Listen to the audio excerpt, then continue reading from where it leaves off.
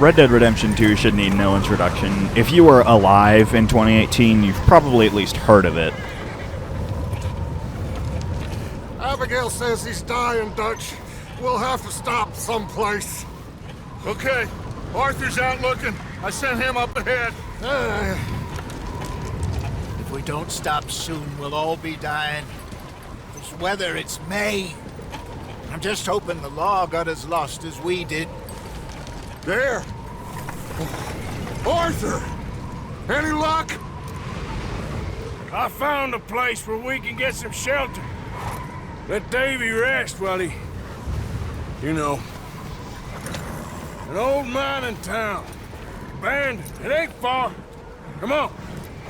Come on! Yeah! Arthur, or depending on your interpretation, I, led the gang to the mining town where we could hide out for the time being.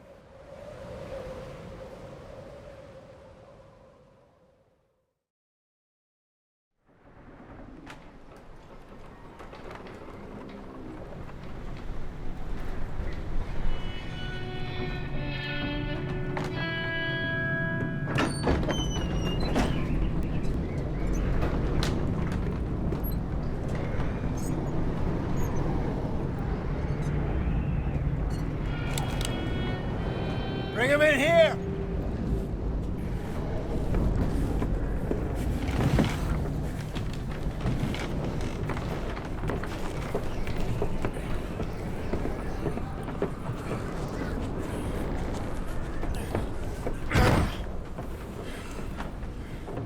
Miss Gaskell, get that fire lit, quick. Miss Jones, bring in whatever blankets we have. Mr. Pearson, see what we've got in terms of food. Davy's dead. There was nothing more you could have done. What are we gonna do? We need supplies. Well, first of all, you're gonna stay here, and you are gonna get yourself warm. Now, I sent John and Micah scouting out ahead. Arthur and I, we're gonna ride out, see if we can find one of them. And this, just for a short bit. And I don't see what other choice we have. Listen. Listen to me, all of you, for a moment. Now, we've had, well, a bad couple of days. I loved Davy, Jenny, Sean, Mac. They may be okay. We don't know. But we lost some folks. Now, if I could throw myself in the ground, in their stead, I'd do it, gladly. But we are gonna ride out, and we are gonna find some food. Everybody, we're safe now. There ain't nobody following us through a storm like this one. And by the time they get here, well, we're gonna be long gone. We've been through worse than this before. Mr. Pearson, Miss Grimshaw, I need you to turn this place into a camp. We may be here for a few days. Now, all of you, get yourselves warm. Stay strong. Stay with me. We ain't done yet. Come on, Arthur. All right. We've got some work to do. We ain't run into them yet, so they both must have headed down the hill. Sure. Hey, I ain't had time to ask. What really went down back there on that boat? We missed you. That's what happened. Come on. I originally had a little bit here where I introduced every member of the gang, but I decided that it would be more interesting to show you the characters through the game rather than trying to hurriedly sum them up in like 10 seconds each. Anyway, continuing from where I was, I tabbed out, paused the game, and it totally broke OBS. And I recorded about 30 minutes of this pause screen, so I'm going to be using footage from the YouTube channel Gamer's Little Playground, who will be linked in the description. We rode on through the snow. You up ahead. Who's there?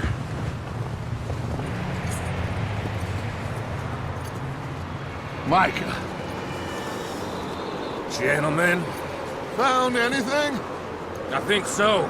Found a little homestead down that way. Okay. Anyone home? Sure. Place is blazing with light and noise. Sounded like a party. Let's go see. Follow me. How's Davy doing? He didn't make it. Nor did little Jenny. That's too bad. Davy was a real fighter. Notice Micah acknowledging Davy's death with him being a real fighter, but nothing about Jenny, who was presumably more of a homesteader than a shooter, as well as just valuing his gunning capabilities over his humanity. I hope Mac and Sean are still out there somewhere too. We continued riding. We hitched our horses and Dutch chose to do the talking, while Micah and I got behind cover.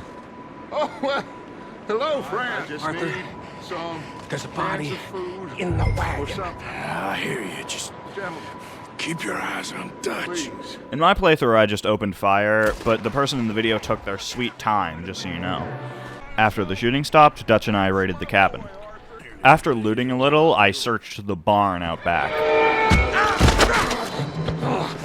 Bastard shot my cousin! Well, he started it. I'm gonna break your neck! Snaky little bastard. Should I kill him? No. Where's Colm O'Driscoll? With the others. At an old mining camp southwest of here. Near the lake. Here, Dutch gives you the opportunity to kill this guy who doesn't seem too eager to harm you. You have no good reason to kill him, and I chose not to, but the psychopath in this video did. I then got this horse to calm the fuck down, and I heard some screaming from the house. Micah, what the hell do you think you're doing? Oh, look what I found in the cellar! Wild thing, ain't ya? Leave her alone. I wasn't doing nothing. She's one of them O'Driscolls. No, she ain't, Micah. Look at her. Miss. Are you... Oh, you fool! Micah! Miss. Now, it is going to be okay. We mean you no harm. Miss. Come on. It'll be okay. We need to get out of here, and quick. Come on now. Oh. You okay, miss? They came 3 days ago. And my husband, Okay. Miss, you are safe now. And you can't stay here. You come with us. Arthur. Miss, it's okay. We're bad men. We ain't them. It's okay. Get on. We'll keep you safe until you figure out what you want to do. We then rode back home. What's your name, miss? Miss. Adler, Adler. Sadie Adler, Mrs.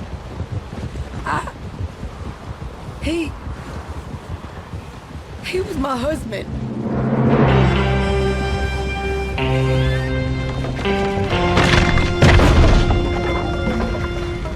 How'd you get on? Micah found a homestead, but he weren't the first. More about, apparently, scouting the train. Thank you. That's the last thing we need right now, Dutch. Well, it is what it is. But we found some supplies, some blankets, a little bit of food, and this poor soul, Mrs. Adler, Miss Tilly, Miss Karen, would you warm her up? Give her a drink or something? And Mrs. Adler, it's gonna be okay. You're safe now. Mr. Morgan, we put you in a room over here. Thank you, Miss Grimshaw. Mr. Bell, you're with the fellas over there. What? How come Arthur gets a room and I get a bunk bed next to Bill Williamson and a bunch of Get yourself to bed. I slept and woke back up to speak with the others. He ain't been seen in days. Weather ain't let up. He's strong, and he's smart. Strong, at least. Hello, Arthur. Abigail? Arthur, how you doing? Just fine, Abigail. And you? I need you to I'm sorry to ask, but It's little John. He's got himself caught into a scrape again. he ain't been seen in 2 days. Your John will be fine. I mean, he may be as dumb as rocks and as dull as rusted iron, but that ain't changing because he got caught in some snowstorm. Please go take a look. Javier? Yes, I know. The situation were reversed. He looked for me. Thank you. We rode off and found a recently abandoned campsite just north of our camp. Left. So, you were there, Javier. What really happened on that boat? We had the money, it seemed fine. Then suddenly they were everywhere. Bounty hunters? No, Pinkertons. It was crazy. Raining bullets. We then followed the tracks further up the mountains and found a dead horse that I am not going to risk showing. Javier fired off, and we heard John yelling in the distance. Here. Take a drink of that. Thanks. I'm not designed for this snow. Yeah, Javier, you're also wearing a poncho, jeans, and a fucking crew neck in below 0 temperatures. We then found John. That's quite a scratch you got there. Never thought I'd say this, but good to see you, Arthur Morgan.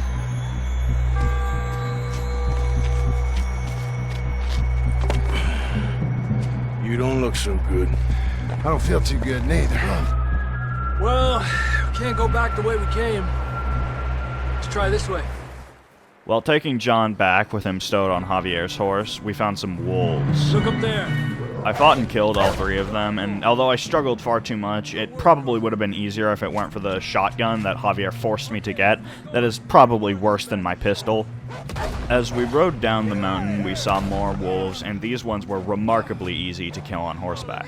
Not long later, John, Javier, and I were back at camp. Thank you both. This is a new low, even by your standards. Thank you, Arthur. Thank you. You got any other lost maidens need saving? Not today. Have you and Dutch talked about how we're gonna get out of this? I was just discussing with Herr Strauss when the weather breaks. I suppose we'll have to keep heading east. East? Into all that civilization? I know. The west is where our problems are worse. Come on, Herr Strauss, let's get warm. Thank you, Mr. Morgan. I headed back to my cabin, finishing the first mission. Enter Pursued by a Memory is the title of this mission, and it's good. It gets your hatred of Micah started with the whole racism thing and burning down a potential home for the camp. It introduces good mechanics, and saving John is an especially fun part if you've already played Red Dead Redemption, a game which he is the protagonist and is a prequel to Red Dead Redemption 2. We have been running for weeks. We found shelter and been resting here in some old abandoned mining town while we wait the thaw.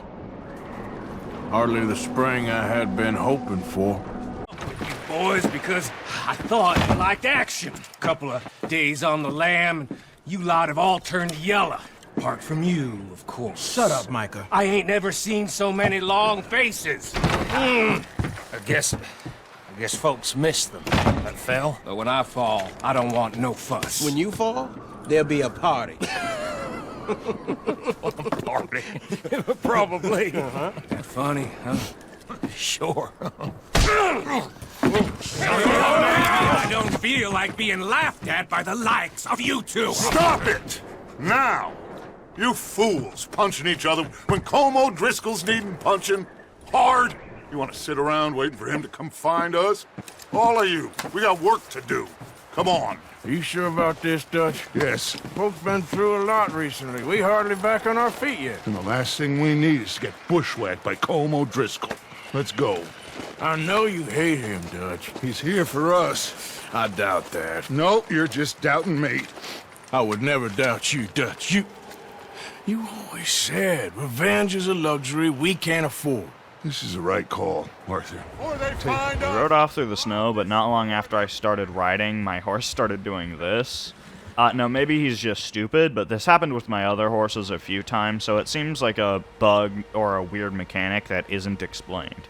What he did to Annabelle, I can't do neither. You killed his brother, Dutch. Yes, I did. And I hope the bastards will be reunited soon enough. That's how this'll end. See that smoke? Let's cut up here and take a look. They said We reached our destination after not too long, though. Dutch and I then scouted out the O'Driscoll camp. They are. That's definitely them. Home? I think so. Yeah, that's him. Bill and Micah were already down in the camp, and we took the same path as them. I think you're supposed to employ some stealth here, but I sure didn't, and it got me killed my first time around. My second attempt, also not using stealth, I did quite well and killed a whole lot of O'Driscolls. This mission is meant to either introduce you to stealth or the large shootouts with your fellow gunmen, and I honestly think that's quite an interesting choice, where they could have just had it be like, now you kill this guy, and now you kill this guy, and if you blow your cover, you immediately fail. I say this because they do this later. We looted some of the bodies after killing the O'Driscolls in the camp, but more arrived around back. This time, a lot of them were on horseback. As I take it, they do this just so that if you used stealth last time, you have to use brute force this time. Also, look at the weird-ass way I decided to fight this O'Driscoll. No idea what I was doing. Dutch instructed me to search this cabin after taking out the second wave of enemies. I found some alcohol, cigars, and dynamite, and Bill came in to give it a good huff. Additionally, we found a map of the train that the O'Driscoll I fought earlier had told us about, and we were gonna rob it. Oh, yeah? Interesting. This is something about the train they was gonna rob. A Mr. Leviticus Cornwall. Mount back up. Let's keep moving. But before that, we have to ride back to camp. Wait until we have John, Mac, Charles, and Sean back riding with us, and I know, they will all be back. While riding back, we found an O'Driscoll, and Dutch instructed me to bring him back alive as he could be useful. I lassoed and hogtied him, stowing him on my horse, and interrogating him along the way. And basically all I got of use from him was that his name was Kieran Duffy, notably not Kieran O'Driscoll. I arrived at camp where the boys had arrived before me, and they got to meet him. I got him. Very good. Welcome to your new home. Hope you're real happy here. You want me to make him talk? Oh, no, now all we'll get is lies. Uncle, Mr. Williamson, tie this maggot up someplace safe. We get him hungry first. I got a saying, my friend. We shoot fellas as need shooting, save fellas as need saving, and feed 'em as need feeding. We are gonna find out what you need. I went back to my cabin and completed the mission Old Friends. It's a decent mission. It sets up the train robbery, finding Kieran, and it shows more of Coleman Dutch's rivalry, as well as introducing more mechanics. We're gonna starve to death up here, Mr. Morgan. We're okay. We have a few cans of food and a rabbit. For what, 10, 12 people? When I was in the Navy... I do not wish to hear about what you got up to in the Navy, Mr. Pearson. We were stranded at sea for 50 days. And you unfortunately survived. When we ran away from Blackwater, I wasn't able to get supplies in. Well, when government agents are hunting you down, sometimes shopping trips need to be cut short. We'll survive. We always have. Ain't no wonder they found Enough of this. We'll go find something. Come on, Arthur. Wait a second. Hold on. Here. You're gonna need something to eat out there. Assorted, salted offal. Starving will be preferable. Come on, let's go. You can't go hunting. Look at your hand. I can't stay here listening to you two. Look, if there's game in those hills, I'll find it. And you can kill it. You need to rest, Charles. You think this is rest? Come along. Charles and I then rode up to go hunting, and he encouraged me to use the bow. Charles then found some visible grass suggesting that the snowstorm should be letting up, and later on found some deer tracks. I'd like to point out that the entire score for this mission is just dun, dun, dun, once every 20 seconds or so, and it's really funny. We tracked the deer down the stream, and eventually we could see them. I mean, you probably can't, considering that they're being compressed for OBS, Vegas, and YouTube, but they were there, trust me. Quick and clean. I killed one and continued down the trail. I knew you could call them, but I didn't realize what you're supposed to do after that, so I just ended up scaring them off. I found another deer, but ended up missing my arrow shot and scaring it off again. It didn't go that far though, and I was able to land a shot. I didn't kill it. You should go finish it. I went back and killed it, which makes it feel a lot more personal than just needing food. I also fucking killed Charles while we were stowing the deer, but whatever. Considering how things were looking a couple of days back, well, maybe our luck's finally on the turn. Seems to me we should be putting our effort into getting off this mountain now. Soon. People are still weak, and you've seen how snowed in those wagons are. They ain't going nowhere until we get some more thaw. You're probably right. And even if we do get off here, what then? We still have a big price on our heads. This is a big country. We'll find somewhere to lie low. Dutch and Jose will have a plan. Notice at this point, Arthur still trusts that Dutch will know what to do, and that he's aligned with the gang's best interests, and Charles just totally goes along with it. We then found an entire bear, and while I probably could have killed it, I figured it probably had a scripted kill sequence, so they don't have to animate bringing a bear hide into Pearson's hut instead of a deer carcass, so I just left it be. You've been with us now? 5, 6 months? Something like that? Bet you didn't expect this. What? Any of this. Blackwater mess. Being up here? Sooner or later, a job's gonna go wrong. Nature of life. I just thought you might have moved on by now. Sure, I could fall in with another gang, but Dutch. You know, Dutch is different. Oh, yes. Dutch is certainly different. He treats me fair. Most of you do. And for a fellow with a black father and an Indian mother, that ain't normally the case. Well, we need you now. More than ever. Good. And how long have you been with these boys? Why ain't you run off? Me? Oh, 20 years, something like that. Since I was a boy. 20 years? Yeah. He taught me to read. John, too. Taught me a few other things, him and Hosea. Huh. I'm sure. Dutch saved me. Saved most of us. That's why we need to stick by him through this. He always sees us right. Proper. We kept riding back and hitched up outside of Pearson's hut. What a surprise. Find a camp rat loitering around in the kitchen. Is that any way to greet an old friend? I feel like we haven't spoken for days. I do my utmost to avoid you. He loves me, really. It's his sad way of showing affection. No, it isn't. Now shoot, get lost. Well, see you gents later. See, you got on just fine. Charles is a wonder. Have a drink, boys. You earned it.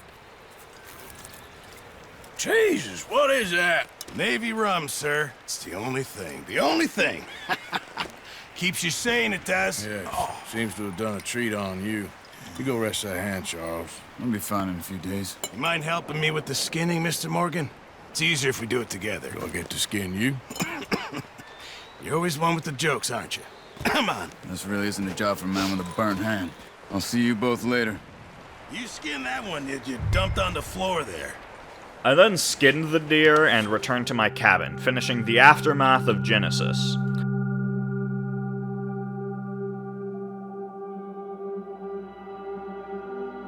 It's been a bad few weeks, but Dutch being Dutch, he is busy making plans, and Dutch being Dutch, those plans involve robbery and dreams. I then went to see John, beginning the mission, Who the hell is Leviticus Cornwall?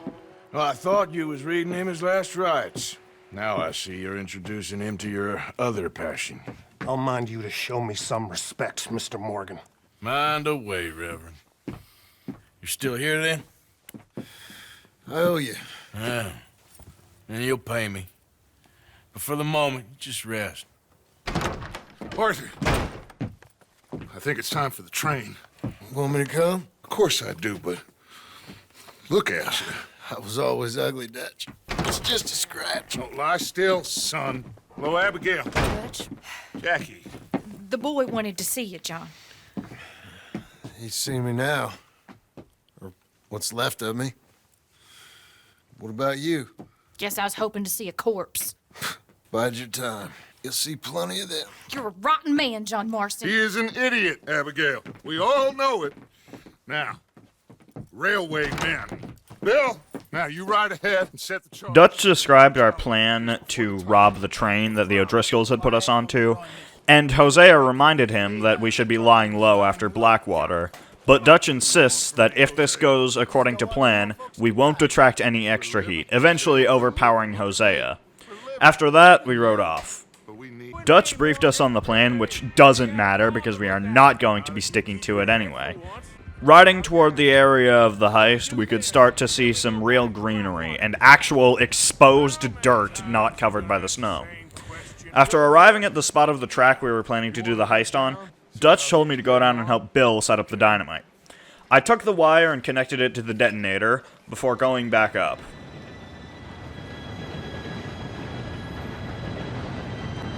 Gentlemen, it's time. Good luck, all of you. You all know what to do.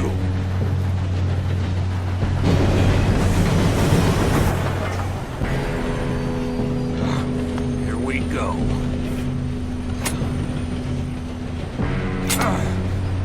Shit, no! What?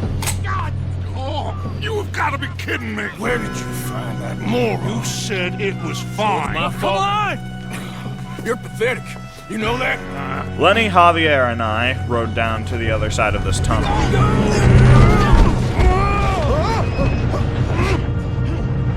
So, this is almost meant to be sort of a moment of anxiety to see what actually happened to him, but obviously we know Javier and a few others, including Dutch and Bill, are still alive at the start of Red Dead 1, though the game does sort of play on this fact later.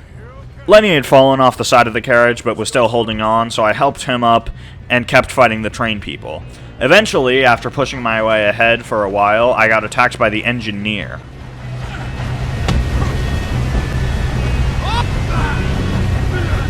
I then stopped the train, and more people arrived from the back of the train. The rest of the gang arrived as we took out the last guys, and we found the last compartment of the train, which should be carrying the bonds that we were looking for.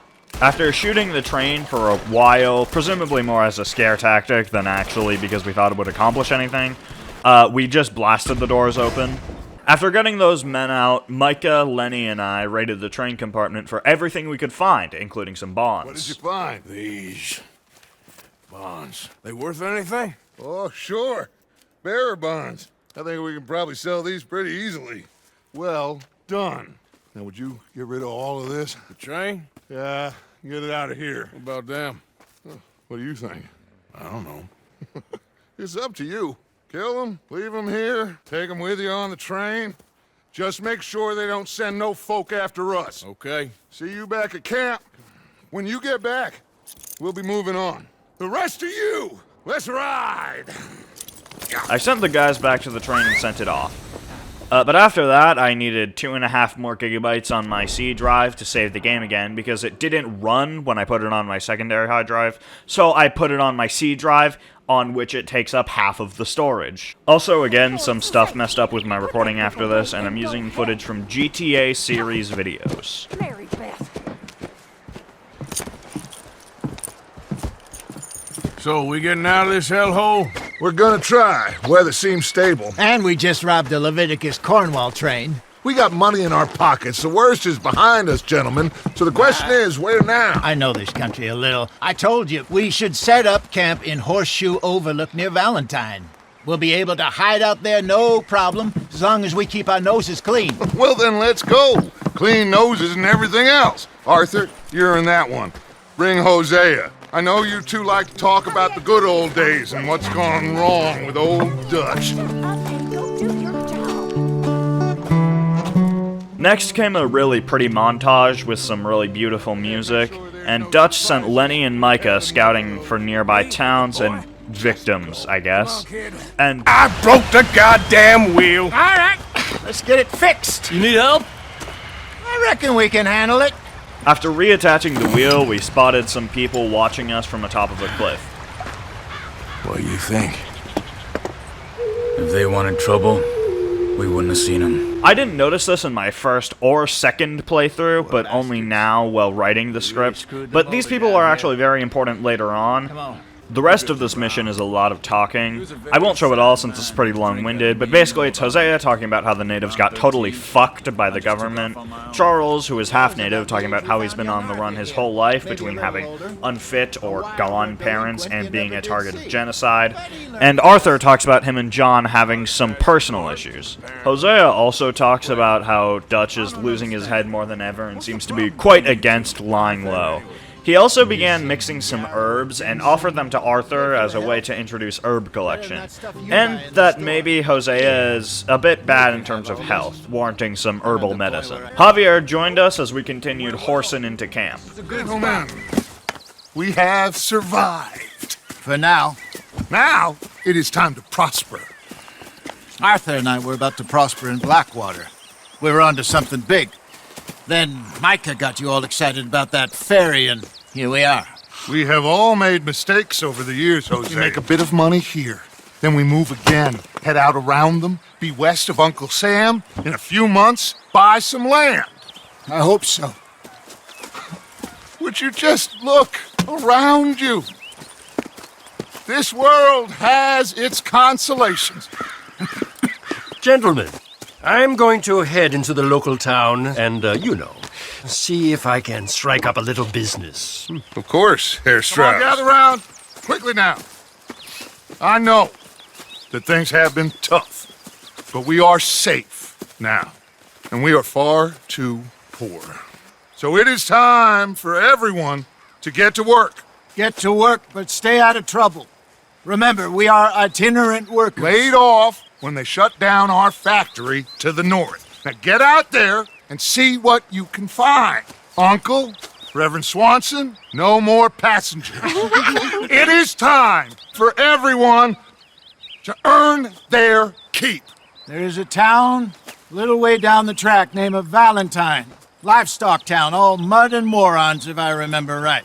That seems a decent place to start. And, we need food. Real food. That means every day. One of you. And remember, whatever it is that you find, the camp gets its slice. I'm sure everything will be fine, Miss Grimshaw. It should be. Most of your stuff from Blackwater got saved. Everything apart from my money. Oh, don't remind me. Well, we can always make more money. We're gonna have to. Miss Jackson, I've seen shit with more common sense than you. Do it properly. This begins Chapter 2, Horseshoe Overlook. Chapter 1 is fine. It's a basic setup, and it features the only real addition to the gang during this game, being Sadie Adler. Now, technically there are 2 new members later, but they don't count. But yeah, this chapter is the shortest. My favorite part was probably rescuing John with Javier, but none of the missions are particularly bad, in my opinion. It does start a trend, though, and it's that this game really wants you to do what it wants you to. I won't harp on it too much, though, because it's already been highlighted by a series by the YouTuber Isaiah, whose name really does not work for Americans, in which he spent like 7 years or something attempting to beat the game without killing anyone, and as a result, denying Rockstar's determination to make you play the exact version of Arthur Morgan they want you to. Got off the mountain and rode east into some pretty enough country called the Heartlands. Ain't been this far east in many a year. Dutch seems a little better. His eyes are sparkling once more, and I can see he's thinking a little clearer. I think we all feel a little happier, in spite of Blackwater and that whole mess. Arthur? Jose? There's a bunch of the boys already in Valentine. Bill, Charles, and Javier. And Swanson found something down at the train station by the lake, apparently. And Strauss came back with that creepy little smile on his face. I'm sure there's a whole list of unfortunates he's forced money upon. Thank you. And you? I'm gonna read a book. Anyway, continuing into Chapter 2, I beat the ever-living shit out of Uncle. This marks the beginning of the first mission of Chapter 2, Polite Society, Valentine style. So, while the rest of us are busy stealing, killing, lying, fighting to try to survive, you get to think all day. Well, it's a strange world we live in, Arthur Morgan. Hey, you want to head into town? See if we can find anything out? Sure. I got some errands to run. Great. Go check the horses are ready. You gonna take the old man into town? Can take us too? Well, what you got planned? Nothing. We'll find something for y'all to do. We always do. We're bored out of our minds. Been cooped up here for 2 weeks now. Karen's about ready to murder Grimshaw. Well, can Miss Grimshaw spare you? Can Miss Grimshaw spare you? What's happened to you, Arthur? 3 young, healthy women want you to take them a robbing. You're worried about house chores. Let's go. Fair enough. You got me. Come on then. I can't believe we're going to see civilization. Feels like weeks since we did. Yeah, Valentine. Very embodiment of civilization. You ladies are going to love it. Okay then. Let's go. The women started singing a song about sex or something, and we came across a stagecoach which had lost a horse, and I offered to help. Here you go. You're a gentleman, sir. A gentleman. No, not really. I was just trying to impress the women. Well, anyway, thank you. What are we doing? Well, we're going to do what any self-respecting maniac does. Put the women to work. With pleasure. We'll start at the saloon. Okay, just stay out of trouble and don't get yourselves noticed. Right, I need to get something from the stores. Okay, well, we'll see you at the general store when you're done. Come on, ladies. More out back. After departing the women, Uncle and I headed into the shop where we could buy some raw sheep intestines and bull testicles or whatever he eats to get that manly, gorgeous bear body. We got absolutely fucking wasted, and then Karen, or Tilly, or some woman, told me that there would be a train full of rich people passing by and that Tilly and Karen were in trouble. This is actually Mary Beth, by the way, but there is literally one woman in the game who is actually important to the story. I went into the hotel where Karen was attempting to rob a guy, and as it appears, totally failing. Karen told me about the local bank after I mutilated the guy, too. Stupid bastard was boasting about the bank. The bank? Sure, I know small town banks are usually a waste of time, but this is a livestock town. There's lots of cash sometimes. Okay. Keep investigating. I will. So, this mission is extremely boring, which almost makes it more fun on replay, because it is so unmemorable that it almost feels new. After heading back to the rest, a man was eyeballing us. Weren't you in Blackwater a few weeks back? Me? No, sir. Ain't from there. Oh, you were. Well, I definitely saw you with a bunch of fellers. Me? No. Impossible. Listen, buddy, come here for a minute. I saw you. Come here. Come on, get! I don't like this. Me neither. Go get the girls home. I'm gonna go have a word with our friend. Be careful, Arthur. Just a word. Yeah! I chased him down, and unlike the deranged psychopath in this video, didn't run over a dog. After a little chase, he was up against the edge of a cliff and got bucked off by his horse. Why are you telling lies about me? No. I got it wrong, partner. I got it very wrong. Now, please help me up. I ain't never been in Blackwater. Then why are you chasing me? I've got an unfortunate face. Yes, me too. Now, please, pull me up. Please. Right. Come on.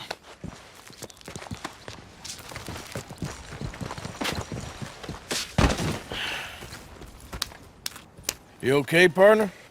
Jimmy Brooks. I think it's best for both of us if we pretend this never happened. Well, I agree. You saved my life. You're a good man, and Here. You want a pen? It's one of them steel ones. Oh. That's very kind of you. But I'm not a good man, Jimmy Brooks. Not usually. You see, I was in Blackwater. I killed people. And maybe I should have killed you. Should I have killed you, Jimmy Brooks? Me? I never saw you. Not now, not never. I think we have an understanding. Of course we do. Jimmy Brooks. I will remember that. I've got a good memory. I haven't. Now, this may be a test from our immortal god, Josiah Trelawney, or just an introduction to the honor system, but either way, it shows that Arthur is fucking terrifying, because if I was Jimmy Brooks, I'd be running for my life. This is the end of Polite Society Valentine style, and believe it or not, this is actually the least morally bankrupt town in the game. Well, excluding Armadillo and the other one in New Austin that I forgot the name of, but you can't even explore those in the story. I ran down to the bar immediately. Well, I don't know how quickly I ran down there. I didn't get the footage and... Oh, wait, I did get the footage. My footage actually only cut off between the end of Coulter and the start of the first mission in Valentine. And I already wrote this part of the script, and I'm not going to rewrite the past 2 pages because this video is already like 12 hours long and going to take like 3 months to write. Oh well. I do have one complaint that's highlighted from the footage I'm ignoring, and it's that at one point I heard a domestic dispute happening, and despite the fact that a violence was currently occurring, I lost honor for breaking up the situation. This happens a lot, actually, if you mildly inconvenience someone and they decide that they should take out their gun and fucking shoot you to death, you lose honor for killing in self-defense. In my gameplay, I did a few missions before Polite Society, and this one I did first solely because it was fun, and would get a mission I really want to get out of the way available. I was not recording for that, though. I realize this is confusing, but I don't care about the viewer experience. I only care about money and power, and so I will not explain it any further. In this mission, I needed to speak to Dutch. Miss O'Shea? Well, feels like we are finally getting back on our feet. You, find a buyer for them bonds we stole? Not yet, but Jose is working on it. When we heading west? Soon? I don't know. Feels like things have changed. The whole world's changed. But they don't want folk like us no more. Trust Dutch, Mr. Morgan. You have to. They got Micah! Dutch! Arthur! What's going on? They got Micah. He's been arrested for murder. He was in Strawberry. It's okay, son. Breathe. They nearly lynched me. They got Micah and the sheriffs in Strawberry. And there's talk of hanging him. Here's hoping. Arthur. What? The fool brought this on himself. You know my feelings about him, Dutch. You think I can't see past his bluster to the heart inside? He is a fine man. No, I ain't saving that fool. I can't go. My face will be all over West Elizabeth. I am asking. He would do it for you. I don't think he would, but fine, all right. Arthur. You okay, Lenny? Yeah, of course I'm okay. You don't seem okay. You take that kid into town. Valentine, not Strawberry. Get him drunk. And Arthur, no crazy business. I've given that up. And you get Micah out of that jail. Come on, son.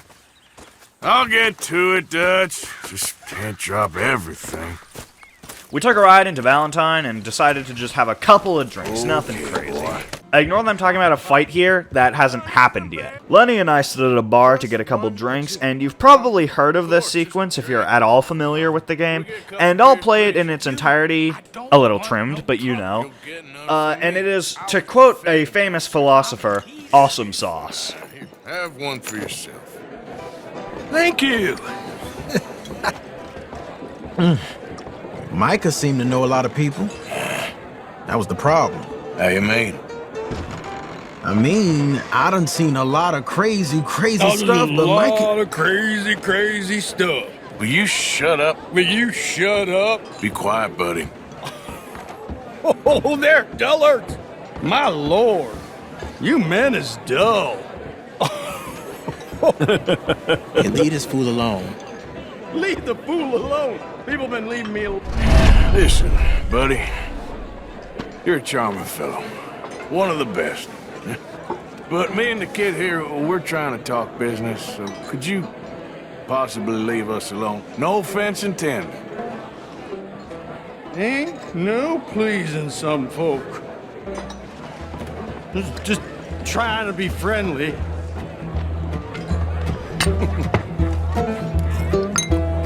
Oh.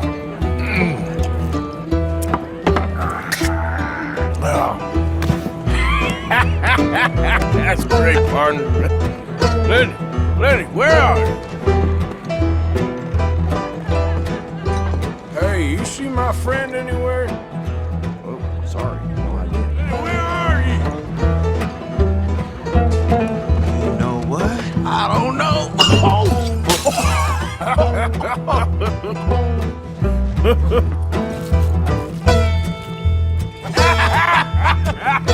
Why ain't you never married?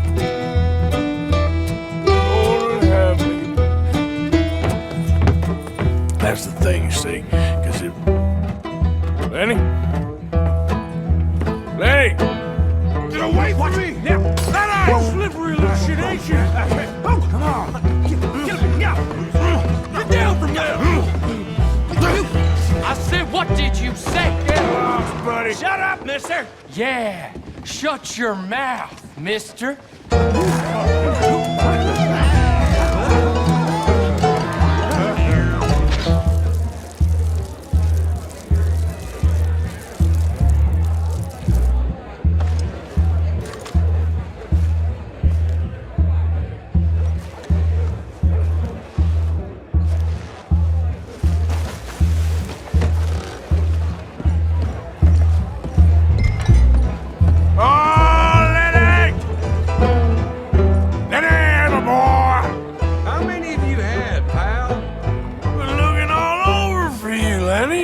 I'm Clyde.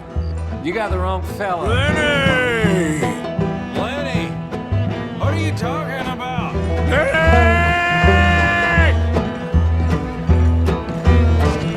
Arthur, what are you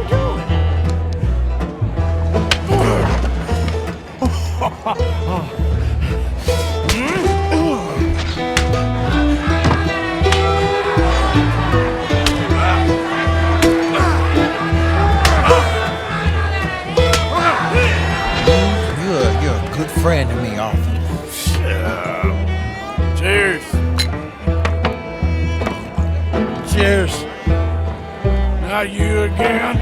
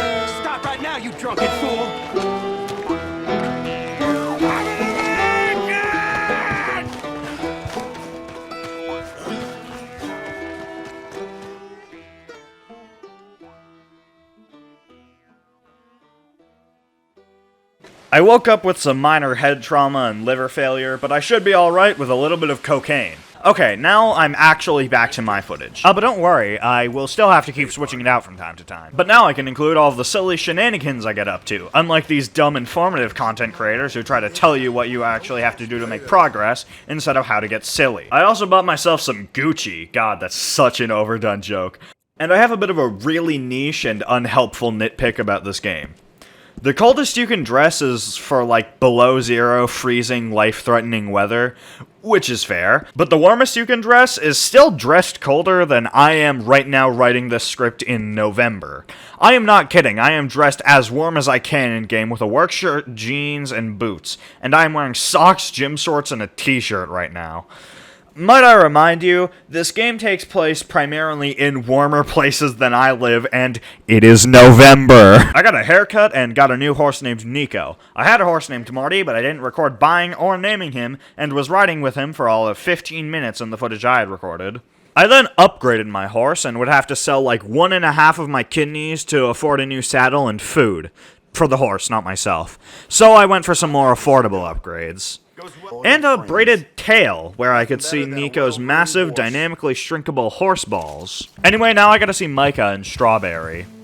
There are really two ways most people play this game. Slowly, with lots of space in between missions, really taking their time to appreciate the world and just go through calm and collected. And then people that are really just in it for the story and gameplay and want those. If you're the former, it will probably take you upwards of 100 hours to beat this game, where if you're the latter, it's going to take you around 30 hours. I never really committed to either of these playstyles in either of my playthroughs. Here I was trying to be a bit more concise because I actually have to review my footage, but I still could have shaved off a good 10 hours from my roughly 38 hours of gameplay. On my first playthrough, I took about 60 hours, at some points totally ignoring my gang life to become an alligator farmer on the outskirts of Saint Denis, but still not really taking my time between most of the missions. All this to say, it sometimes feels like by including these long horse rides, they really want to inspire you to take the longer path, even when you just want to experience the story.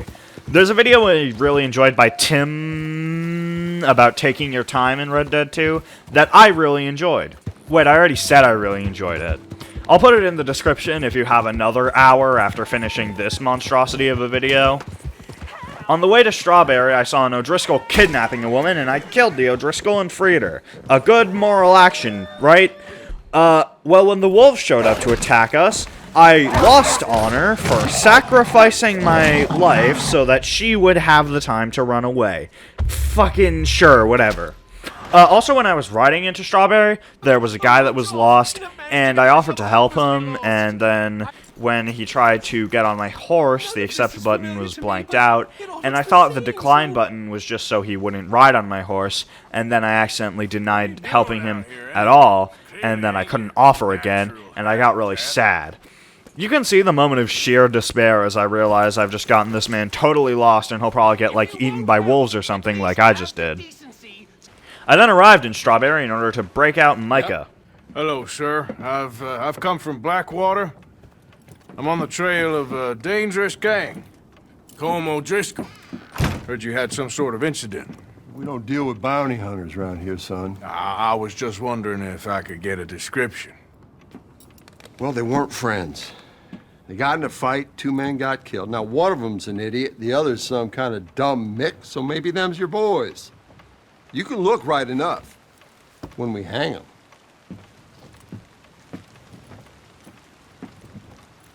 Thank you, Sheriff. I walked out of the door and, yep, that's Micah, unfortunately. Arthur! Hello, old friend. Had a good time, did you? You going to get me out of here? I ain't decided yet. Real funny. Oh, I ain't joking, cowpoke. I heard so much bluster out of your mouth these last 6 months, and now I got an opportunity to watch you be silenced. Well, you gotta do something. Why? I always looked up to you, Arthur. Well, that's your first mistake. Listen, there's one little problem. There's only one of me, and there's a whole town full of people wanting to see you swing. You got to do something, Arthur. Pay attention to the word Arthur uses for Micah here. Cowpoke? Cowpoke. Remember that. Anyway, I planted some dynamite because that seemed like a really safe and low-profile way to deal with the situation. This mission has drawn a lot of flack for showing Arthur killing unnecessarily, and I don't think those people understand the point of this mission. The point is that Micah has turned Arthur into a mass murderer rather than a careful criminal who only kills other criminals and people who seek to hurt him. Now, I do think that murdering an entire town of people is a pretty heavy-handed way to do that, but the point is that they aren't just making Arthur and the whole gang these causeless murderers for this mission only. The point of this mission is highlighted here. Micah killed 2 people who hadn't done much to him other than have his guns. He elaborates after escaping that he used to ride with this Norman guy, but he never actually says that they did anything wrong. For all we know, Norman could have been just like Arthur or Charles, or at this point in the story, Dutch. Criminals who still do their best to be civilized despite, you know, being murderers. While riding back to camp, I found a stagecoach getting robbed by the O'Driscolls with one guy that I could save. That guy thanked me, and this time I actually didn't lose honor for being a good person. Big surprise. So, I actually lost the footage for this next mission, believe it or not, and so we're back to the other footage now, again. I decided to talk to Kieran. Don't cry, boy. Speak about your gang. I can't. Boy. Whoa! Hold your horses there. It seems the cat has got our friend here's tongue. I was thinking Mr. Williamson could have a word. You ready to talk, boy? I told you, mister. I told all of you. I don't know nothing, okay? They ain't no friends of mine. I just been ridden with them for a while. Horseshit! You see, we heard that part, so how about you tell the truth? Dutch, what do you want me to do? Hurt him, so the next time he opens his mouth, it is to tell us what is going on. Ah, who am I kidding? One of O'Driscoll's boys couldn't open his mouth, but he'd tell a lie. Screw it. Let's just have some fun. Geld him. Yeah! What's he doing? Where's he going? Oh, don't worry. You're only balls, boy. Just gonna cause you trouble. You know, in Imperial Rome, eunuchs was among the happiest and most loyal of courtiers. No, you're kidding me, right? Of course. You sick bastard! Oh, what do you want from me? Well, you are gonna talk. The only question is now or after we got these little fellas off. Okay, listen. I know where O'Driscoll is holed up, and you're right. He don't like you any more than you like him. He's at 6 Point Cabin. I'll take you there. Serious, I don't like him. I mean, I like him even less than I like you, no offense. Oh, none taken. Okay then, partner. Why don't you take a few of us up there right now? I got this, Dutch. Should be fun. All right, you. Come on. Let's go. We rode out to the camp with Bill and John. This is the first real mission with John, excluding saving him. Here, John and Arthur seem to have a bit of bad blood, John having just got back from basically not contributing at all for a while on account of being injured, and his vanishing a few years ago. We kept riding back to camp, dismounted, and formed a plan. Cabin's in the clearing down there. There'll be a bunch of fellers hiding out there, too. Are these fellas armed? Armed, drunk, wary of strangers, yup. And Colm O'Driscoll? He'll be holed up in his cabin. Be passed out, booze blind, likely as not. Hey, over there. Someone's coming. We then saw some guys returning from a hunt with nothing. About the pisser, Morgan. One by the tree. I'm gonna deal with this first fella. I stealth took one out, then Bill totally should have alerted the others with his stealth takedown, but we continued on anyway. Right on my mark. I'm gonna take a look at these boys. Sure thing.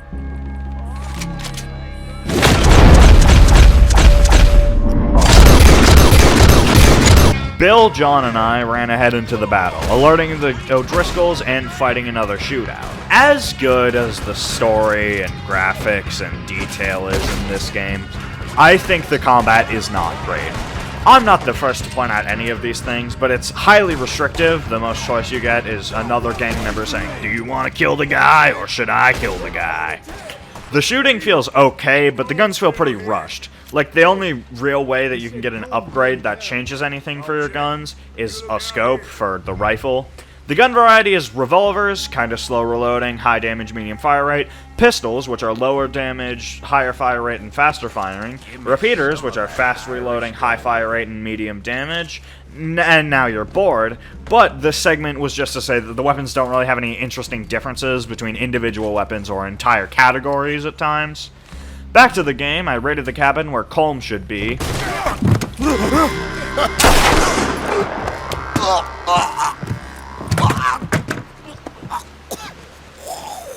You alright? Sure. Thank you. Arthur looked in the cabin and couldn't find Colm, preparing to kill Kieran for deceiving him. But Bill and John backed up Kieran that he would have let Arthur die if he was betraying him. Get out of here. That's as good as killing me. Out there, without you, Colm O'Driscoll's gonna lose his mind about this. So? So I'm one of you now. Give me a break. All right, then. But I'm warning you. Oh, I know. Come on, let's get to camp. So you got the cash, then? What cash? Yeah, there's usually some cash. In the chimney. I'll check it. Rest of you boys, get to camp, quick. See, Arthur? I ain't so bad. Hey, Bill. You tell Dutch old Kieran ain't worth killing. Just yet. Right you are. I searched the cabin, finding a few things, including a double-barreled shotgun. I was required to clean it and keep it on my person for a while, for some reason. And I also got a take of $600 from the cabin. The way that missions that pay in this game work is that half of the take goes to the gang savings, and the other half is split among everyone who worked on the mission. Here it only counts Bill and John, even though Kieran showed us the hideout and fought and saved Arthur's life. Returning to my own footage, I took a bounty for $50 to find and capture this guy selling sham medicine. I confronted him at his camp, and he fell off of a cliff into some water, and look, you don't care. It's not at all relevant to the story, even though it's a story mission. Anyway, yeah, I decided to head off to find Reverend Swanson at Flat Neck Station. I headed into the station, calling out for Reverend. I took your advice, sir. I took your advice. Then your god has finally deserted you. What you talking about? I took your advice, sir. I have removed myself from Morpheus's embrace. No more shall I sink, sir. I am free. I am free. You don't seem free, friend. You seem drunk. Sit down, Reverend. We ain't finished. You ain't finished. Look at him. He's finished. None of us forced liquor down his throat. Friend, I just want him to play. Now, firstly, we ain't friends. Don't make no mistake on that subject. Now, secondly, he can't hardly see, let alone reason. Now, reasoning ain't never been one of my strong points neither, but seeing I do just fine. You want to step outside or deal with business here? I just want him to finish the game. Why can't we all just get along? These are good men, Arthur. They're children of God. I threatened these guys for wanting to get Reverend even more drunk. Oh. Well, how's about you playing his place, huh? That seems fair? Fair? Sure. After he passed out, they offered to let me play poker with them, and I said no because I was out of time. Not because I don't know how to play poker. Spoil your fun. Totally. I got where'd he go? I don't know. I was talking to you. Gentlemen. Reverend Swanson! I chased Reverend down a hill where he was fighting some big guy, and I realized Reverend is a title and not a name, but fuck you. His name is Reverend Swanson. That's his full legal name. I pistol whipped the guy, which definitely shouldn't have been lethal, but some guy was reporting me to the law, so I killed him in cold blood. Seriously, I blew his goddamn brains out for daring to get me punished for a crime I committed. However, while I was getting his ass, Reverend was walking in front of a moving train. I rode over to get Reverend, and he had gotten his foot stuck in the bridge as a train was coming. I unstuck his foot from a bridge.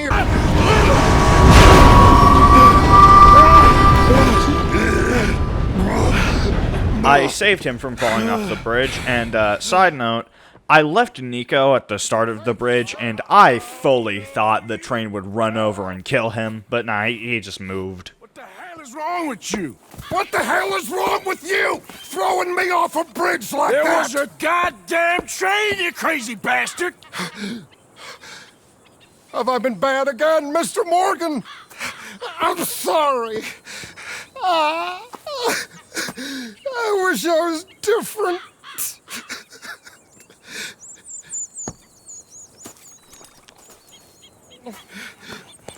Let's get you home. Home? Yeah, that's a wonderful idea. I could have tea with Margaret. Margaret? Who's Margaret? What? I took him back to camp on horseback, and I dropped him in his tent. You better sleep your way to salvation, my friend. What happened? Just the usual. Poor bastard. Exactly. Well, thank you, Mr. Morgan. I'll keep an eye on him. He was lucky this time. Real lucky. This finishes Who Is Not Without Sin. This is basically just to introduce Swanson more. He's one of my favorite characters, and also it introduces gambling if you want to. Side note, gambling is another feature that was recycled from Red Dead 1, but if I'm not mistaken, it's literally worse in Red Dead 2, with certain games not being included. I'm not sure if it's the same case in the second game, but in Red Dead 2, the only time you're required to gamble is when someone is literally telling you what to do.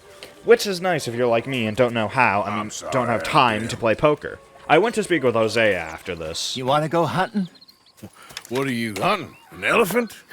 I wish. No, I saw a huge bear. One of the biggest I ever saw. I reckon nearly 1,000 pounds. My God. But you need me to come with you. Of course. Let's go. Where are we heading exactly? Up near the Dakota River. Might take a day or two. I could do with a break from this place. Oh, me too. It's been a rough couple of weeks.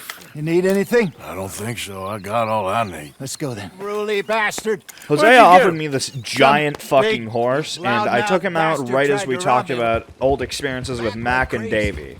We rode into Valentine so that I could sell my horse. This game does not let you take your horse on the mission. You have to either take the Shire or a horse that you buy from the stable in Valentine. I bought a Morgan because it was the cheapest horse, and I lovingly named him Selling LMAO before riding off with Hosea. Back into the mountains. I sure didn't figure on that. But this time, we're doing the chasing. So how are things with you and John? Fine. Ain't it about time you let it go now? It was a year, Hosea. He ditched us for a goddamn year. I've spoken to him many times. He knows he did wrong. He just wants to put it behind him. I'm sure he does. Running off on that kid is one thing, but there's code. He knows that. He ain't Trelawney. Dutch and you pretty much raised him. I know. But it's done. Has been for a while now. Nobody else would have been welcomed back that easy after that long, and you know it. We continued riding to the side of the bear, and I told Hosea about the plan to get Sean back. Riding down this hill, I hunted a rabbit and bantered a bit with Hosea. I like the dynamic of Arthur and Hosea. It's clear the way they talk to each other that they had been friends for years. I skinned this rabbit in the most brutal way possible, and set up camp, skipping to the night. I cooked the rabbit and rested up. After that, we rode down to the site of the bear. You know, I was in this area with Bessie years ago. Really? I didn't know that. I imagine you still miss her. Every day. Did you two ever think about getting out of the life? We did briefly. You don't remember? Guess you were still young. Didn't last long. I drifted back into it. She understood. She knew what I was. I remember you not being around for a while, but things were looser back then. Truth is, there's never really any getting out. And staying in, it's hard. You know that. But Bessie and I made it work. Why? You thinking about getting out? Me? No, of course not. Listen, if Dutch's grand plans work, and we can make enough money to go someplace new, really new, maybe we can all have a new start. Anyway, for now, let's try and chase ourselves a bear, shall we?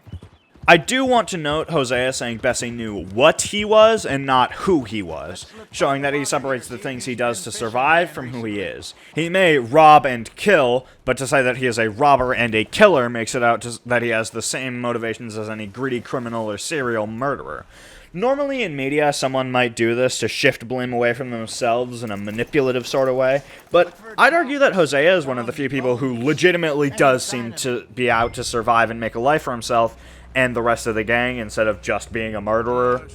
We went through more of the same tracking as we did hunting the deer with Charles in the mountains, and we decided to either split up for the bear or place some bait. I know for a fact that Hosea cannot die in this mission, but I opted for the bait because it seemed safer. Hosea and I went to check the trap even though I just placed it, and... Easy. No, it's too close.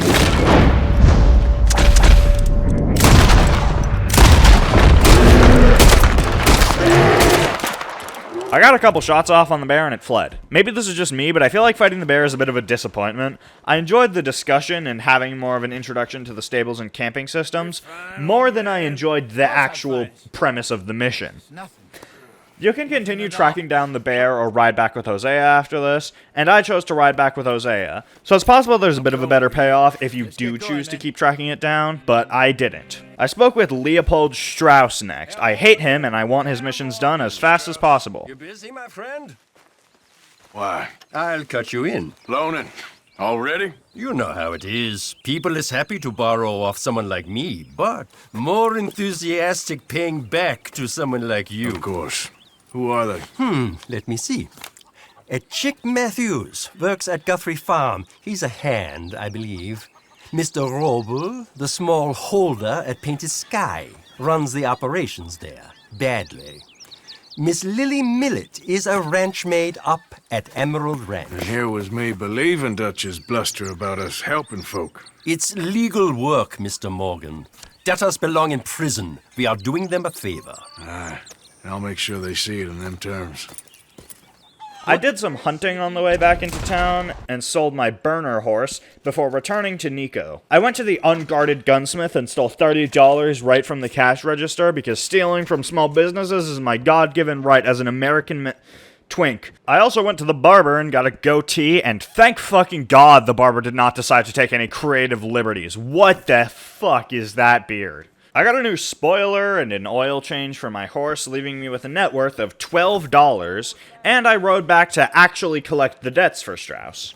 I rode to the ranch where I was going to collect some debts, and there was a guy outside who accidentally pointed a shotgun at and then had to kill him. So naturally, I had to wait a bit before collecting there, but you know, shit happens. I ran around and jumped off cliffs for a while before restarting the game, which allowed the game to totally forget that I just killed a man in cold blood and collect the debt. Knock, knock, Mr. Roble. No przepraszam, co pan robi w moim domu? God damn it.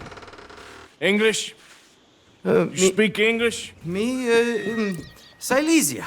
Yeah, good for Upper you. Silesia. I'm here for money. You borrow from a German man? Aha, German. Mein Herr, sprechen das the Kaiserreich. I don't speak German neither. I'm here for money. Money that you borrowed from Leopold Strauss.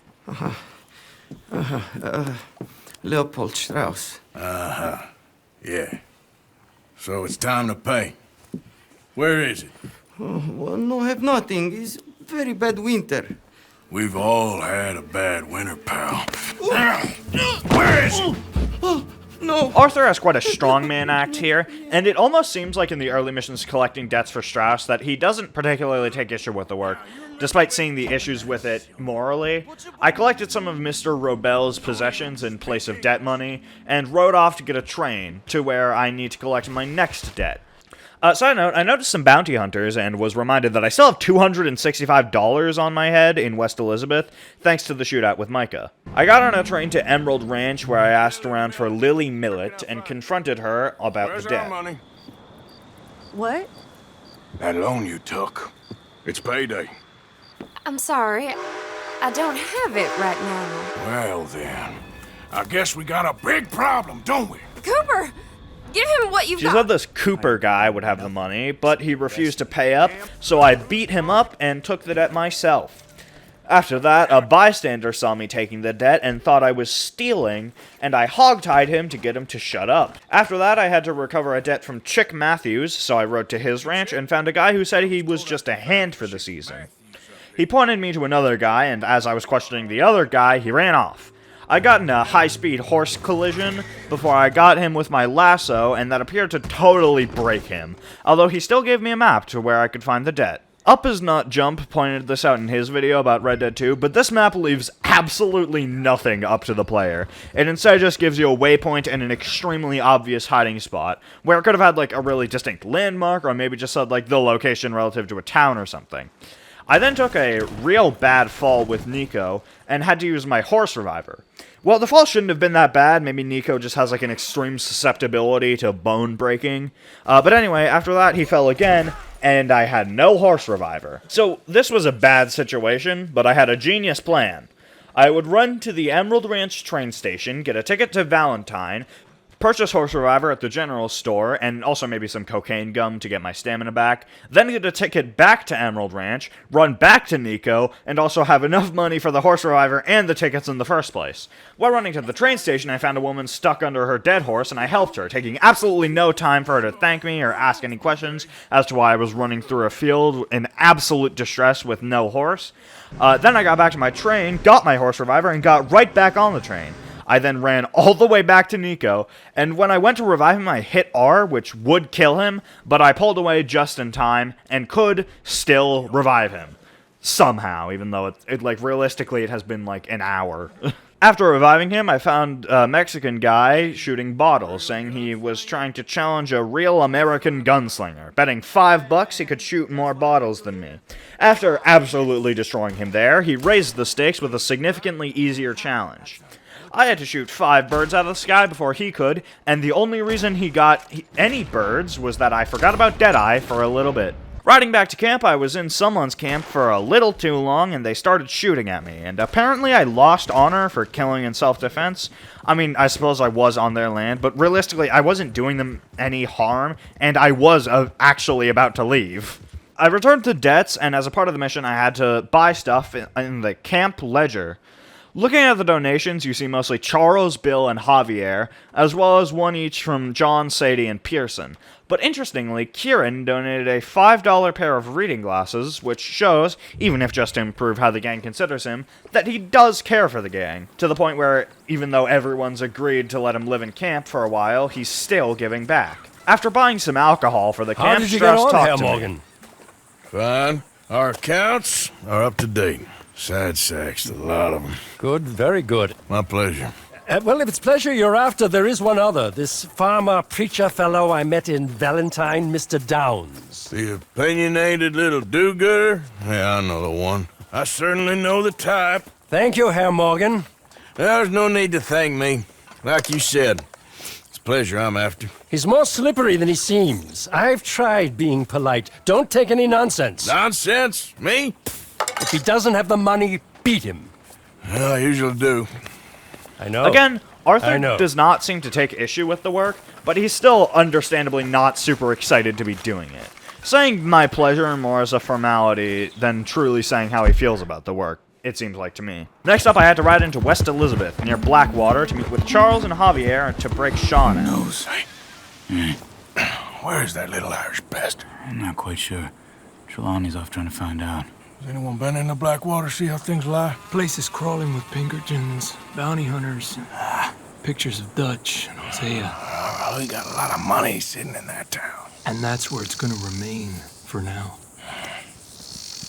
Why haven't they hanged Sean, I wonder? I think he's bait. Well, they want to trial him publicly. Gentlemen? Trelawney told us that we could find him up the river, and after we scouted out Blackwater for a bit, we sent Charles ahead before leaving ourselves to find the boat along the river. We spotted it from up along this ridge and saw Sean on deck. This is exactly the kind of detail I'd expect Rockstar to notice, but why would Sean be the only prisoner on this boat? Like, I'd think they'd move a lot more prisoners at once. Maybe you could argue that they'd care more about a Vanderland gang member, but one of the 20-something people in the gang that is basically just a gunman shouldn't be a massive deal. All right, Javier. You're quiet. He hasn't stopped talking since we left you in Valentine. It's the longest ride of my life. Cute, dear boy. Very cute. Aw, they're falling in love. We rode down the ridge and spotted Sean getting taken off of the boat, and Charles waiting across the canyon. There were 2 men waiting at the water, and Trelawney agreed to distract the men while Javier and I stealthily take them down. We were successful, but more soldiers quickly spotted us. Charles attacked from the top of the cliff, and with Javier at your side, it's quite easy to beat this wave of soldiers. We took them out before rejoining with Charles and raiding the camp. A brief shootout with these people takes place, but it's over pretty soon. You know, you're a lot less ugly from that other angle, Arthur. Come on. Do I get a hug, Arthur? A warm embrace for a lost brother now found. You know, nothing means more to me than this gang. The bond we share. It's the most real thing to me. I would kill for it, I would happily die for it. But in spite of all of that, I would have easily left you here to rot if Charles hadn't stopped me. I don't believe a word of that, Arthur. Get him out of here. You're a great man, Arthur Morgan. The kind of young whippersnapper I can really admire. Oh, shut up. Right, we should split up. Javier, will you escort Mr. McGuire back to camp? Charles, best you ride separately. Be careful. There's patrols everywhere. What about you? I'm gonna see what's worth taking here. I'll meet you back there as soon as I can. The others rode off and I raided the camp. Well, Ike Skelding is the man these people work for. We never see him in either Red Dead 1 or 2. It almost seems like he was sort of meant to be more of an antagonist, a bit like Leviticus Cornwall, but he got cut. It is possible that he could play a role in Red Dead 3 if it ever comes out, but maybe that's just me. I then took a train to Wallace Station, nearest to Downs Ranch, where I needed to collect my next debt. I also found a goddamn moose, which ended up yielding a poor pelt after I put a solid pound of lead in the thing, and then kept riding. I also found a mentally ill child who I will not comment on because mental illness is not a joke. Anyway, I confronted Thomas Downs. Really? Threaten me, would you? Please, I have a family. I don't care about your family. I threatened him a little more.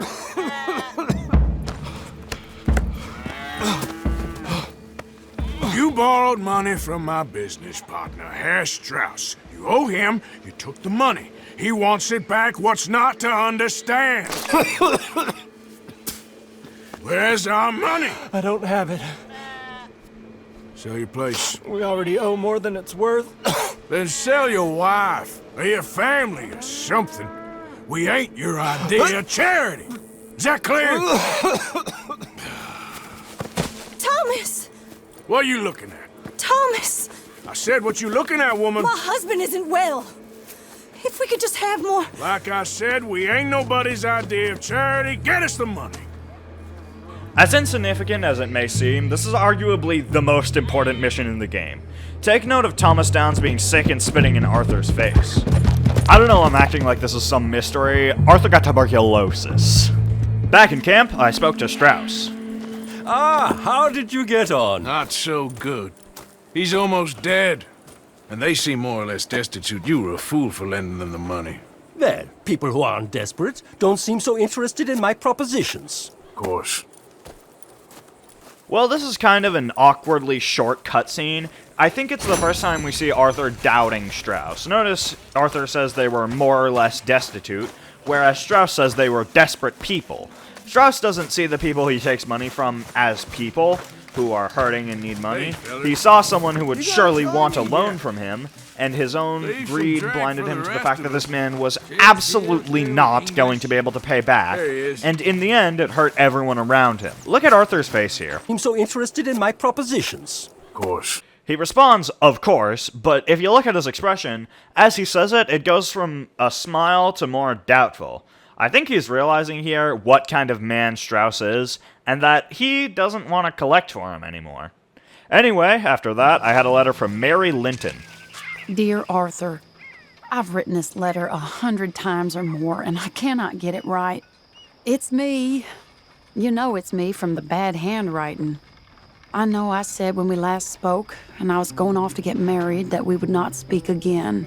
I know I said a lot of things, and I meant them, I suppose, at the time. But I'm not so proud as to not speak to people who care for me, or cared for me. I've been in Valentine for a couple of months. I had some bad luck, and, well, it's a long story and not an interesting one. But I am here for now. I saw a couple of the girls, or whatever the polite term is for them, that ran with you and your associates in town. And I heard tell of a man who sounded like you. I would love to see you again, if you could spare me a little bit of your time. I'm renting a room at Chadwick Farm, just north of Valentine. Yours, Mary Linton. That is Mary Linton, who is Arthur's old girlfriend, wife, side bitch, something. I rode down to her place and greeted a woman who held me at gunpoint before happily allowing Mary to speak to me. I'm going to cope with the fact that I just said going down instead of up, even though it's north of me, and continue with the video. I heard you and your friends was around. Okay. Where's what's his name? Died. Well, I'm sorry to hear that. Yeah, me too. Me too. Happened a while ago. Pneumonia. Bad business. Sure. So, well, you've been made a widow and you come here looking for me, is that it? No, ain't like that, Arthur. Oh, okay. Listen, Arthur, I'm... my family. I need your help. You mean the family that always looked down on me? And you want me to help them? It's my little brother, Jamie. I always liked Jamie, at least compared to the rest of them.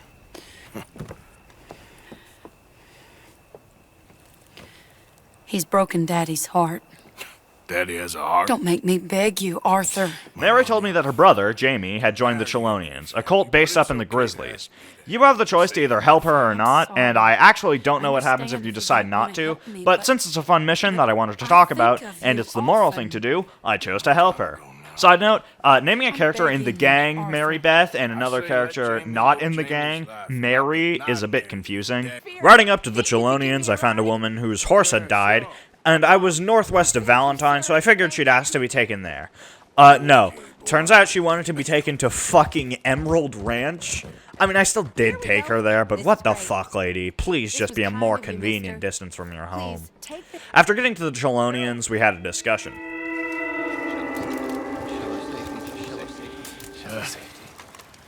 Can I speak to the boy? Arthur? Hello, son. Your sister is very worried. The boy has chosen a path, sir. The path to truth. Well, his sister just wants to speak with him. Arthur, I've chosen a path. The boy has chosen a path. He's chosen safety. What path have you chosen, sir? I'm still searching, I guess. We are all searching. Chelonianism is about searching. What do we search for, do you think? I don't know. Safety? Safety and meaning? Jamie knows the truth. But of course, you may speak with him. Exactly. If your teachings are so great, what harm can I do? I'm not coming with you, Arthur! Just come and speak with Mary, then make up your mind! Jamie ran off, and you literally cannot catch him here. If you get close to him, he speeds way up, and if you try to lasso him, it makes a fucking metal clinking sound and stops in the air. Eventually, Jamie was on the other side of a passing train. I'm a man now. I found something. A calling. You're just a kid. You're making a big mistake. I'm not taking advice from you. You're an outlaw. You leave me alone. They're good people. I'm warning you, Arthur Morgan. Leave me alone. Please, kid. Put that gun down. I warn you, Arthur. I don't want to live anymore. Kid, just calm down. Leave me alone.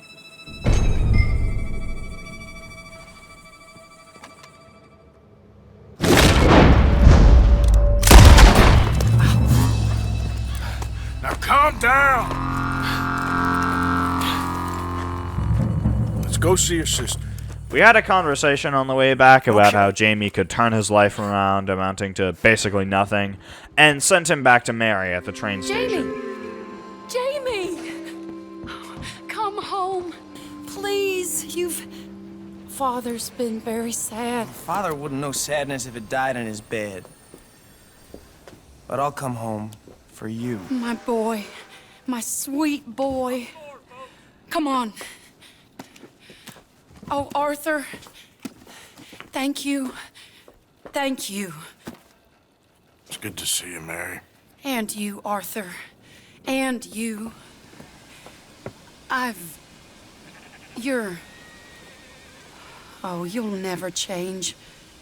I know that.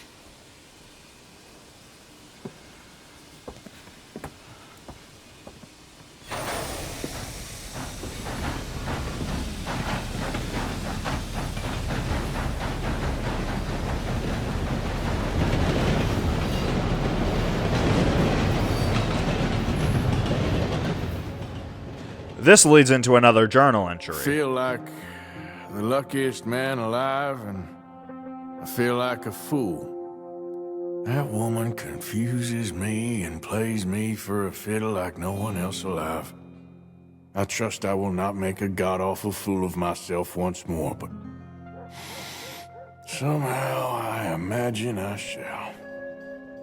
I was in town and found a guy spewing words about murdering natives for not being Christian, so I shot him in broad daylight and fled the town on horseback. I then returned to the camp and they were celebrating Sean's return. In the spirit of the Irish, I drank enough whiskey to kill 12 men. Also, the guys were singing another song about pussy, and Uncle was talking about his time in the army and fighting 9-foot-tall Congo Indians.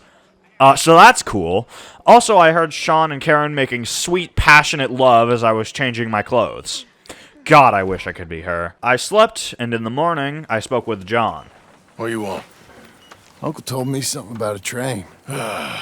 What did he say? Mary Beth overheard something about a train full of wealthy folk rolling down through Scarlet Meadows just south of the state border. Yes. Need help with it? I ain't even sure about doing it. Come on. At night, not too guarded, it's perfect. Nah, I ain't thought it through. Stopping a train, pain in the ass. Sure, but what if we could force a train to stop? Well, of course. We get a wagon full of something flammable, oil. Put it on the tracks. They see it. They know they either have to stop or die. Ain't no train driver wants to be cooked alive. That is kind of brilliant. For you. That is a real idea. I think that's the first time you ever had one of them. Shut up. You might be the first bastard to ever have half his brains eaten by a wolf and end up more intelligent. So we're doing it? Yeah, we're gonna need ammunition, guns, look real frightening, and some dynamite to open up the train. I'll get the supplies. Gotta head into town for Abigail anyway. Don't even ask. You go find us an oil wagon. Yeah, I know just the place. They're always heading into that refinery.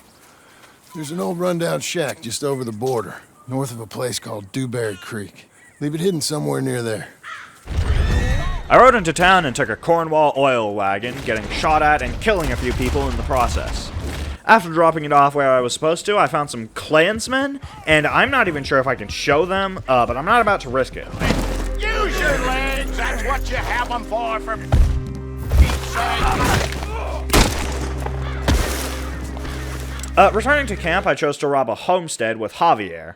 This isn't remotely relevant to the story, but basically it's a family that was isolated for so long that it started independently speaking Scots. Crazy, I know. Anyway, it was alright. It had a take of about $300. I went back to Valentine, backed up Uncle in a fight, and bought two Schofield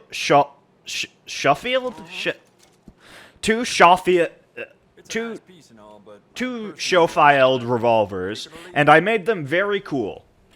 I headed back to camp and spoke with John, and we agreed to bring Charles along to rob the train, but first, Charles and I were gonna go hunting. What you preparing for? The greatest of gifts. An unguarded stagecoach. No, you simple-minded fool. Bison. Bison? Bison. From which you can get anything. There's some over on the plains, I believe. I saw a couple a long way off. Good luck.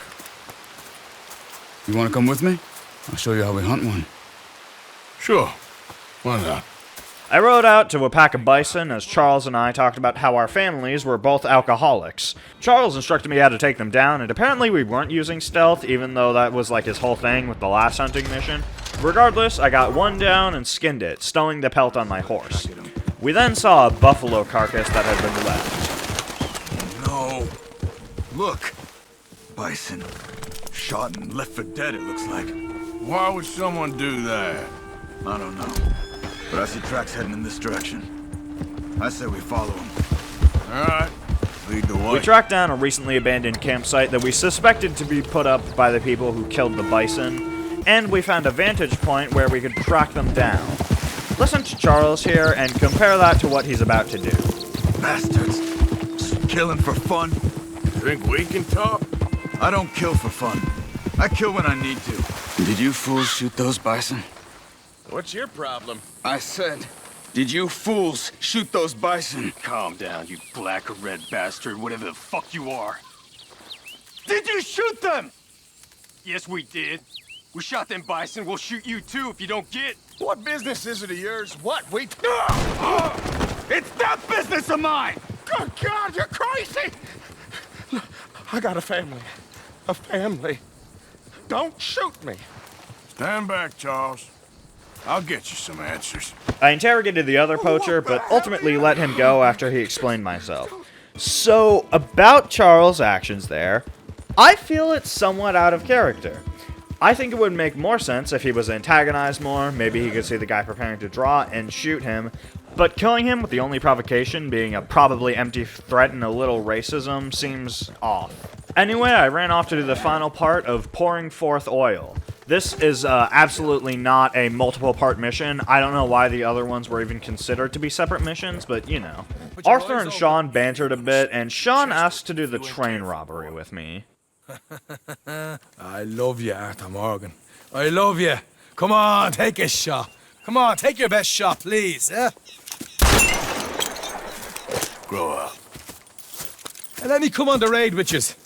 Raid? Don't be playing coy with me, son. It's unbecoming. That bloody train you and him has set up. What you're doing out here, you're going to need guns, you're going to need men. Oh, that. So Marston told you? And Sean also said this. Bring Micah along. Now compare me to that oily turd again. You're a dead man. Fair enough. Sean and I rested up a bit before the robbery, and John and Charles showed up, surprisingly allowing Sean to come along. I tried to cut through the forest and crashed, and then Sean showed his unbelievable athletic ability here. Anyway, it took me too long and the train passed, so I went for a slightly less straight and slightly more doable route.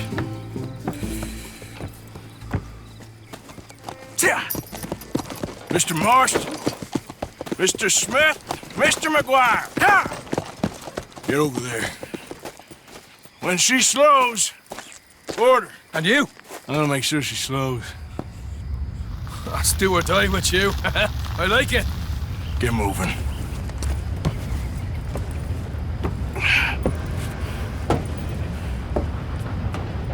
Here she comes.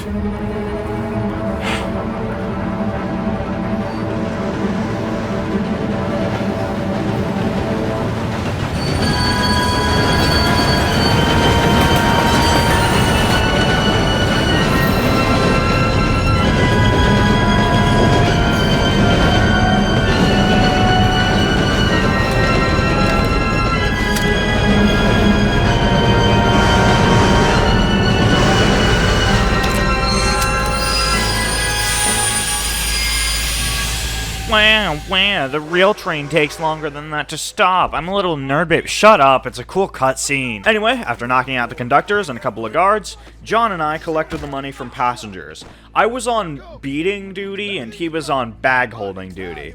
We probably only needed one person, but maybe John has a severe heart condition and the stress alone could kill him, so he needed someone else to balance it out. The next part of this mission is a shootout with some lawmen, and fighting some guards here, I shot Sean directly in the head, and luckily, due to his brain already being absent, he wasn't even affected. Crazy stuff, I know.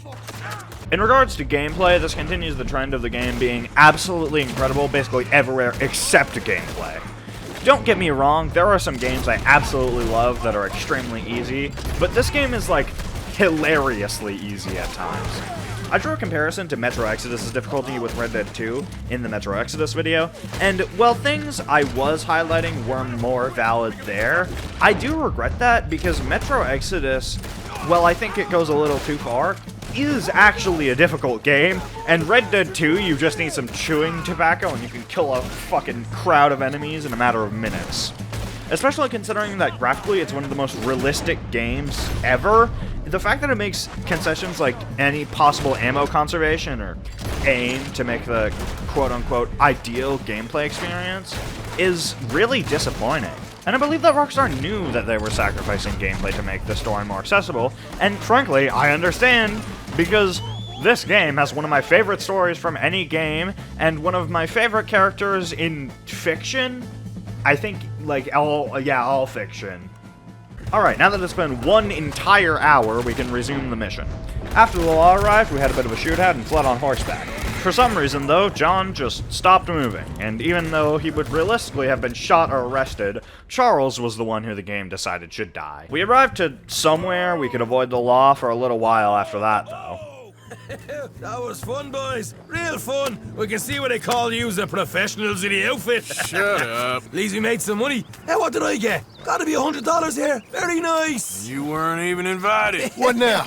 We still need a real big take, enough for us to get out of here. Was that a setup? Law turned up real fast. I don't know. I don't think so, but I'm starting to get nervous. Think they followed us from Blackwater? Maybe. They found me already near Horseshoe, but I think this lot was just locals. I hope so. I'm gonna head into Valentine. See if I can get something started there. Good idea. Either way, we should all go it alone right now. You know the deal. Don't be followed. Of course not, boss. Including the extra stuff we collected here, we got a little bit over $200. Which is alright. You can rob trains at any time, but most of them have a significantly lower take than this, although you aren't splitting it, so it's a little more lucrative for you. Anyway, I rode back into Valentine, purchased a Springfield rifle, and made it look awesome.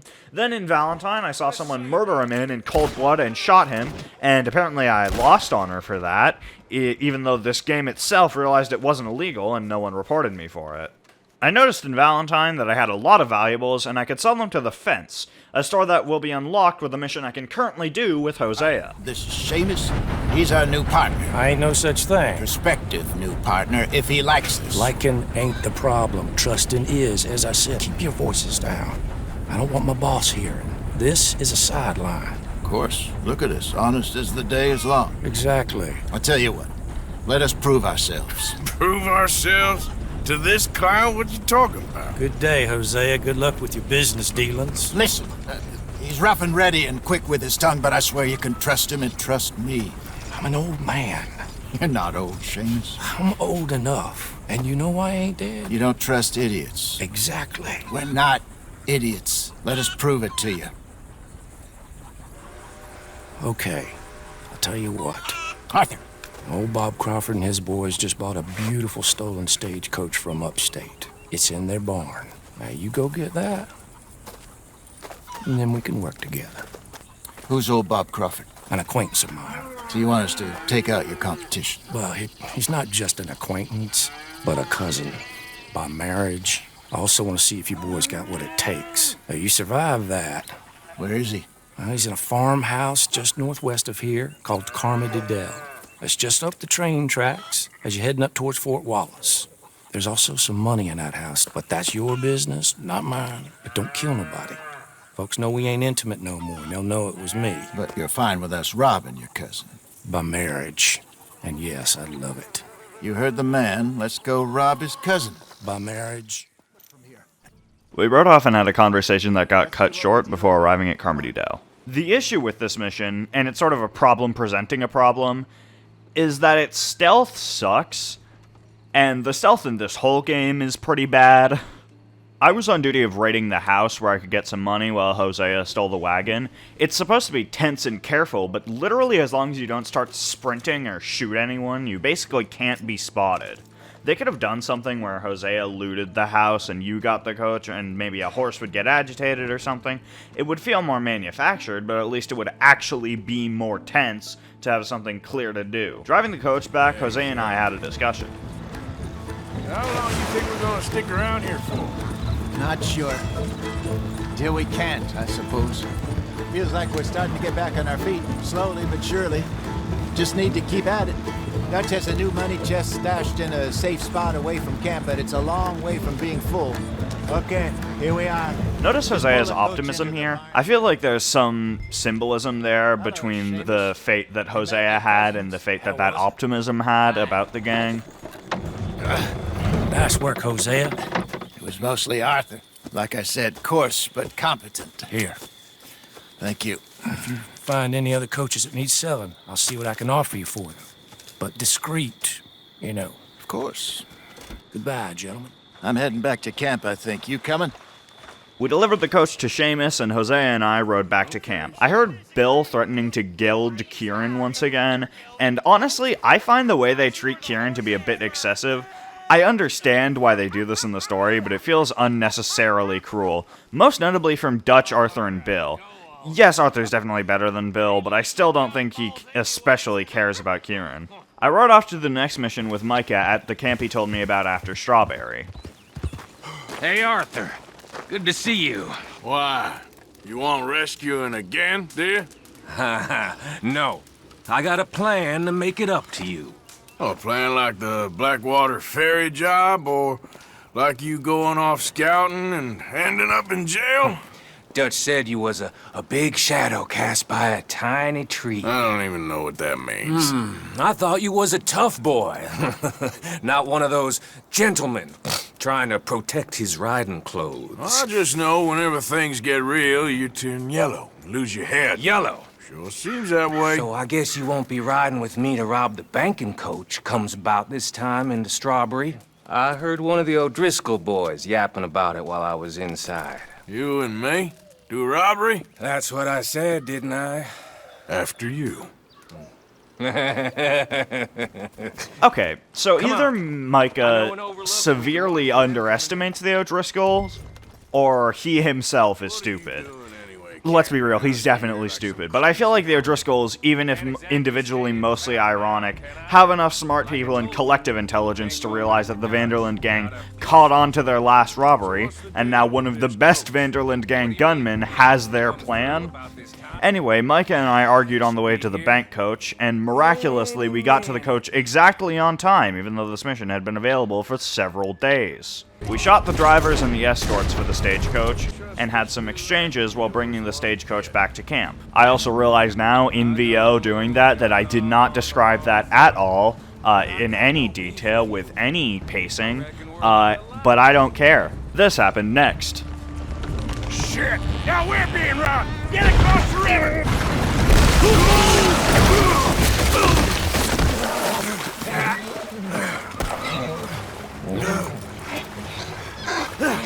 What the hell? Come on, Arthur! Get out of there! You dumb bastards!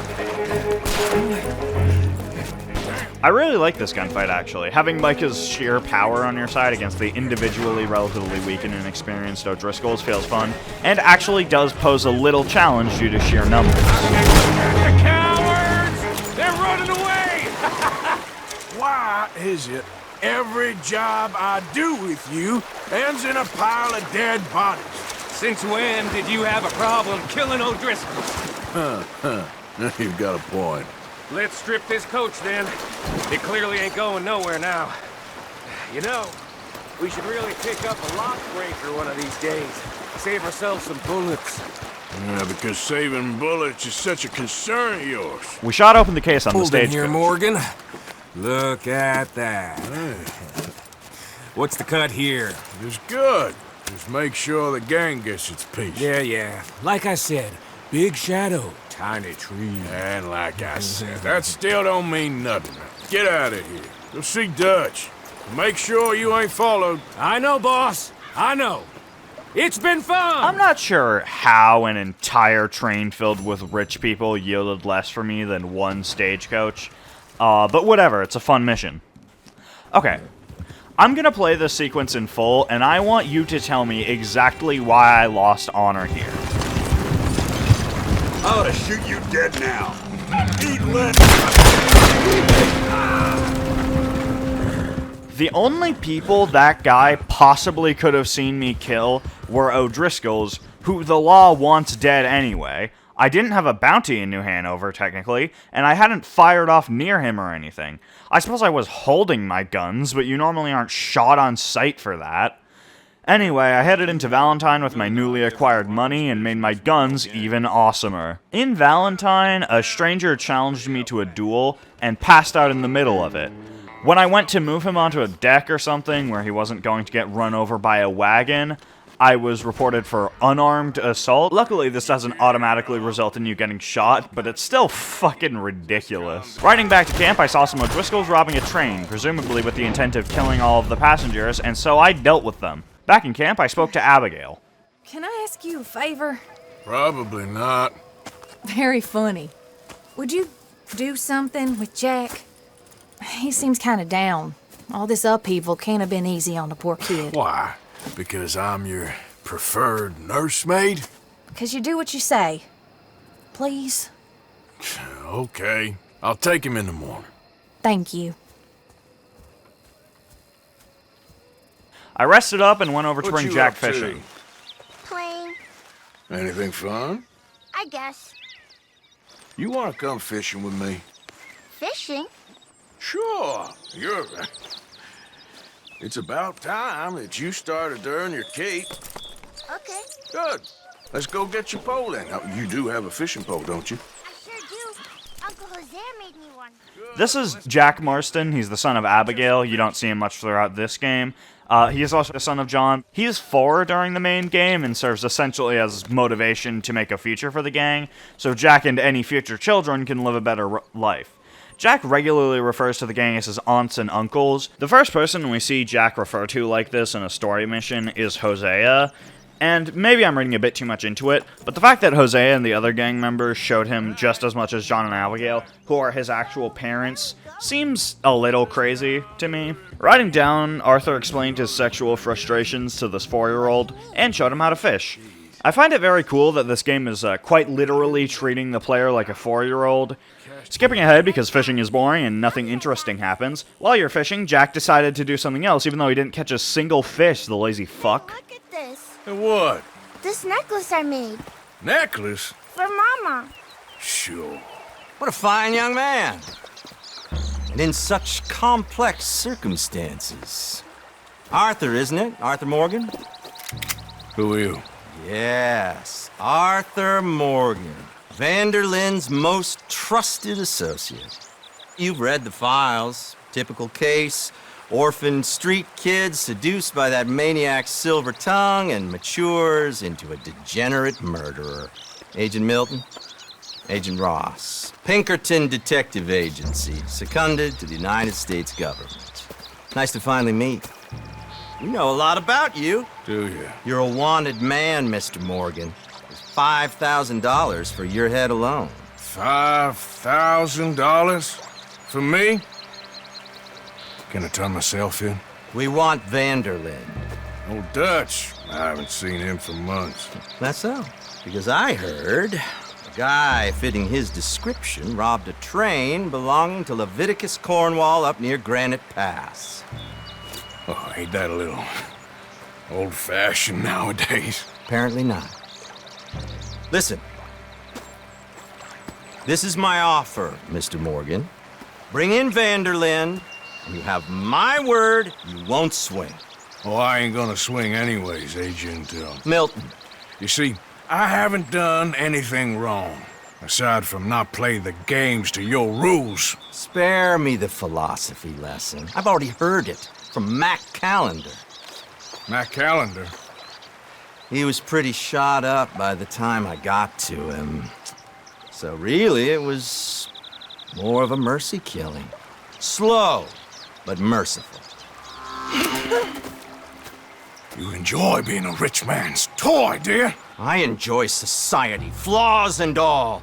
You people venerate savagery, and you will die. Savagely, all of you. Oh, we're all gonna die, Agent.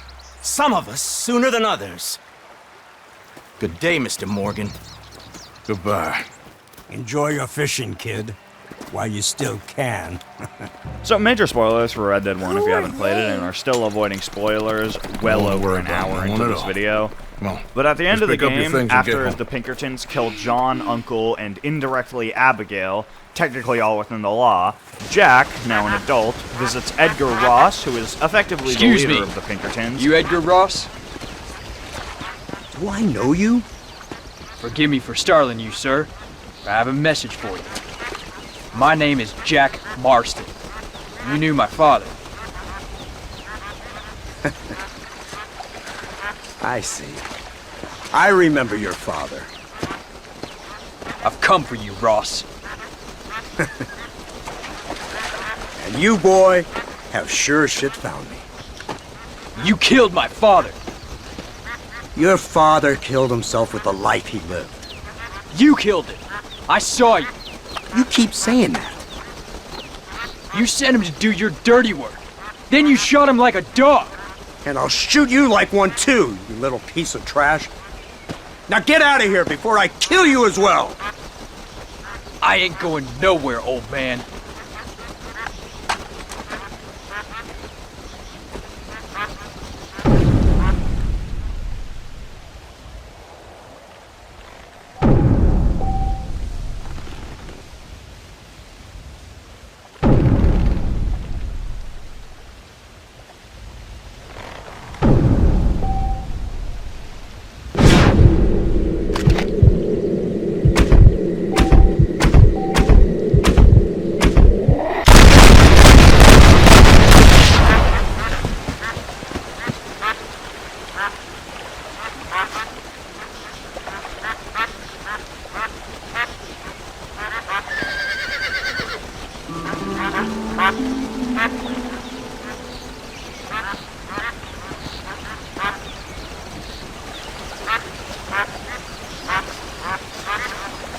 It's a very bittersweet ending, considering he's now, to some extent, avenged the deaths of a lot of people, but their goal was always to make a better life for the future, and in killing Agent Ross, he has now become an outlaw. Not that being an outlaw immediately makes you a monster, as is proven in both of these games. I mean, John was an outlaw and he still had a family, but he's now in the same position as them, and the hope for a better next generation is lower than ever. Why did you lie about where Uncle Dutch is? Because those are disagreeable men, and I don't want them to hurt him. What did they mean about Mac? Is he in jail? No, I don't think so. I hope he's just fine where he is. Like I said, don't worry about them. The world is full of disagreeable men. That's why you got all of us, to protect you from folk like them. Again, he refers to Dutch as Uncle Dutch, and thinking about it, I'm not sure he ever refers to anyone as an aunt or uncle who has a clear-cut, happy, alive ending. People like Pearson or Tilly or Mary Beth. He seems more distant from all of the people who could keep supporting him as he grew up losing his support network. We meet with Abigail and drop Jack off. Jack off. How you boys getting on? Great.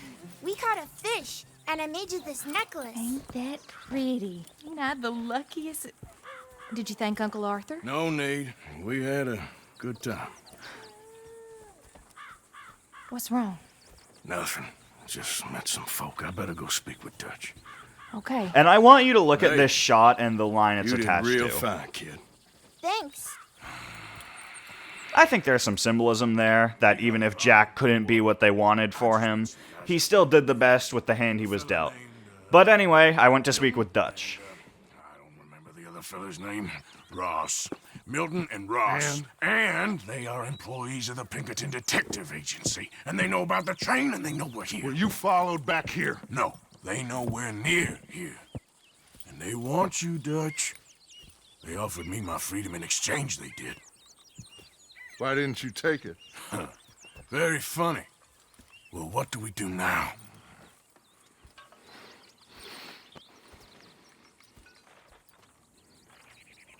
I say we do nothing. Just yet. They're just trying to scare us into doing something stupid. We have turned a corner. We survived them mountains. We just need to stay calm.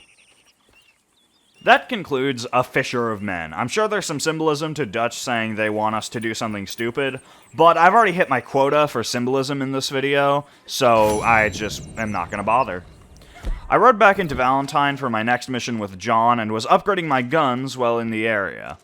And this is a really weird nitpick, but it sounds like the gain on the microphone the gunsmith's voice actor was using was a bit too high. You may lose it.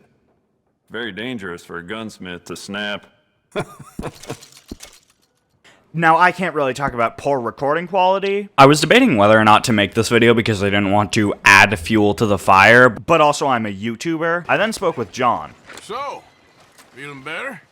How's the scar? I heal pretty fast. Lucky you. So you just lazing about, or you got any leads? I got something. You see them? Sure. Well, you see yourself as a shepherd now? Maybe. Come on. Well, where exactly are we going? Collect something. Help us get some sheep. You know, that attempt to seem all enigmatic and interesting, that might work for Dutch, but for you, it just makes you look stupid. He took me to the gunsmith where I could buy a sniper rifle that I would need for the mission, even though I'd literally already have a sniper rifle. This one is a bit better though, so I can't be too mad. We rode off to do John's shepherd business and squabbled a little. We ran over and shot in the general direction of these shepherds, though one was stubborn and didn't back off, so I took another warning shot. John and I rode down where he could keep watch, and I would herd the sheep. I really don't see the use in this as a tutorial mission, since I don't believe you can herd livestock on your own. It kind of feels like it was just shoehorned in as a way to have a mission with just John and Arthur early on. Fine sheep. They're okay.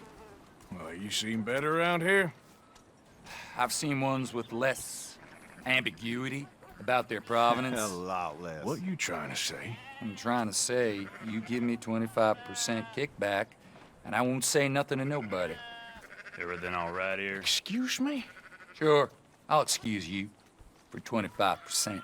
Do you want me to put another hole in your head? Folks swing for rustling livestock. 25%. 15. 20. 18. Done. Calm yourself, friend. Just think of it as I'm buying your sins. You're buying, but we're paying. Go on now. We then met with Dutch and Strauss at the saloon. Compromise. Gentlemen. Dutch, Leopold. Where have you been? Working. Marston's thing. Good. And? We're just waiting to get some pay on a few sheep. Leopold, my good friend, as long as you're here, why don't you and John go make sure there ain't no funny business? Of course. Strauss and John departed Drink? us, and Dutch and I shared a drink. To your good health. Thank you. Vanderland! Get out here! Get out What here the now! hell? Vanderland! You don't know me, but you keep robbing me! My name is Leviticus Cornwall. I am not a man to be messed with by the likes of you! Get out here before I have these men killed! What do you think? Get out here, Well, you depraved piece of trash! You start spinning the yarn.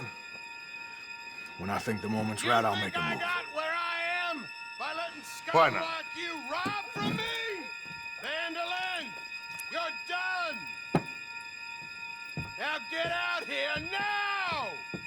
Deal with this nonsense. Please, gentlemen, this is a terrible mistake. This is a case of mistaken identity. What is worse than admonishing a man for the sins of another? Who wants to be the Messiah? Not me. This is another example where you are forced to kill at least one person. A person who is probably fighting for a similar reason to you, and no matter how moral you try to be as Arthur Morgan, you cannot avoid killing. You know, in some ways you could argue it's symbolic. No matter how moral you try to be, you can't fight who or what you are. but actually I'm pretty sure it's just restrictive game design. Escaping from Valentine, Strauss gets hit, leaving John and Dutch to push a wagon for rolling cover, while Arthur fights the law. We got to the edge of town with enough time for Strauss, Dutch, and John to get away, but more law arrived right as I was about to leave. I escaped the now locked down town and rode back to camp. Turned into a bunch of killers, I mean it. We ain't even got the delusion of being anything but a bunch of killers. We are just trying to survive, Hosea. We don't have a choice. This'll end soon. Damn right it will. Constipated as usual. Micah told me of a place we can lie low. Look here. Dewberry Creek, he said. Okay. Maybe you and Charles can go take a look, clear off anyone you find before the whole lot of us move in looking so conspicuous. And how we gonna do that? I don't know. Start dancing? Looks like I turned into the goddamn errand boy. You have turned into my son. You worry because I worry. We are just the same.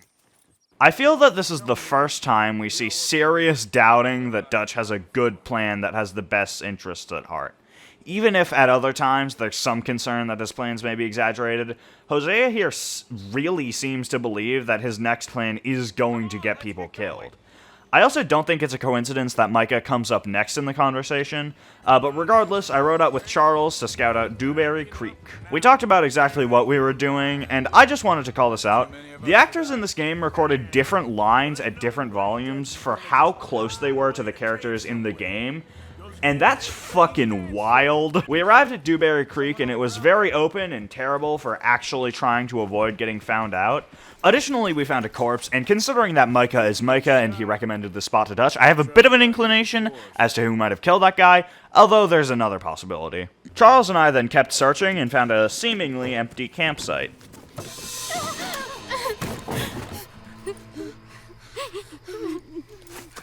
It's okay. It's okay. You can come out of there. You okay? You don't mean you no harm.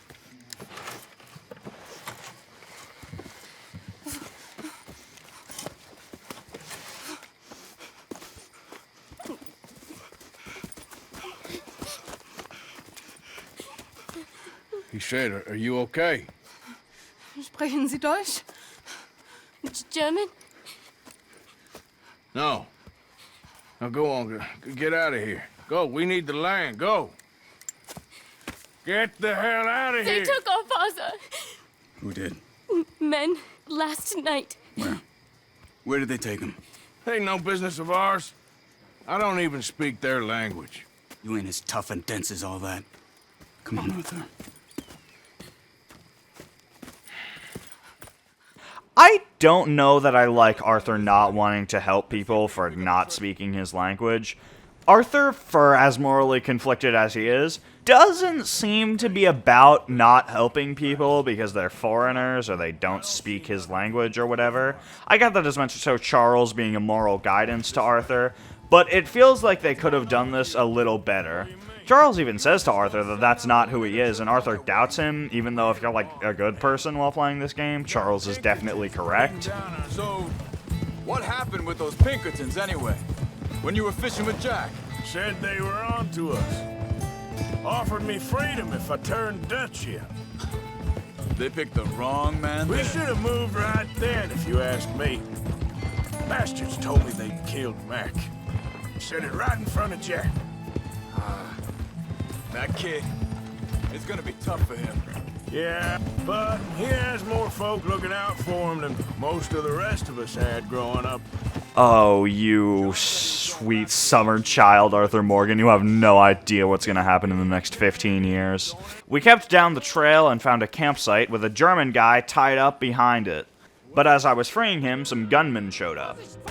So, a lot of people think that Micah recommending Dewberry Creek for a new camp spot was a setup, and that's fair, but I feel like they could have done something here. In fact, I know exactly how they could have. In Chapter 6, Micah brings two of his old buddies into the gang, and they are so unimportant that I don't even remember their names. But it'd be interesting if here, among the gunmen, they had one that surrendered, and Arthur or Charles would spare him. And that would end up being one of Micah's goons, And with the circumstances Arthur would be in at that point, if he recognized that he had spared the guy Micah took in, he wouldn't really be able to say anything with how much Dutch trusted Micah at that point. Additionally, it would serve as a bit of a poetic moment where Arthur choosing to spare this guy resulted in the events of the latter half of Chapter 6. Anyway, that's not what happened, and instead Charles and I just freed the guy after killing all of the gunners, and we decided that this campsite would be substantially better than Dewberry Creek, and he rode off to tell the gang where to go. After that, I brought the German guy back to his family. Hat meine Familie Sie geschickt? Also soll ich mitkommen? Wo bringen Sie mich hin? What the hell did you do to those fellers? Wie bitte? Those men back there, why did they take you? Geld. Money. I suppose he's into a different kind of gelding than our gang. Schatz! Andreas, ich hab gedacht, du seist tot. Beinahe wär's so gewesen. Meine Lieblinge. Meine Herz allerliebst. Oh, wie wunderbar. Oh. Sie sind ein großer Mann.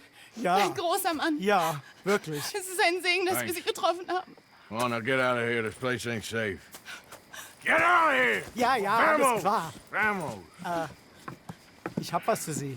Einen Moment. Dankeschön. Thank you. Vielen Dank, herzlichen Dank. Guess it was a pleasure. Fasting forward to the gang getting to the new spot. You were right. Oh, this place. Oh, it'll be perfect for us. Hello, Arthur. Dutch.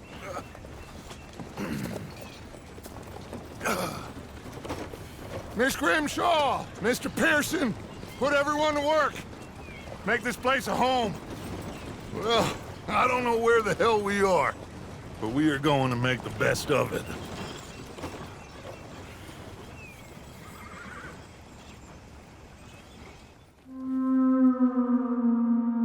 If I had to pick some of my favorite missions, I'd say my 3 favorites are A Quiet Time, where Arthur and Lenny get all fucked up, The First Shall Be Last, where Javier, Arthur, Charles, and Trelawney rescue Sean, and A Fisher of Men, where you take Jack fishing and nothing else happens. After shaving and adjusting to the new camp, I spoke to Dutch. Jose says that there's a creek around here. I reckon it's full of fish. Dutch and I took Jose along to go fishing, and we discussed the state of the gang and plans before coming across some lawmen, carrying 4 prisoners as well as Josiah Trelawney in their wagon. How are you, boys? Fine. This is quite some country you have here. We like it well enough. Hoagie McIntosh, at your service. Lee Gray. This is my deputy Archibald McGregor. It is good to meet you. You a Scot? Partly. The best part. Of course. Now, tell me, sir, what did the silly, fancy fop back there do? Nothing too terrible, I trust. He was accused of running a gold mining investment scam. Oh, no. I'm sure he wasn't. He is a magician. I know him. He's a fool, but he is not a bad fellow. Now, can we just... I wouldn't do that if I were you. Shit! The Anderson boys! I can't have more scandal! Well, allow us to help, my friend. Riding to the train, one guy got splattered by this bar thing before I jumped onto the train and threw this guy off of the train into a station and went ahead. I'm pretty sure I was intended to brawl this next guy, and instead I just temporarily stunned him and hogtied him. I then chased the next guy and brawled him in this compartment filled with meat. Despite how terrible I was in this fight, I simply needed to hit I to max out my health and left click. After knocking Mr. Anders Anderson out, I stowed him on the back of my horse, and while taking him into the nearby town of Rhodes, Mr. McGregor explained the rivalry between the Braithwaite and Gray families. Are you familiar with the area here?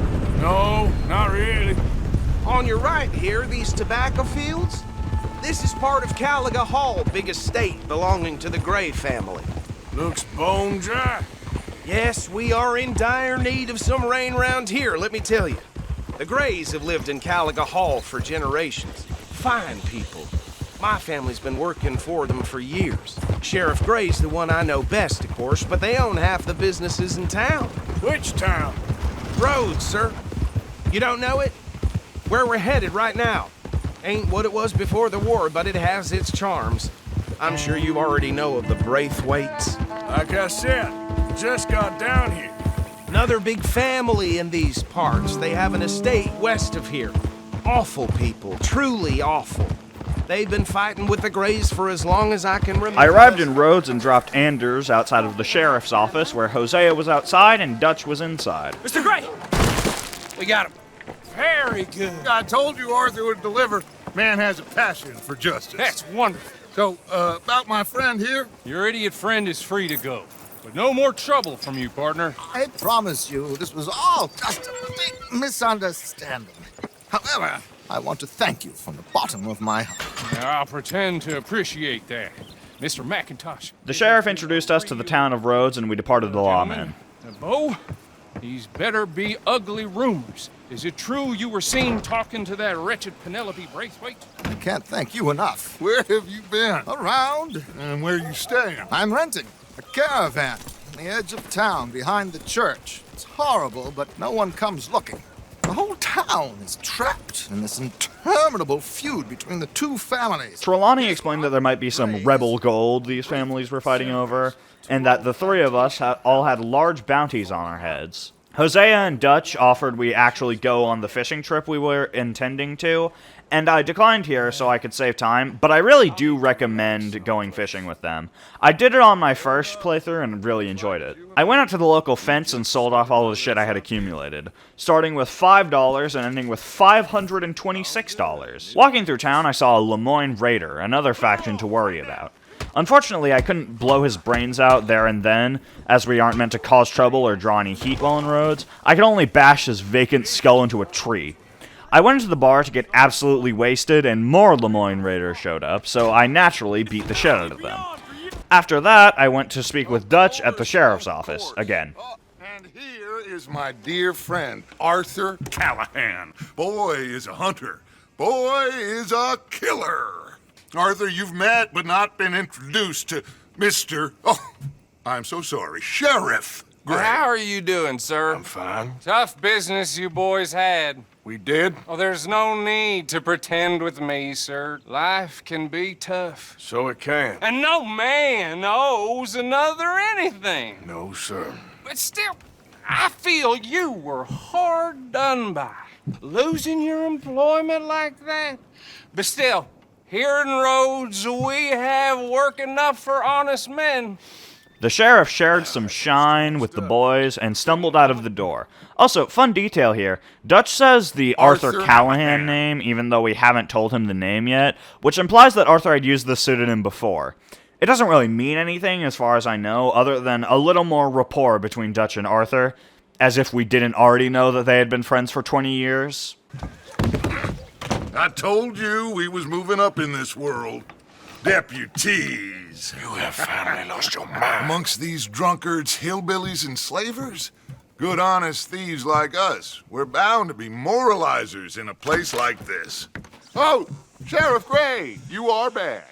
I think the drunken sheriff stumbling in between Arthur and Dutch at that moment might not be entirely down to just being the way that the shot looked best. It could be implying that the law might not be a perfectly infallible system of morality, or a barrier between good and evil, but instead a morally ambiguous and at times horrifically corrupt and bigoted system that discriminates in its punishments. But also I am 100% talking out of my ass, and this could be literally just the way they happen to render it. The sheriff explained that there are moonshiners in the woods that aren't paying taxes, the most morally bankrupt thing an American can do. Dutch, Bill, and I rode off with the deputy. Oh, by the way, Bill is actually here, believe it or not. On the way to the Moonshiners, we talked about how the Braithwaites are running the Moonshine Stills, and they work with the Lemoyne Raiders. Additionally, the deputy mentioned that Catherine Braithwaite had quite an interest in thoroughbred horses. Riding through, we saw a robbed stagecoach, with one of its owners being a state legislator. The deputy said he'd call someone to clean up the scene, and we kept riding off to the Moonshiners. Also, the deputy said the Lemoyne Raiders had killed 7 government officials just this year, which seems like the entire nation would be trying to kill them, like, right now. But all we need to do is go like a third of a mile into the swamp to totally avoid law enforcement and bounty hunters. We scouted them out, and Bill and I knocked out a couple of them, and had another instance of the game not just having limited choices, but literally not letting you choose how to approach a mission, even though, as we would figure out soon, we would be getting in a shootout anyway. We rigged up some dynamite to blow up the stills, which feels like a really unstealthy way to do that. Like, we could have just brought a couple of sledgehammers or something and torn it down quietly. Anyway, the dynamite blew out and we got in a shootout, because apparently we would have been in total jeopardy in a 4v4 shootout, but a 4v15 shootout was nothing. The deputy arrested the living moonshiners and offered us a cart full of moonshine. No good white trash hillbilly piece of scum. I know you, Billy Lime. Finally. You've always been a piece Finally. of crap. Come on, move it. We have a life on a land so stupid, a backwater so backwards that even we are like geniuses. Bill, get this stuff out of here. Come on, you ride with me. Okay. Dutch then offered to race me back to camp, and it would have been very close if it weren't for Dutch getting stuck twice, and I ended up beating him to camp. I never knew you were quite so good at running away, Arthur. I never knew age had slowed you down quite so much. Well, time is a bastard. When you get to be my age, well, you'll know that better than anything. Be well. I had fun with you today. I was gonna say you're like a son to me. But you're more than that. Aw, they're falling in love. After that, I went to speak with Pearson and Sadie, who had been arguing. I ain't chopping vegetables for a living. Oh, I'm sorry, madam. Was there insufficient feathers in your pillow? I ain't lazy, Mr. Morgan. I'll work, but not this. Well, ain't cooking work? My husband and I, we shared the work. All of it. I was out in the fields. I can hunt, carry a knife, or use a gun. But I tell you, you keep me here, I'll skin this fat old coot and serve him for dinner. Watch your damn mouth, you crazy goddamn fishwife! Enough, both of you! Well, come with me then. You want to head out there, run with the men? So be it. But we do more than just hunting. We're hunted. And them things hunting us, well, they got guns of their own. I ain't afraid of dying. Riding into Rhodes, Sadie read me an excerpt from a letter Pearson had asked us to Since send. we last corresponded, I have traveled widely, making no small name for myself. Before you ask, I am still yet to take a wife, but I can assure you it's not for a lack of suitors. You ever actually even talked to a woman he ain't paid for? Oh, look. We're all hiding behind something. And what's this? Return to Tacitus Kilgore. Oh, that. Now that's Dutch's idea. All mail to be sent to the same alias. Whenever we set up somewhere new, Strauss, he heads into town. Tells them to start expecting mail from a Tacitus Kilgore, or whatever they changed it to. I sent the letter and rode back to the shop where Sadie was getting ready to depart and wearing some new clothes. Arthur says this, by the Won't be way. long before you're smoking cigars and playing the harmonica. I don't know why the most masculine thing Arthur can think of is playing the harmonica, but, you know. We bantered a bit before we came across some Lemoyne raiders trying to rob us, and Sadie took the opportunity to shoot them. This devolved into a shootout as more showed up, and luckily our groceries were unharmed. Also, we were unharmed. Not quite. Well, I'd like to say I missed your refined conversations, but I'd be lying. I enjoyed myself out there. Yes, Mrs. Adler did okay. At shopping? Yes, at shopping. Thank you, Mr. Morgan. Don't mention it. I would ride with you again, Mrs. Adler, if you will ride with me. Maybe. If you prove you can handle yourself. Well, they say I lack finesse, but I ain't afraid of gun smoke. We got this, Arthur. You've already done me a big favor today. Okay, Miss High and Mighty. This mission is alright. It's a fine subversion of expectations, but if you're, like, not a misogynist, Arthur definitely comes off a little demeaning. I suppose it wasn't too extreme for the time, but it's another case where the game can pretty sharply go against how the player would choose to make Arthur act, which in my experience was very jarring. Oh, by the way, Arthur mentions Landon Ricketts, who is, like, really important in Red Dead Revolver or something. I don't know. No one cares about the old Red Dead games. After returning to camp, I spoke with Sean. Hey, Arthur. Yeah. So, tell me, is your people, Jacobites or English lovers, Arthur? My people were peasants. We had no time for politics. My dad would say that no politics was politics. That old world bullshit, it ain't got no place here. Why? Because there ain't no judgment here. Most folks hate the Negroes, they hate the Redskins, the Jews, even us Irish. You ain't so free of politics. I hate everyone, just Sean explained in rather simple terms a homestead near Emerald Ranch we could rob. It's a rather long ride, though, and we talked a little about Dutch on the way there. Ladies get out there and bring in money, ain't he? And rightly so. I ain't like some of them others back there, sitting around waiting to be told. I go after it. I see you sitting around plenty. I mean, I don't need no coddling like the rest. Easy. Dutch knows my value to the cause, as from the moment I met him. You tried to kill him, if I remember the story right. And he kept me around, didn't he? He saw something in me. He said as much. I'm sure. Dutch is good at seeing things in people. And while we're talking about money, you are clear on how this works? Honestly, this mission isn't anything special. I just like the missions with Sean. I went up and immediately startled the enemies before interrogating one of them, who revealed where the stash is. Yeah, it's a pretty light mission, but it's fun. I like it, because I like Sean, and he's hot. I went to the gunsmith and decided I should buy a proper and actually good shotgun. I decided to make it all black with this really nice wood, and the gun looks cool. Next, I rode up into the Gray estate to speak to someone about the feud between the two families, and was directed to speak with Beau Gray. I'll see you at the sheriff's office. Excuse me, friend. We friends? Not yet, but he is hoping. I guess.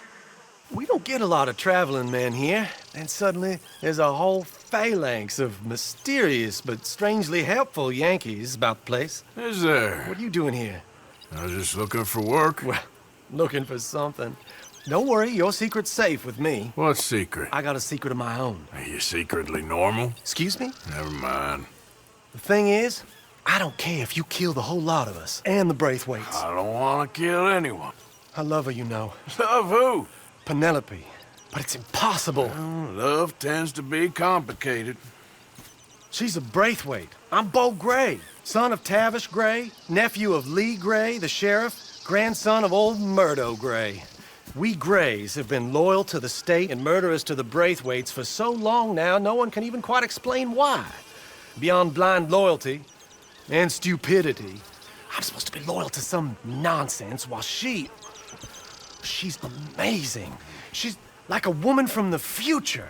She's like tomorrow, if tomorrow turns out fine. Well, I'm sorry for your predicament.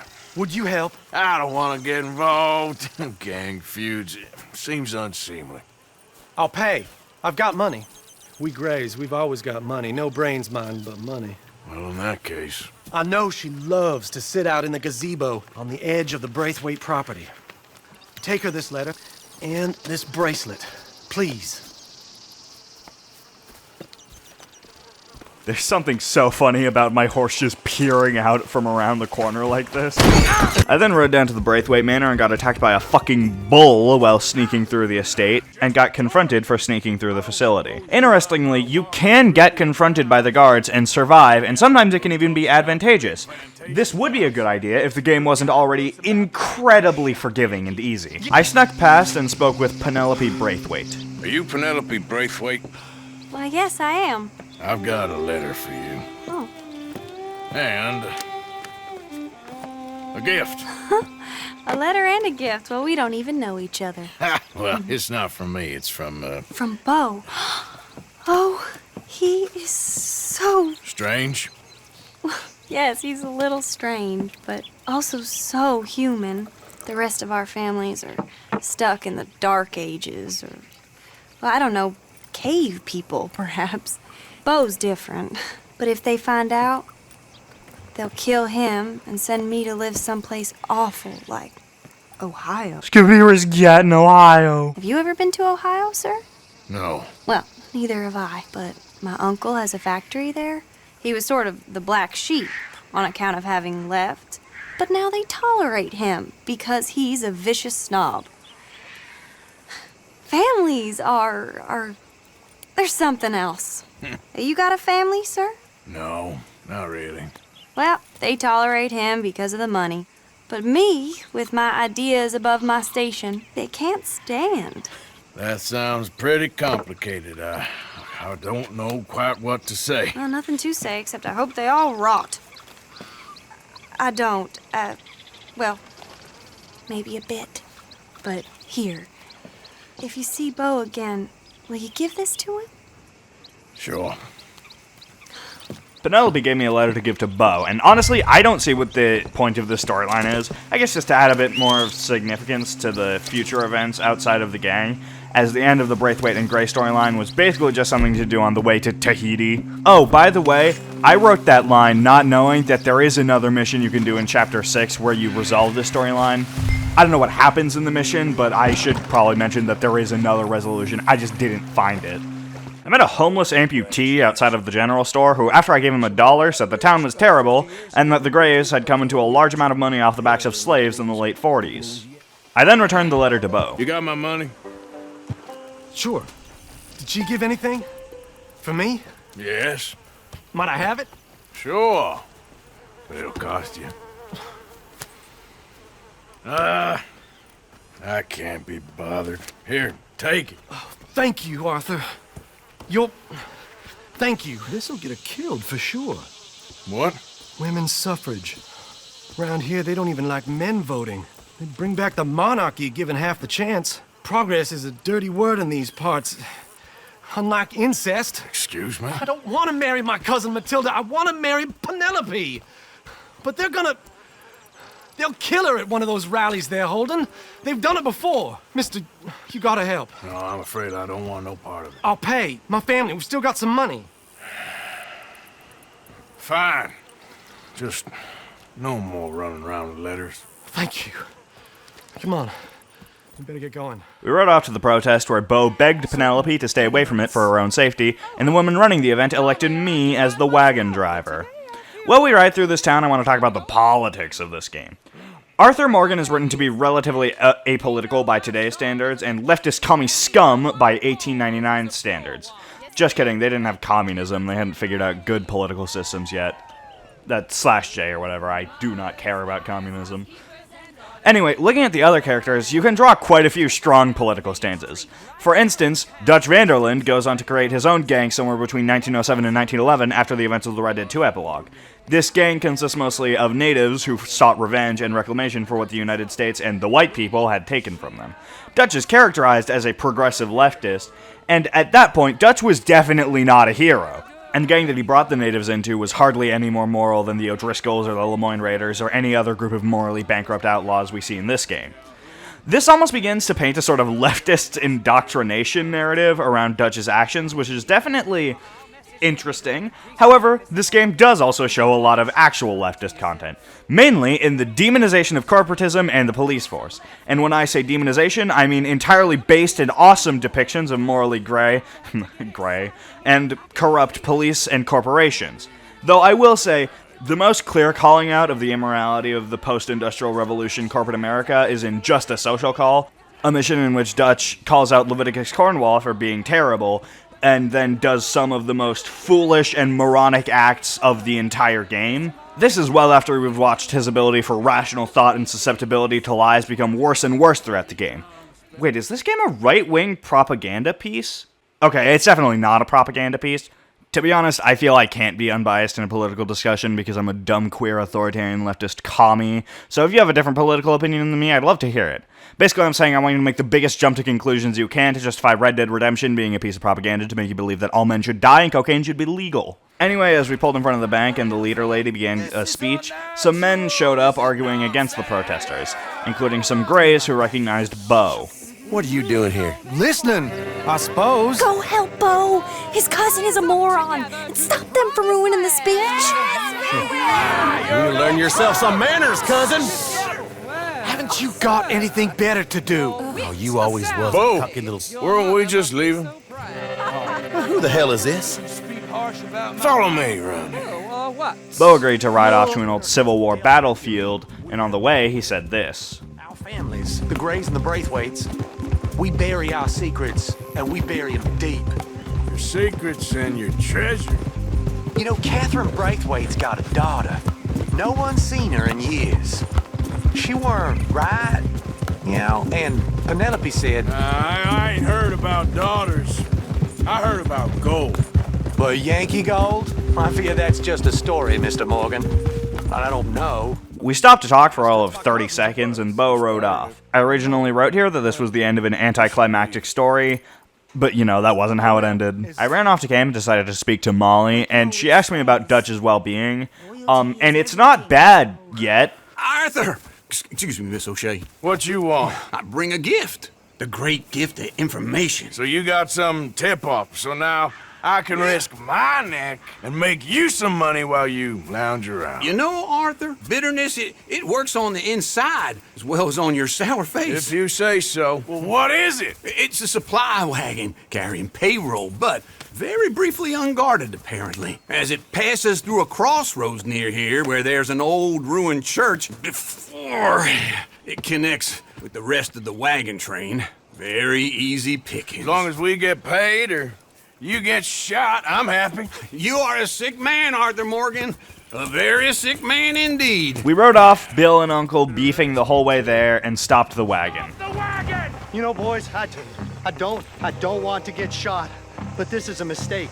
I work for Cornwall Kerosene and Tar, Mr. Leviticus Cornwall. Oh, great. So you know him? Who doesn't? I hear he's rich enough to share the wealth around and not miss it, too. Okay, why don't you check out round the back?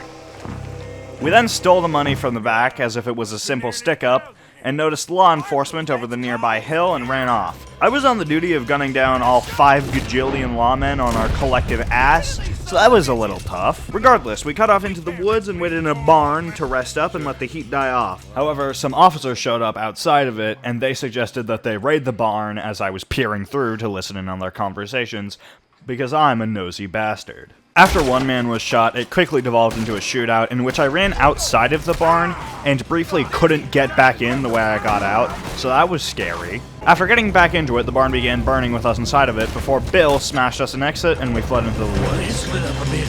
Try to confuse him. Arthur, with me. After getting behind cover in the woods, we found some more lawmen scouting out for us, and I killed all 3 of them with no stealth at all, before hearing Charles and Bill in trouble and helping them out. We all still alive? Yeah, just about. Yeah, I'll deal with you later. We got some money, didn't we? Sure, but now we got Cornwall on our backs. It was an honest I'll mistake. leave it. Go on, get out of here. Every man split up. Go on, run, quick. Good luck, gents. Stay quiet and move. Wow, I almost forgot this was a robbery and not just a shootout. I quite like this mission, even though it doesn't really have much story-wise. I mean, it's hard to have any conflict because Arthur, Charles, and Uncle are all moral characters, and Bill at this point hasn't done anything worse than being annoying, and is also boring, so he wouldn't have much conflict here anyway. The better aspect of this mission is, in my opinion, the camaraderie. It's not that many people, but it is actually not super common that we see more than 4 people in a shootout, and I quite like the dynamic of these 4. I rode off to see John and Hosea about the moonshine we had taken, deciding to sell it back to the Braithwaites for some reason. Selling it back to where it came from. Why? I ain't got a market for it. They made it. They must have someone to sell it to. Stuff looked kind of lonely out here. I think we'll cut ourselves a deal. I get you. You and Dutch was just doing your duty when you requisitioned it. Now I'm doing mine. All right. I should get going now. Riding into the Braithwaite Manor, Hosea asked if Bo and Penelope may be of use to us, and then immediately starts talking about the Confederate money we are trying to steal. Poetic, considering what Bo told us just a few missions ago.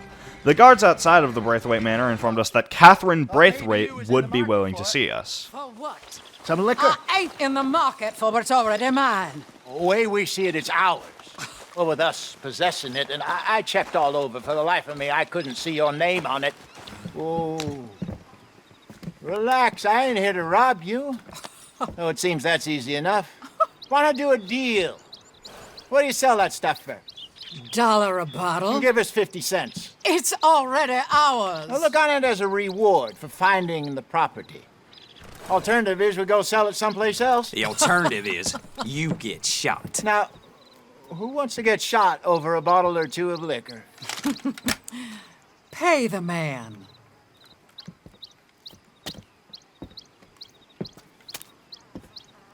Pleasure doing business with you. And Listen, we didn't take it. At least not without orders from... Oh, I know exactly who gave you your orders. Old Sheriff Gray. You know what? I don't want it. In fact, sir, now you can do me a favor. There's an extra $10 if you do. Drive the stuff into Rhodes, head over to the tavern run by Mr. Gray, and give the stuff out for free. Mama! Hush now.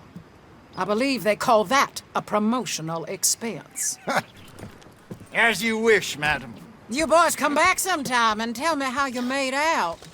Maybe we'll play a little cribbage. Look, I don't know how the fuck Arthur or Hosea wouldn't notice something is up. The Braithwaites are in business with the Lemoyne Raiders. They would have good cause to kill us. It wouldn't be out of character for the Raiders, and it makes no fucking sense for Mrs. Braithwaite to pay us for stealing her product and not even giving it back to her. But anyway, Hosea and I took the wagon to Rhodes, and he explained to me how to roleplay and cosplay. We bribed some men to let us give away the liquor and got straight down to business. Well, not business. We aren't selling anything. We're living off YouTube ad revenue or whatever Hosea said. After wetting the whistle of this whole here saloon, some Lemoyne Raiders showed up. Lemoyne Raiders. Good evening, gentlemen. Quiet libation. You! Me? You're the bastards who stole the liquor we was gonna buy! Jump! We're in advertising. Come on in and have a drink. That's our goddamn liquor! An honest mistake. Boys, get him! After shooting the Lemoyne Raiders on the first floor, as well as one guy who had a family and children who will now starve because he was the provider of them, and they won't be able to afford food anymore, I moved upstairs and helped Hosea with this guy who was committing the heinous crime of assault upon him. We fought more enemies along the balcony before Hosea fell into our conveniently placed wagon, and we rode back, and I was shooting the whole way there. Though eventually we did see a train, and we could use that to gain some distance between us and them. You think that woman set us up? No, I don't think so. Why? Why don't you think she set us up, Hosea? All of the signs point to it, you dumb bastard. There's no reason not to suspect her setting us up. In all seriousness, this could just be hindsight, but man, it feels like the whole gang was oblivious to this, particularly Dutch and Hosea. Speaking of Dutch, fuck. I returned to camp and he was talking to Micah. What do you think? About what? The fine folks around these parts. Oh, real nice. Exactly. On the one side, we have got the Gray family. Scots, degenerates, drunkards, the local law. You couldn't make this stuff up. Rich as Croesus.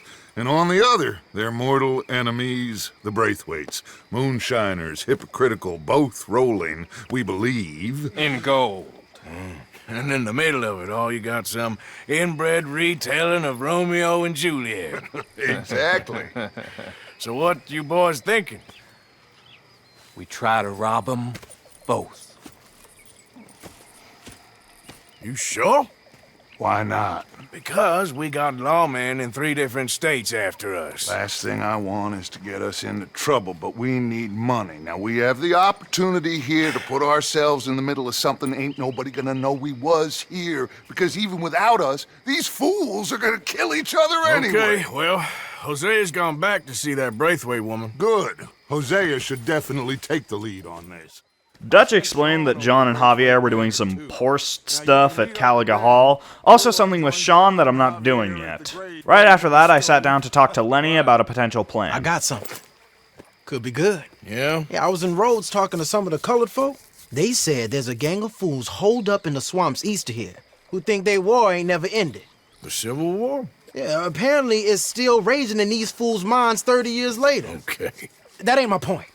These ignorant fools are weapon dealers. And in their dealing, sometimes sit on a decent pile of cash. Yeah, been selling weapons to Cuba and South America for years. Anyway, the old boy I was talking to reckoned there might be a bunch of cash just sitting around. And failing that, maybe a nice stash of weapons. With just a bunch of crazies guarding it? Exactly. Well,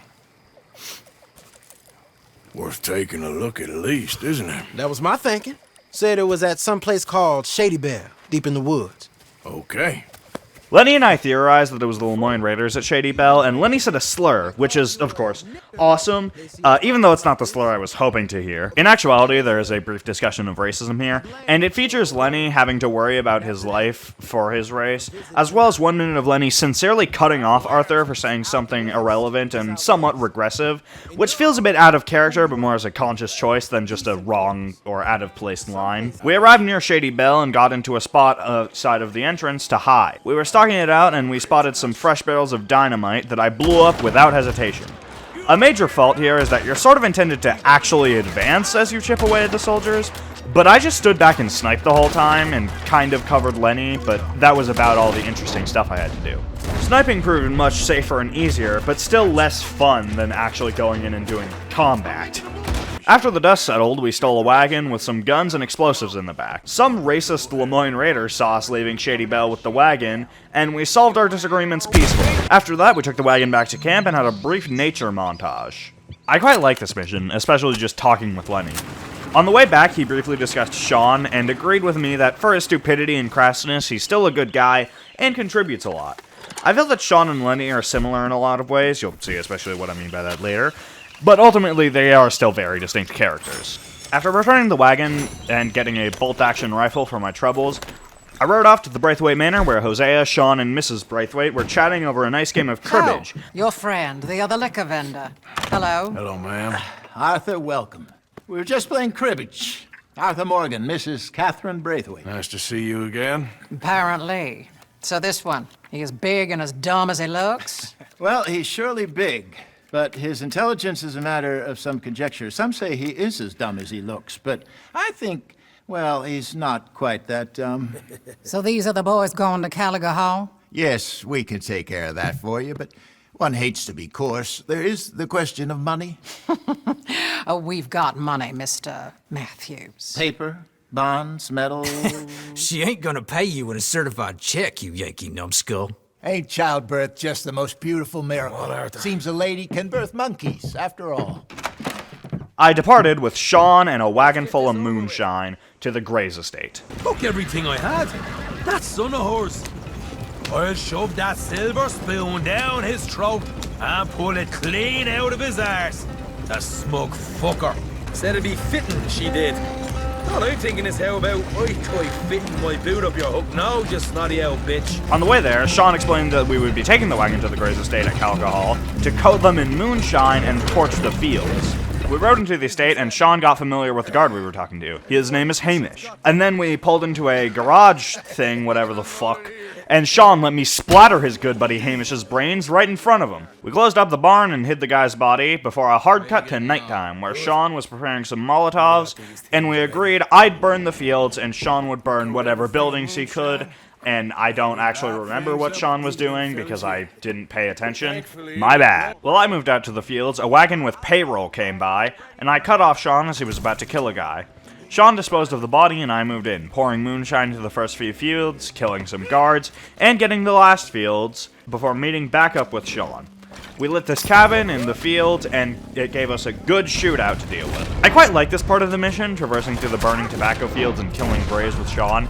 Even just in its appearance, it's a lot brighter than most missions you see in the rest of the game, with the possible exception of Chapter 5, which is quite colorful. We ran to that wagon from earlier, and I freed the horses as Sean took the payroll before we fled on horseback, and we exited without even trampling their fields because we are distinguished gentlemen. Interested into the fight Dutch has put us into the middle of here. I hope him and Hosea are right and that there's some money at the end of it. Well, what now? Head on back to camp. I quite like this mission. It's one of the most memorable ones with Sean, although that might just be due to its proximity with other events. We got something cooking you might be interested in. Am I gonna like the sound of this? Been cooking since Horseshoe, but you went and kicked up all that commotion in Valentine. Now, we was preparing to rob the bank there until you got involved in all that nonsense, and I don't know, I just feel like it's unfinished business. That wasn't my fault. It was just one of them things. How come every time I get in trouble, I'm called a fool and an idiot? But when you get in trouble, oh, it's just one of them things. It's a good point, Arthur. A very good point. We went on to discuss the plan and agreed to wait until morning to hit the bank. Herr Strauss? That man, the debtor, Thomas Downs, apparently he's dead. Dead? Huh. Well, he didn't seem very well. His wife. I believe he has a wife and child. She will assume the debt, of course. Of course. Then you can. Head up there and collect. We lent them a lot of money. Okay. Gentlemen, let's go rob ourselves a bank. What's the plan then? Oh, we're gonna send Karen on in ahead as a distraction. Then we're just gonna rush on in afterwards. Just a small bank in a little town. Nothing that big in way of security. We just need to bring you along as a insurance policy. Yeah, that sounds about right. Bill says he had been working on some deals with the Greys, and the rest of this very long ride from Clemens Point to Valentine was boring. After arriving and leaving our horses across the street from the bank, Karen asked if she should play the lost little girl or drunken harlot in the bank. She walked in, did her act for a minute, and once she announced that it was a robbery, we ran in, and Lenny handed me the keys to get the teller and force him to unlock the vault. I beat him a few times, and he confirmed, after opening the vault, that he could not unlock the lockboxes within it, and I looted a lot of money, and one of the lockboxes didn't open, so naturally I just phased my hand through the metal door. After that, the law had surrounded the bank, and Karen greeted them. If the shooting starts, you're all dead. I'll go. Follow me. What are you, insane? Probably. Don't shoot! Don't shoot him! I made a terrible mistake. Get out of there, miss! Sorry. We immediately slaughtered the lawmen in front of us and took off on our horses, riding through the hills and plains before having a passing train act as a barrier between us and the law. Arthur contended that the lack of death from this robbery was a downside, but I choose to see it instead as a massive dub. I then rode off to Mrs. Downs' house, sort of a B-plot to this mission, paralleling the illegal bank robbing with the arguably more immoral, yet still legal, loan sharking. Your husband knew the rules when he took that money. Now, I'm real sorry about the way things turned out, but he had a choice. Ain't my fault about the way the world is. He didn't have a choice.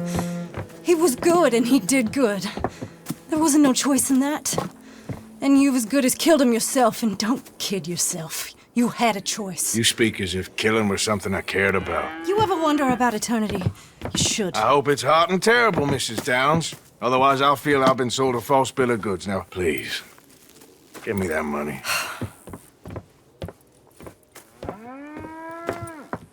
Either you got a lazy eye or lack of respect. Which is it, boy? I ain't got no lazy eye. No respect for the likes of you. Well, maybe when your mother's finished mourning your father, I'll keep her in black, on your behalf. You think on that, boy? Well, maybe you shall, sir. And maybe other events will transpire. You best stick to them books, because mark my words on this. Vengeance is an idiot's game. Ah, Mrs. Downs, thank you for your punctuality. It's next to godliness, isn't it? That's cleanliness. I'll have to take your word on that. Good day. After recovering the debt, Arthur listened to My Chemical Romance on his iPod and wallowed in his sadness on the way back to camp.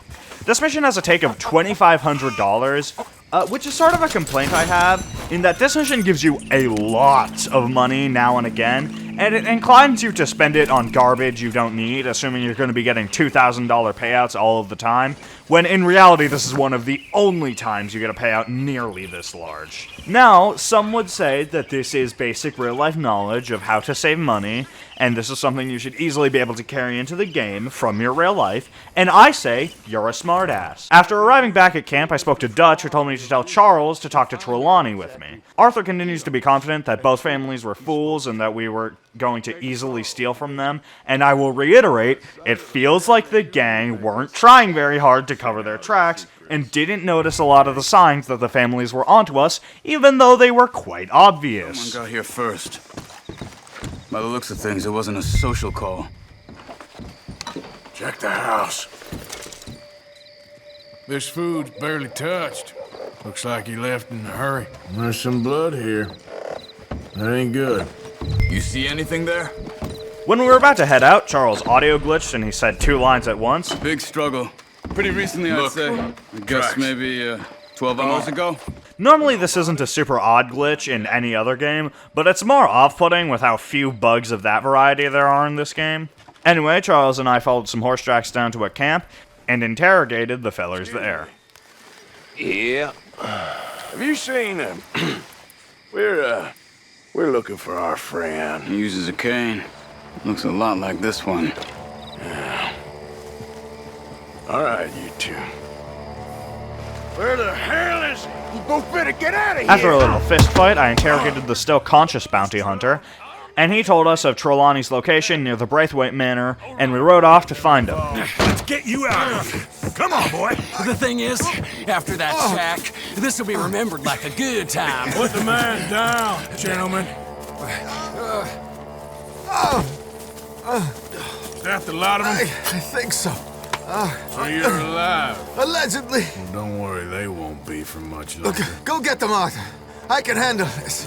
We chased them into the cornfields and easily killed the first two before finding the ditched gear of the third, and while searching for him...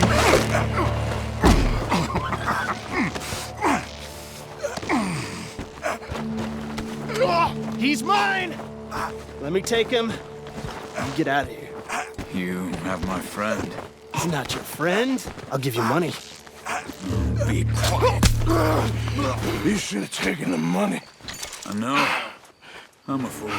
We quickly got attacked from the nearby barn and quite quickly killed all of them with ease. We ran back to check on Trelawney, who was luckily still alive, and side note, why is Trelawney so hot and fuckable with his hair a little messed up? I want to obliterate that twink so bad. Charles and Trelawney rode back to camp, and I was free to ride wherever I wished. This mission honestly feels a little out of place, like they needed something unrelated, incidentally totally breaking the pace of the main Chapter 3 storyline, so they just picked some relatively unimportant character to go missing, to end in developing Charles' character a little more with saving Arthur. There always seems to be more and more civilization. I want to get back in the open country of the West, or what's left of it, but well, even that ain't the way I remember it. While en roads heading to the next mission, I noticed a boy in the gunsmith's basement who had been kidnapped. So I held the shopkeeper at gunpoint and forced him to open the basement. I shot the gunsmith directly in the back of the head and freed the child he had kidnapped. I arrived to talk horse cash with John and Javier, and the only important thing that happened for like the first 8 minutes of this mission was that Big Man Gray told me that we could get $5 grand for stolen Braithwaite horses. We rode off to Braithwaite Manor, and John weaved a good yarn about having made an appointment to buy the horses. We made our way in and met the definitely racist stable hand, who told us he had some horses for sale, and I killed him. We calmed the horses, tethered them to Javier's horse, and quickly got spotted leaving the Braithwaite Manor, shooting our way out of the grounds, and eventually leaving with the horses somehow alive. What you boys want? Heard you paid good prices for horses.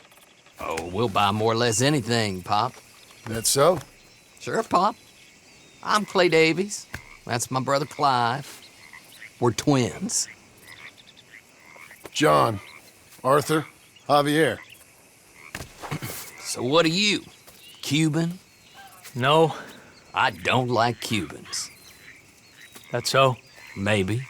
Why, what do you care? You ain't Cuban. Maybe I like Cubans. Ooh, you're funny. He's funny. Ain't he funny, Clive? Clive don't talk. We're twins, but I was born first. He came out all yellow and black, but he's okay. Sure. Yeah, I know these horses. They ain't yours, but I like you, and I can give you 650 for them.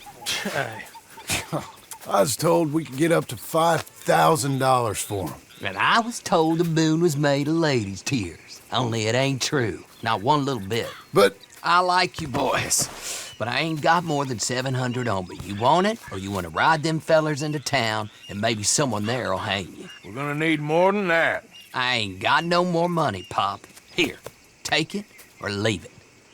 Uh-huh. All right. You goddamn fool, Marston.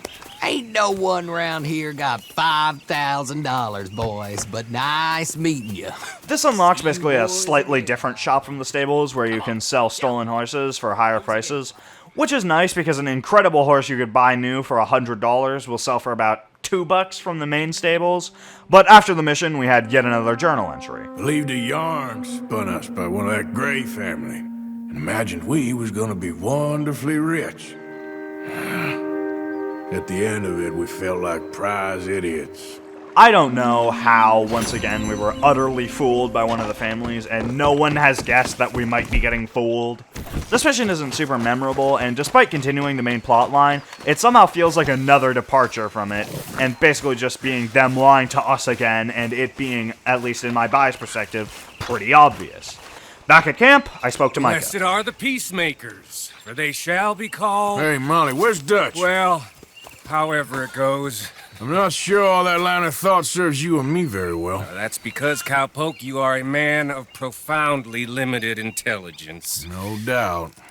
Well, you and the old man and Dutch have been running around, digging us ever deeper into shit. Old Mr. Pearson might have gone and lightened the load a little. Pearson! Ain't you curious? I guess. Gentlemen. Dutch, you tell him, fat man. It's peace, Dutch. The O'Driscolls. I think there's a way. What on earth are you talking about? Get the words out properly, fat man. I met a couple of the O'Driscoll boys on the road into town, and things were about to get ugly. But you know how I am in a fight, huh? Like a cornered tiger. Anyway, somehow it didn't, but we got to talking, and they suggested a parlay to end things. Like gentlemen. Gentlemen. Combe O'Driscoll. Have you lost your minds? You're always telling us, Dutch. Do what has to be done, but don't fight wars ain't worth fighting. They want a parley? It's a trap. Well, of course, it's probably a trap, but what do we got to lose finding out? Get shot. We ain't getting shot because you'll be protecting us. It's a trap, you shoot the lot of them. If it ain't a trap, that's slim chance. I don't see the point in any of this. It's a chance you've gotta take. I killed Combs' brother. A long time ago.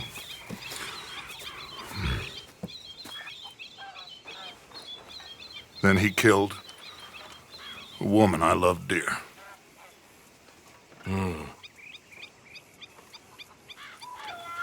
As you say, it's a long time ago, Dutch.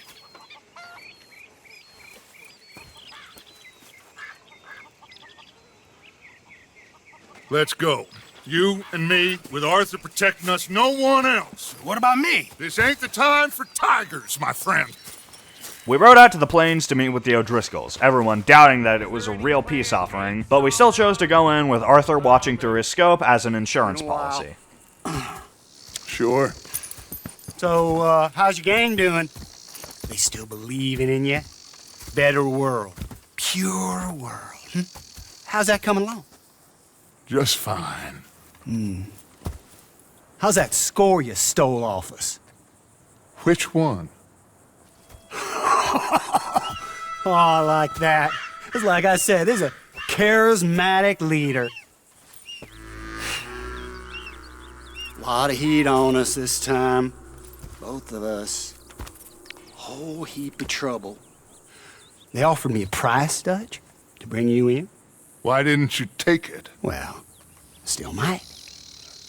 I am sorry about your brother. Yeah, well, I never liked him much.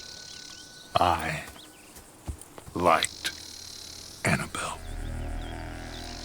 You always loved the ladies, Dutch Vanderlyn.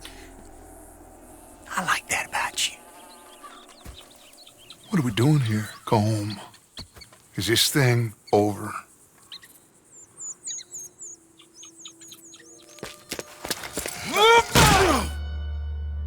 Despite being present as a background villain for nearly the entire game, Colm O'Driscoll is rarely on screen, this being the first real clear shot of his face.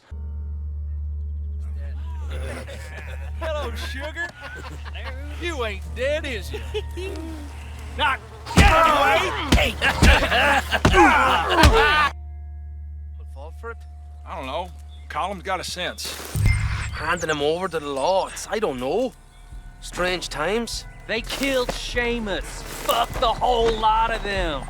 With this fella Coleman Pratt, we can draw them all back. I tried to crawl away and obviously couldn't. He's escaping. Shoot him. Relax. Relax. I got him. Did I kill you? Oh, not yet. No, of course not. Not yet. But I will.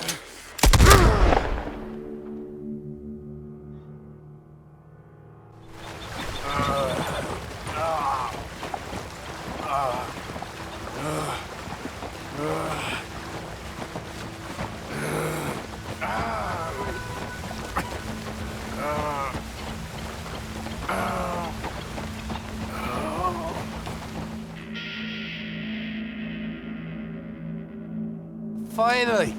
Put his weapons over there!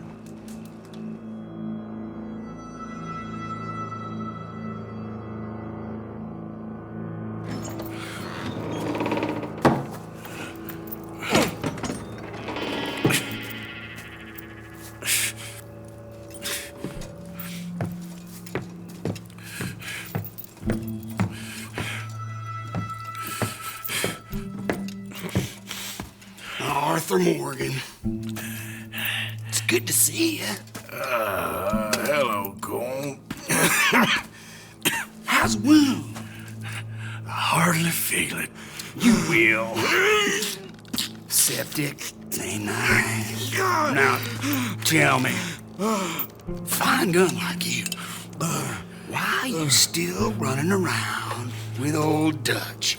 Could come right with me and make real money. It ain't about the money, Colm. No. It's Dutch's famous car son. You killed a whole bunch of my boys. That 6-point gag. I ain't got no clue what you're talking about. Oh, you lie, my friend. And I thought Dutch preached truth. Let me go, Colm, and end all this crap between you two. We all got real problems now. The way I see it, they get him, they forget about me. They ain't the forgetting sort. If I were you, I'd run as soon as I had the money. I know you would. But see, we lure an angry Dutch in to rescue you, grab all of you and hand you in, then disappear. So you only met with him to grab me? Of course. He's gonna be so mad. He gonna come raging over here. And a whole lot of you. And the law will be waiting for him. Arthur. Arthur, I missed you.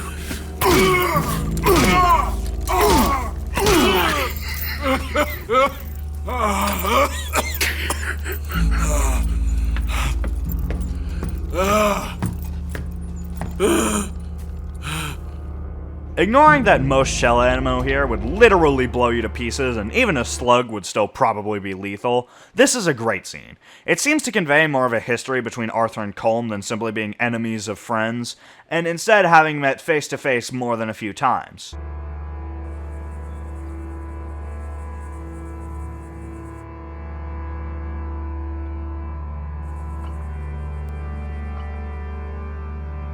I swung around until I could reach a file with which to lockpick my shackles. Next was a sequence in which I had to cauterize and disinfect my gaping shotgun wound, which is like cool sheerly by how disgusting it is. Next up, I heard an O'Driscoll coming into the basement, and a number of them outside of the basement. For whatever reason, the O'Driscoll only had ineffective throwing knives rather than any actual firearms. Luckily, they had kept Nico, not sold him or killed him, even though they probably wouldn't need a new horse, and they're cool bastards, so killing him would be in character. Anyway, I rode back, trying to simply survive to camp despite getting shot at.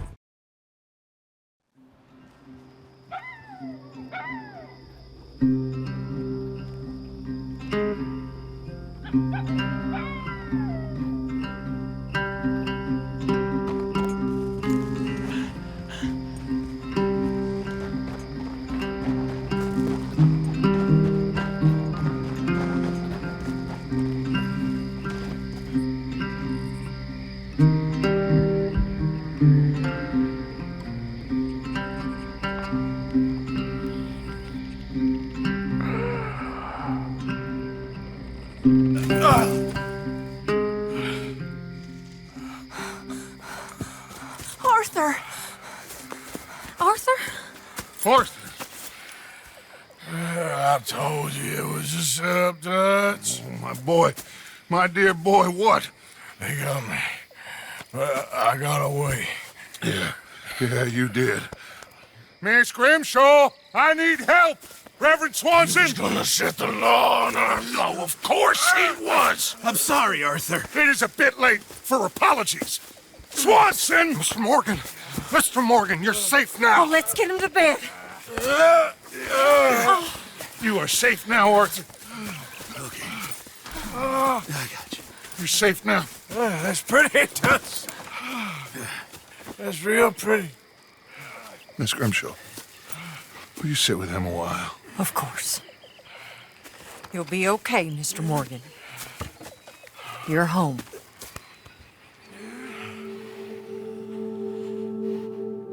This concludes Blessed Are the Peacemakers. It's an extremely memorable mission, and despite its lack of really any gameplay, I enjoyed it. It's almost like it's hard to make a game that does fucking everything on the planet without sacrificing some components. The a few weeks time skip does feel like a bit of a cop-out, but I don't really see any way in which Arthur could go without use of his left arm for upwards of 2 weeks and the game wouldn't be incredibly boring. I thought I'd be burying you, Mr. Morgan.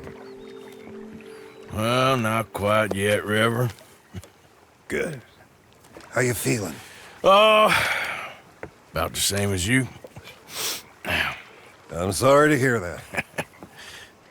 Well, take care of yourself. You too.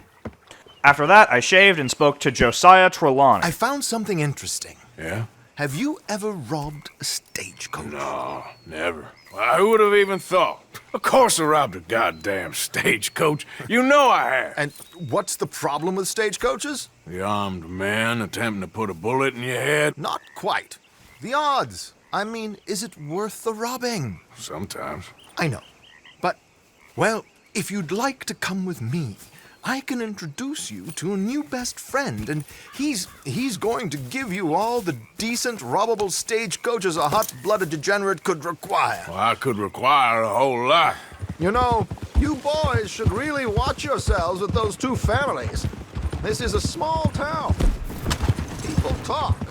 I tried to mention it to Hosea, but you know how he Thank you, Trelawney. Jesus, someone fucking understands me. Oh my god, I love you so much. We arrived at the train station and spoke to the schmuck behind the counter, who could tell us about valuable stagecoaches. Also, Trelawney told me to meet with Bill in town soon. I ain't sure about going back to Strawberry after all that Micah business. Didn't sound like you left anyone alive to recognize you, so I wouldn't worry too much, dear boy. All this trouble. You gentlemen are becoming quite the celebrities, aren't you? Soon you'll be on the front of a dime novel. And dead, of course. According to this, the loot is located in a strongbox, which is in the back. I'll put on a little performance, and you can scurry around, open the strongbox, and relieve them of their goodies. And how do I open the strongbox without threatening someone to open it for me? This should work. And I can do this silently? Well, I'm hoping complete silence won't be necessary. But you're going to wish you had your earplugs. Walking behind the stagecoach, I heard it stopping, and then I could not break the fucking lock. I swear to God, they noticed me immediately, and the fucking lockbreaker didn't work. Fuck this. I shot and killed the guards, although there is a somewhat entertaining sequence if you wait a little longer, and I ran off after collecting the money. Josiah was all smug like he didn't give me the lockbreaker that doesn't fucking work. We are definitely not in love anymore. I hate this guy. Honestly, I knew what was happening in the next mission, and I was definitely not looking forward to it. This was the mission Trelawney had talked about that I would meet Sean for. I was dreading it so much that I had basically just set up camp in the swamp and taken in the vibe for a second. But regardless, I did walk into Rhodes to meet with Bill, Micah, and Sean for a business opportunity with the Greys. Been waiting for you, Arthur. Well, I'm sorry to have kept you. Come on, let's get going. What's the plan? We're meeting a couple of the Greys over at the saloon. They spoke to Bill about a job, needing security. After the farce of stealing the horses for them, why are we doing this? Because we need to stay in with them, and they're paying. So what kind of security they want? We're about to find out. Now come on. This seem legit to you, Bill? Sure. Dutch said we was to keep on dealing with them until we find this gold. Can we trust them? Can we trust anyone? Yeah. Let's just see what they say. They said there was some big misunderstanding about them horses. And what about boarding their fields? They don't know we had anything to do with that. Oh, that's so. Yeah, they think it was the Braithwaites. Listen, I know these Grey boys a bit now. This is on the level. We're stuck in the middle of some ancient feud, but instead of playing both sides, we're being used by both of them. They were saying that Catherine Braithwaite... Hey, hold up. This don't feel right. Now it don't feel right? I could have told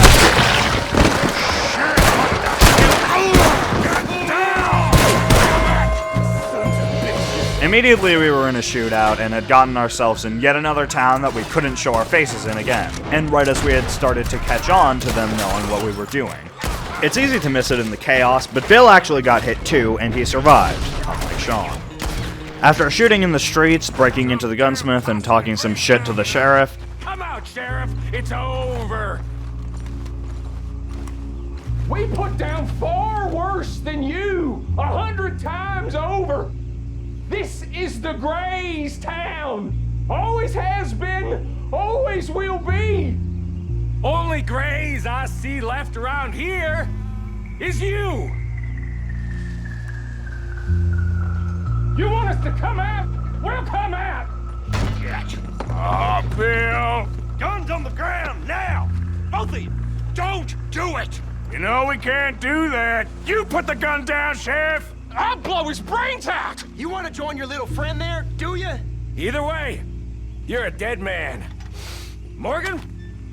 I entered another Deadeye sequence and took down the last of the Greys. This is, for better or for worse, one of the most memorable missions in the game, and Sean is one of my favorite characters, despite being in the game for the shortest of any character in the gang. Well, excluding 2 people in Chapter 6, but they don't count. The scene of Sean's death is definitely the most shocking in the game. Honestly, one problem I have with it is that there are still plenty of living Greys. Like, it's referred to in the letter that I did not write about it in the script, but I'm now freestyling in VO, so, you know, this is gonna be totally fucking incoherent. But basically, yeah, there are a lot more Greys left. There being so many Greys left means that it's kind of anticlimactic to have this massive shootout, and it turns out that they're just fine.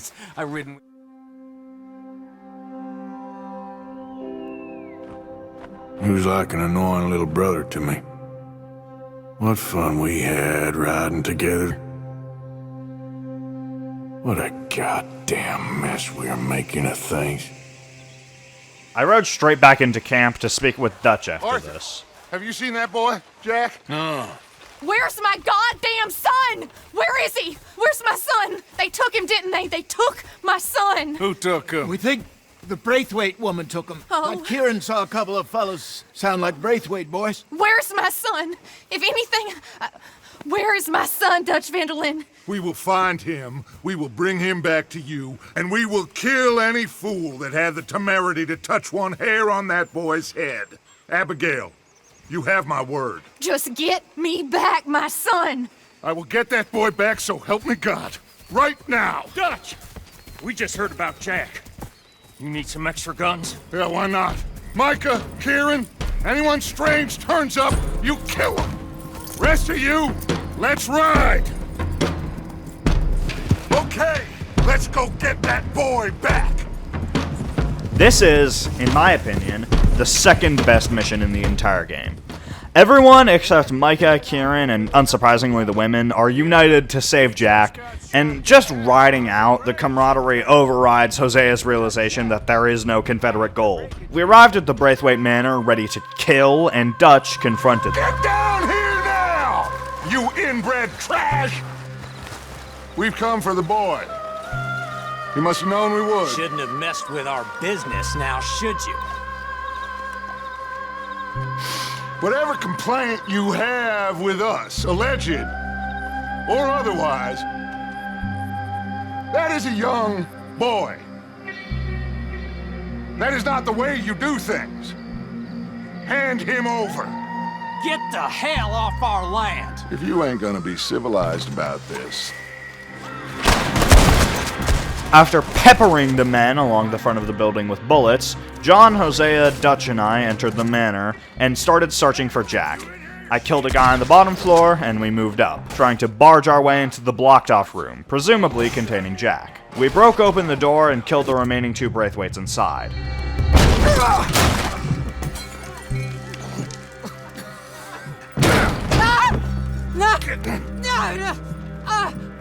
You want me to kill you too, old woman? You bastards! Where's the boy?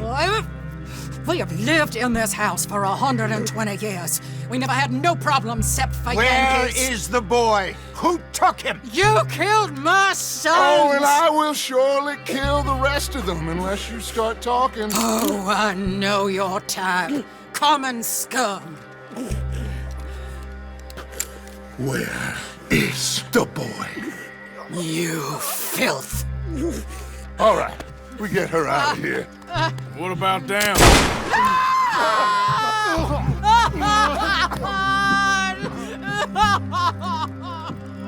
Now let's get this hag outside. Any more of her sons to deal with? No, reckon they're all dead. We chose to burn the place to the ground. Jack nowhere to be found. We took Catherine downstairs, and Hosea got the mansion going. I never liked you. Why'd you take the boy, Mrs. Braithwaite? You stole my Boys are off liquor. limits. You stole my horses. Ain't no rules in war, mister. Matthews. Yes, that's it. Where's the boy? My sons gave him to Angelo Bronte. So my guess is Saint Denis. Either there or on the boat to Italy. Let's go.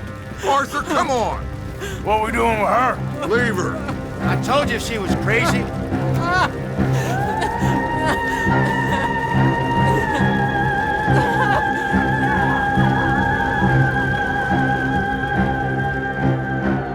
This is my second favorite and arguably the best mission in the game, although I still think the finale takes that spot for me of best. The gameplay is, once again, quite bland, but the camaraderie and teamwork is incredible to see. My only complaint is that we simply do not get to see Catherine Braithwaite die, which would have been real cathartic. It's gonna work out, John. It's gonna work out. Listen to Dutch. Now, I don't expect you to understand this, but I have never been more proud of you than I am right now, brother. You're doing the right thing. If I don't get that boy back safe, she'll kill us all. I know, but looking at this logically, well, that boy is fine. They took him to scare us. Nobody takes a boy to harm him. He's right, John. What do you think, Arthur? The boy will be fine. But, well, of course Marston's scared rotten. I mean, we killed all those people. We stirred up all that trouble. For nothing.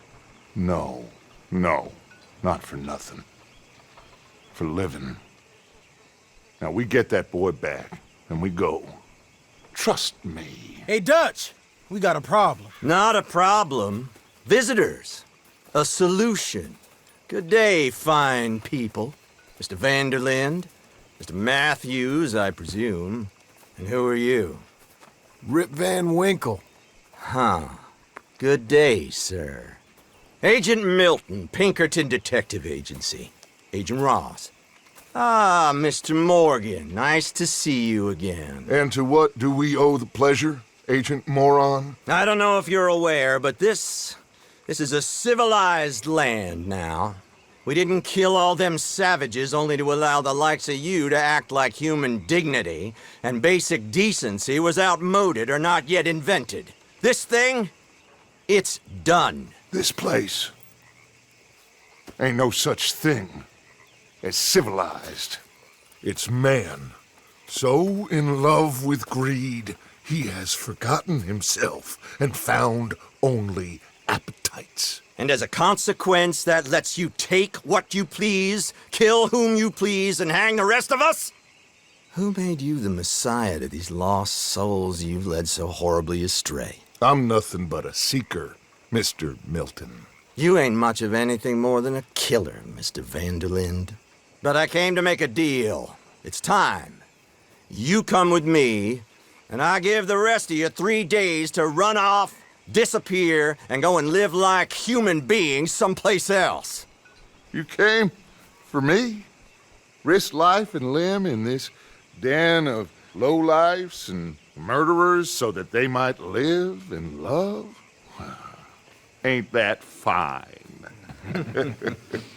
I don't want to kill all these folk, Dutch. Just you. In that case, it'll be my honor to join you. Excuse me, friends. I have an appointment to keep with... I think your new friend should leave now, Dutch. You're making a big mistake. All of you. Yeah, dreadful.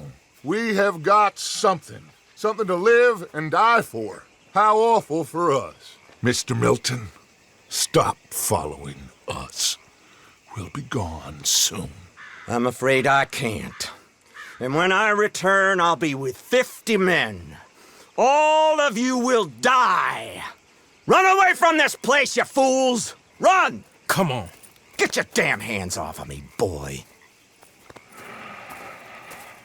What now? We get out of here. And quick. Any ideas? I know a big old house, hidden in the swamps outside Saint Denis. I'm sure they'll find us eventually, but it should buy us a few days. A few days is all we need.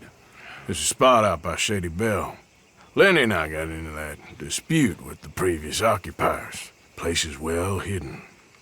You and Arthur, ride out to make sure no one else has moved in. Lenny, you go follow those fools out of here. Make sure that they leave. And John, we'll get Jack back, and we'll get going.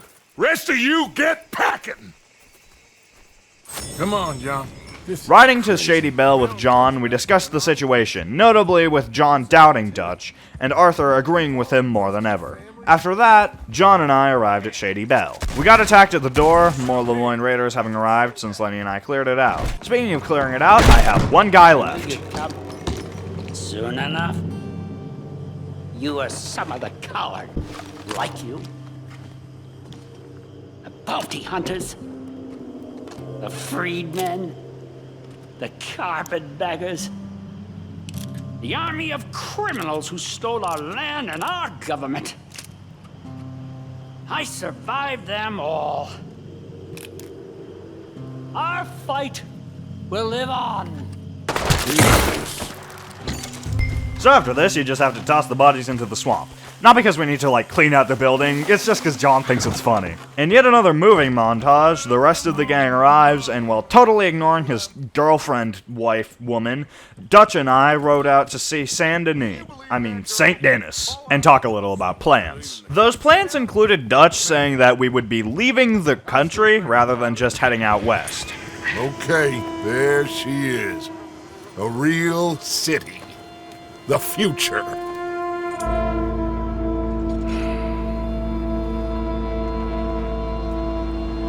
Big cities, they're always repellent.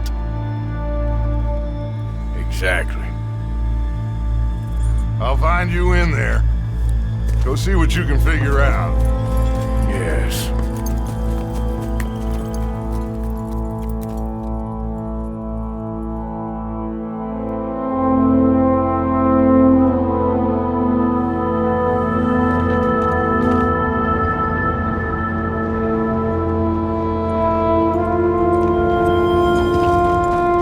I immediately went to the center of the city and got upgrades from the gunsmith, mainly in regards to gear rather than weapons. I haven't talked much about the environments or the graphics of this game yet. They're good, and while I do think they're good, I also think they get a little more hype than they've earned. Don't get me wrong, the game is incredibly pretty, but as I see it, it goes too far in an attempt to make the game more beautiful than real life, which is an impossible feat, and it ends up falling into this sort of gray area where it's superficially very pretty, but it doesn't feel real, particularly in scenes that are normally just not very pretty sights. Like, every single field in the game doesn't need to be absolutely breathtaking. Having places where the game isn't utterly gorgeous makes the gorgeous places seem really incredible. I will say, though, I really like the cities. And the thing that prompted me to talk about this subject was that Saint Denis is possibly my favorite city in any game ever. Just upon entering and seeing that there is a proper police force, with the context of having your friend murdered by basically the police, and the whole central point of Chapter 3, you can get an idea of the kind of corruption that goes on in here. You're here to see Angelo Bronte, who, as we would soon learn, is like the level of rich evil billionaire that Big Bezos and Mr. Musk would be aspiring to. And naturally, he basically runs the police force of this town. Oh, by the way, I was not kidding about how this game treats rich people. Honestly, the only villains in this game that aren't rich are the O'Driscolls, and arguably the Lemoyne Raiders and the Murphy Brood, but they aren't really villains in the same way as the O'Driscolls. Although, as this game would eventually show, maybe the O'Driscolls weren't so much worse than the Vanderland gang. But yeah, the Pinkertons, Leviticus Cornwall, Angelo Bronte, the Greys, the Braithwaites, Alberto Fusar are all filthy fucking loaded. Anyway, as I was saying, all of the towns in this game are beautiful and unique and natural and beautiful. Valentine brings the energy of an old livestock town, barely changing for the past century. Saint Denis feels bursting with life and like the future of civilization, even though this was over a century ago. Strawberry feels like a quaint town trying desperately to be something more than that. Emerald Ranch is kind of like if Valentine was boring.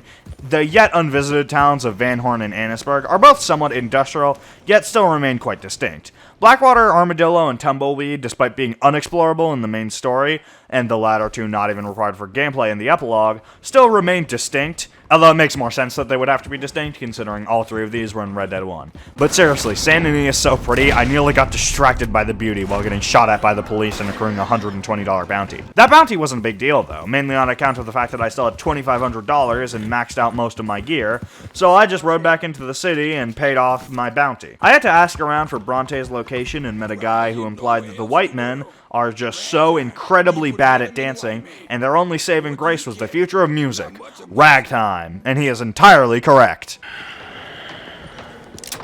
Stick 'em up, cowboy. Yeah, real funny, Dutch. Oh, I thought so.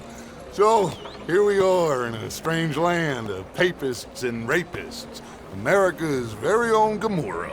Yeah, cities all look the same to me. So, how you get on? I've been asking around about Mr. Bronte, and from what I've heard, this establishment is our best lead, but I haven't had any joy in there so far. So, I should just give it a shot? I think so. Just keep it cool. You know me? I'll meet you back here anon. I went into the saloon filled with disgusting rich people and ordered some overpriced whiskey. And asking the guy behind the bar about Bronte, he was awfully cagey and aggressive about it. So I promptly went to leave the saloon. Angelo Bronte, Mr. Big, Mr. Italian spaghetti-eating, long streak of piss big. Yeah, he makes my skin crawl. Some swarthy cocksucker. You know what I mean, friend? Where can I find him? Oh, well, I reckon you talk to them kids in the alley, they'll know, I guess. Careful now. Immigrants, they're not to be trusted. While I did try to shoot him for being anti-immigration, I literally couldn't. That guy's not important or anything, he's just unkillable for no reason. Anyway, I ran back into the alley and greeted the kids there, who charged me merely to know where the guy lives, but gave me a nice little tour around the nearby area. Them fine steeples. Hey, you little pair of shits! Chasing the kid through the streets and eventually the alleys is interesting, mainly in that it shows you the best way to hide from the police if you're wanted in town, and just seeing these little kids working for Bronte in a clearly corrupt society is another strong instance of the corruption in the city and how terrible this new civilized living is. Eventually, it seemed I had chased the kid into a corner. What's the problem, friend? Give me my things, boy. What are you talking about, friend? I ain't your friend, but that kid is, and he robbed from me. Now give me back my stuff and take me to Angelo Bronte. Senor Bronte. That kid was gonna show me before he robbed me. Now, come on. You new in town, mister? Come on. Mr. Bronte's got a lot of friends, mister, but I ain't never seen you. We ain't friends. You don't like no one, mister. Mr. Bronte, he's got fine hair. He got a beautiful house, and I am proud to work for him. He got 50 men, mister. Why he gonna care a thing about you? I just want to speak with him. I'm sure you do, mister. You and them friends of yours been asking about him all over town. He been mighty disrespected. Bunch of muddy Yankees in town asking questions. Well, you and your friend should pay him a visit, mister. He's got a big house on Flavian Street opposite the park. Hey, yokel. Now, get out of here. I ran off to speak with Dutch after that and told him about Bronte's location. Where you been? Getting robbed? Who by? Bunch of children. I won't inquire anymore. But I found Mr. Bronte. Seems to be some Italian Mr. Big in town. Everybody knows him, but nobody wants to talk about him. Apparently lives in a big house on Flavian Street opposite the park. Good work. So what now? We go pay him a visit. I'll get John, you meet us there. Whatever it takes, we need to get that boy back. After this came another journal entry. I cannot decide which I like less. The swamps or the city. Both are full of parasites, reptiles, and slime. We're a long way east to land we know, and far from real open country. I really enjoy these first few missions of Chapter 4, even if just for the exploration of Saint Denis. It's a really captivating... God fucking damn it. Dude, if you commit vehicular manslaughter in real life, there's like maybe a couple cops there. I speak from experience. But in this game, there's like one mildly lethal horsing accident and the entire goddamn state police force is here to pop a cap in ya. I tried riding the Saint Denis streetcar thing, and this has got to be the worst method of transportation possible. Like, genuinely, it is so slow and it stops at every goddamn street, and you don't even know where it's gonna be going. So, you know, you could just get dropped in the middle of fucking nowhere. Oh, also, I took a bounty for Lindsay Wofford, a big guy amidst the Lemoyne Raiders. It was for $100 that I didn't really need, but it was a fun side quest while I wait for the law to forget about me killing a guy and non-lethally shooting another so I can talk to Dutch. The guy was chilling with some of his subordinates in an old Civil War fort, and oh my god, the gameplay is actually fun. I mean, you can be in and out of the place in like a minute, but it's dynamic, and it's interesting, and it's actually somewhat challenging, and the enclosed environment is difficult to navigate, and it's like they actually thought about the gameplay for the only time I'm aware of. Anyway, yeah, I took Lindsay's body to the sheriff's office, and could do Dutch's mission with Bronte now. So after collecting my reward, I arrived at the estate with him and John. What do you know about this guy? Not much, just he's some slick little greasy-haired European who's clearly got power and money. Excuse me, sir? We then arrived at the gate where Dutch worked his magic to get us into the estate, and we had a face-to-face with Bronte. Chi sono sti buffoni? Sono qui per Picciotto. Coi soldi? Why do you take his son? Excuse me. I said, why did you take his son? We ain't got no problems with you, sir. Nor you with us. But if you want to start one, there's going to be a lot of folks dead in this room before it's done. So, you walk into my city, stinking of shit and looking like this, and you come into my house before you have a bath and you tell me how to act? You ask me to show compassion. Have I not shown you almost infinite compassion already by simply allowing you to breathe in my presence? Indeed you have. Now, we are simple country folk. All we have is each other.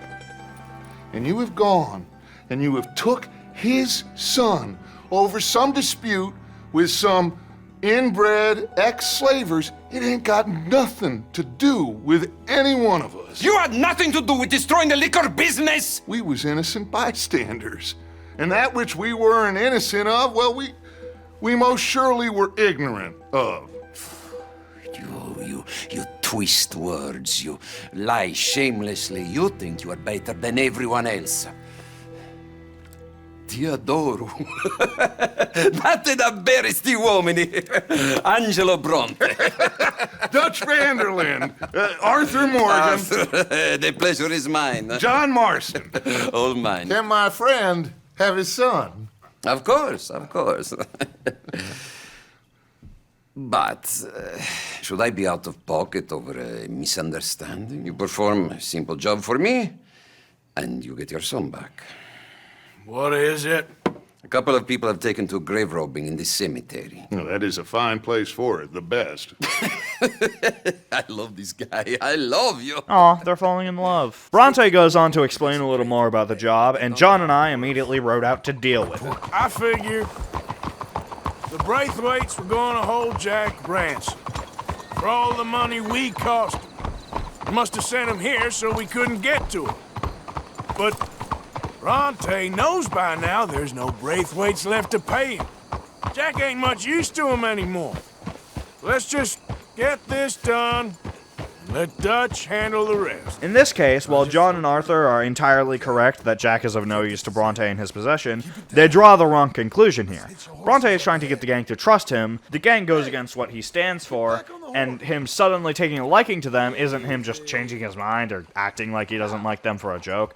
It's him realizing he can take advantage of them to do some of his dirty work before disposing of them by means of the police force he owns, or just good old-fashioned murder. John and I broke into the cemetery searching for the grave robbers, and this foggy atmosphere in a graveyard is fucking awesome, if nothing else. The graveyard acts as another place with complex construction and lots of nooks and crannies in which to hide in from the police, if need be. Regardless, John and I found where the robbers should be, and we broke in. You boys found my package, watch it! After vanquishing the thieves, we searched for their stash, and after collecting a massive take of, wow, this must be at least 50 cents, we had the law sicked on us. So, these police officers have police dogs, and like, come on, man. On top of being absolutely horrible to do, killing these dogs loses you honor. So am I just supposed to die? Or what? Like, what the fuck? Also, this mission makes you kill a lot of cops, and the cops aren't exactly cheap bounty-wise. You're looking at upwards of 20 bucks a kill. I was trying to avoid killing in ways that would raise my bounty, and still ended up with about $120 on my head.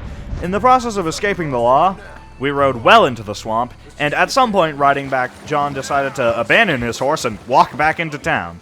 And to my surprise, considering how rigidly scripted this game is, John just rode on the back of my horse. At some point, though, I crashed it and killed my horse, and I wasn't sure if this would count this as my horse actually dying and just spawned me with a default boring horse instead of my beloved Nico.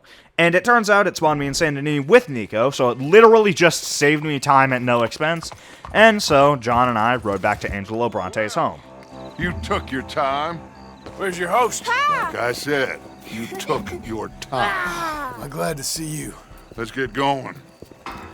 What a fine man. Hey, friend, thank Mr. Bronte for everything. Yeah, I'm fine. Come on. You know, Arthur, Mr. Bronte has invited us to a garden party at the mayor's house. We then rode back to camp, Jack riding with John, and he seemed oddly entirely happier than at camp. And given the events that would transpire over the next 15 years, maybe things would have gone better for him if he had stayed there. Although I don't exactly blame the gang for wanting to get him back.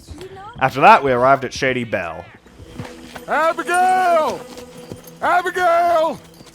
We got you, your son, everything. We got him! Mama! He's fine! I'm fine, Mama. They fed me good. Italian food. You ever eat that? Come here, you silly boy. You got him. You got my son back. Dutch, Arthur, thank you. Thank you. I got my son back! Jack.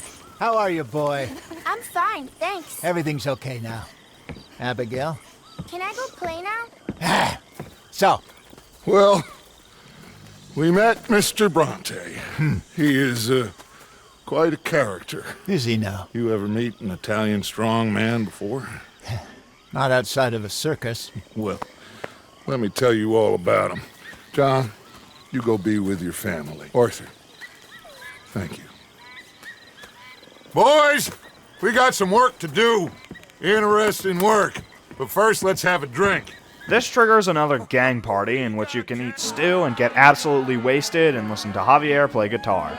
Also, I highly recommend binge drinking. This is awesome. Honestly, the parties are okay. There's not much to do at them, and once you've gotten absolutely pissed drunk and sat by for a few songs, you've pretty much done everything there is. But you can just sleep to pass the parties if you want, so it's not too bad. And I did just that.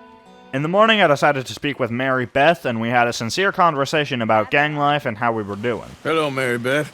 How are you, Arthur? Fine. How are you? Well, I'm well, I think. It's been quite a run we've had, but we're still alive. So, no regrets? Regrets for what? Well, for joining this band of maniacs. If you're a girl without means in this world, life is very scary. You boys cared for me before no one cared for me. Well, life weren't very nice, Arthur. Not after Mama got typhoid, and that was a long time ago. Sure. What about you? I heard you ran into that Mary girl. Yep. And? Got me thinking how that all ended. Long time ago now. What happened? Well, she didn't love me enough, I guess. Or I wouldn't change. Huh. Well, she was a fool then, Arthur. Well, she put a lot of good years in on an outlaw. She definitely was a fool. In these books, life seems so simple, but in reality, I can't make head nor tail of it. Mr. Morgan! Mr. Morgan, we have a problem. A real problem. It's Tilly. What? She's been taken by them Foreman brothers she used to run with. Come along! Right into where Tilly was hid out, Miss Grimshaw told me that Tilly had been abducted by the Foreman brothers, the gang she ran with before the Vanderlands, having killed one of them, leaving their leader, Anthony Foreman, seeking revenge. Breaking into the shack she was being held in, I killed a guard outside, then a couple inside, and eventually broke into the room she was being held in. It's okay, Miss Tilly. Now, let's get you out of here. I thought there was... Yeah, it don't matter what you thought. It's okay. All right, let's go. Oh, come along, miss.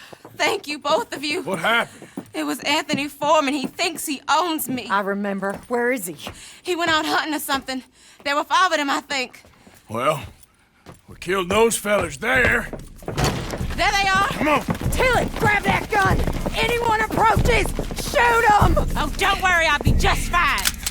Now catch that bastard! We rode off on whoever's horse this is, and I shot down the foreman riding behind him before lassoing Anthony Foreman and stowing him on the back of my horse, letting Miss Grimshaw ride on his horse. Foreman was just yapping and yapping all the way back to the house, and I punched him a handful of times before delivering him to Tilly and Miss Grimshaw. So he's still alive then? I guess. You see this girl? You leave her alone. She killed my cousin. Your goddamn cousin had it coming, Anthony Foreman. I don't care if she shot your daddy and cooked your mama for breakfast. She's mine. She ain't yours. You know, a friend of mine, he always says, revenge is a fool's game. Now, you want all your boys dead? She had her reasons. We was family, Tilly Jackson. You Foreman boys ain't no kind of family I want. Kill him, Arthur. You want that? I want him to go away and tell the remaining of his cousins and the clowns he rides with to leave me alone. Now, you think you can do that, Anthony? Or should I slit your throat and just save us all the bother? I'll leave you alone. History is done. History is never done. It's your call, Arthur. But I'd slit his throat. Go on. All right, you. Come on. Let's get you home. Yeah! Now get out of here. Honestly, while I did choose to spare Anthony Foreman, I think you can glean some insight on yourself from how you choose to handle the scenario. Choosing to spare Anthony Foreman is a highly forgiving action. He wanted to kill Tilly, he's almost certainly killed many innocent people, and there is still the possibility that he will run off and just keep living the gang life and killing people. You could argue that killing him, then, is the more logical, safe, and just solution. Ultimately, I think this decision boils more down to forgiveness and logic, and I feel that for most people, if your choices in the game reflect your real morals, which of these you consider more important will decide which choice you make. Riding back to camp, I decided to start shooting my guns into open air for no reason, like a sane and stable person, and back at camp I spoke to Hosea. Hosea? Hey, Arthur. Come on! If we're gonna make it to this party, we sure as shit better clean up a little. So we're doing this? Oh, yeah. Old friend Dutch Van der Linde's finally showing his true colors. Social climbing. Old Senor Bronte, that horrendous snake, has invited us to the ball, Cinderella. So my suggestion is we go and get you a gown. You son of a bitch. Skipping ahead, we were dripped the fuck out, riding to the party in the back of a stagecoach. And the man accepting guests took our guns before we were escorted through the mayor's mansion to see Angelo Bronte. Ah, the angry cowboys, you arrived. And you've washed per la prima volta questo mese, senza dubbio. Oh, this is quite a party you've invited us to. Yes, quite something. Although I'm not quite sure what. So, this is Saint Denis High Society. Yes, apparently so. And all these people, these are friends of yours, Senor Bronte? No, not quite, not quite. But they certainly are afraid of me. Like that one. See that wretch? He's the mayor. Henri. Bronte continued to point and laugh at dumb people at the party, including Alberto Fusar, a man who runs a sugar business on the Caribbean island of Guarma, before pointing at the natives. Oh, the I have no sympathy for them, because whoever is stupid enough to get tricked by the Americans, no. We see a reaction shot of Dutch, and in the background Arthur, totally straight-faced and slightly dejected as the other people laugh at Bronte making fun of the natives and calling them a slur. So enjoy yourselves and mingle with this vulgar scum. It'll make you long for the days when you could shoot each other and screw cows out on the open range. Those sure were the days. Good day, gentlemen. Good day to you. But before you go, what exactly are your plans here? Well, we've not made any... Well, we are going to need some money. Money, yes, of course. Well, there's money at the trolley station. They keep a lot of cash there in the day. Now, I could not involve myself in such matters. But you... As a guest, yes. As my guest, bah, do it, huh? Okay, good day, gentlemen. Goodbye. Going downstairs, meeting with Hosea and Bill, Dutch told me to speak to the mayor. So I ran down through the party and did some random shit before actually speaking to him for about 5 seconds. You are drunk, Ferdinand. I'm not drunk, you fool. But this man loves darkness. Hey, you are pretty drunk. Yeah, hey, what say you and me cool off? Thank you, sir. My pleasure. Henri Lemieux. I hope you're enjoying my party. The mayor. Allegedly. That's quite a place you got here. It's not mine, and the city is horribly in debt, but we can still put on a good show. Do you know Evelyn Miller? My lord. The writer? Well, we seem to have another deranged drunkard on our hands. Shall we? Oh, my lord, they're fantastic.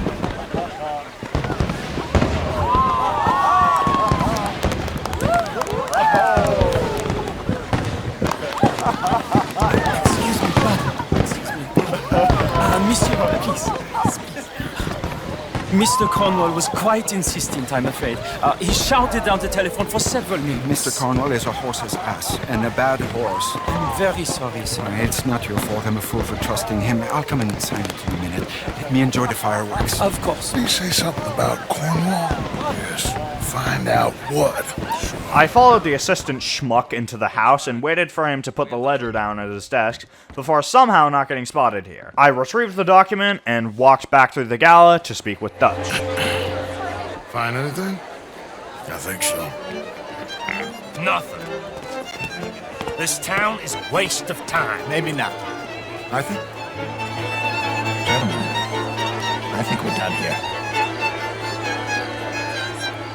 Walking out of the party, Hosea mentioned a potentially massive take from the big city bank of Saint Denis, and Dutch mentions the trolley money Bronte said we could try and get.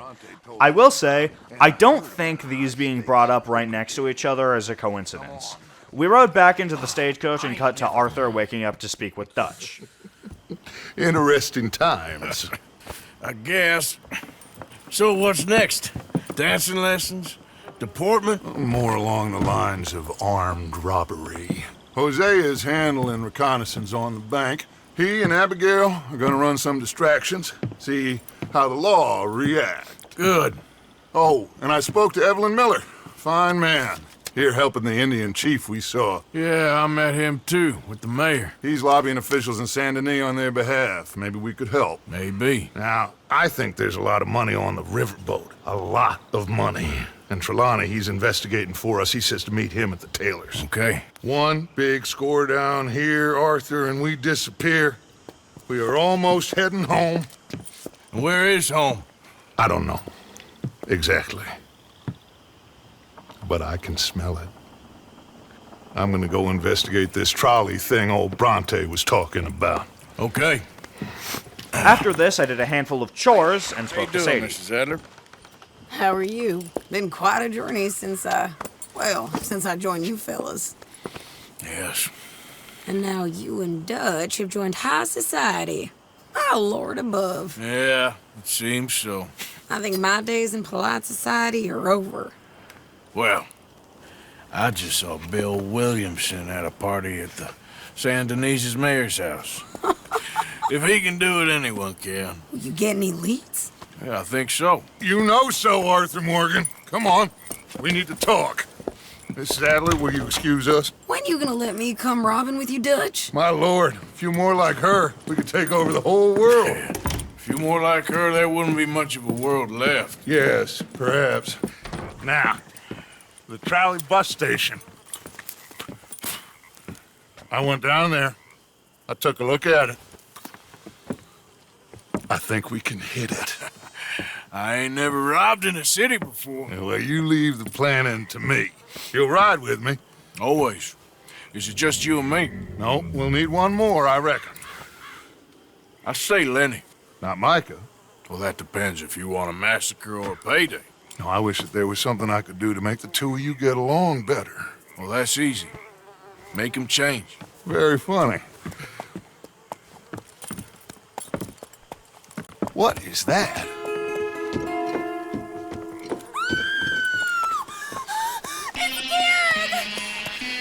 What the hell have they done to me? Look, there in the tree line. Everybody take cover! I am not kidding. Every single time I've seen this mission, which is several times between the series of Let's Plays I've watched to see if anyone else has interesting insight I can steal, and my own playthroughs, I always forget it's about to happen, and it shocks me every time. Right when the shooting starts, you can see Jack running and John protecting him. Just an interesting touch, and another example of Jack being fucked up by seeing a man beheaded with his eyes ripped out at the ripe old age of 4. The non-fighting gang members were brought inside as I made my way out. And for some reason, the only people fighting out front were me, John, and Charles. Micah, Bill, Javier, Lenny, Dutch are all out of camp or not actually fighting.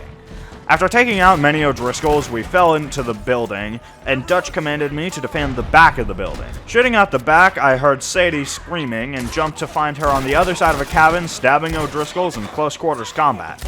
By this point, it's clear that Sadie is fucking awesome and one of the most badass members of the gang, and due to my sheer respect for how cool she is, I decided to stay out and fight with her. We moved out front again with Sadie, John, and Charles before taking down the last of the O'Driscolls. We okay? I think so. Except for Karen here. Poor kid.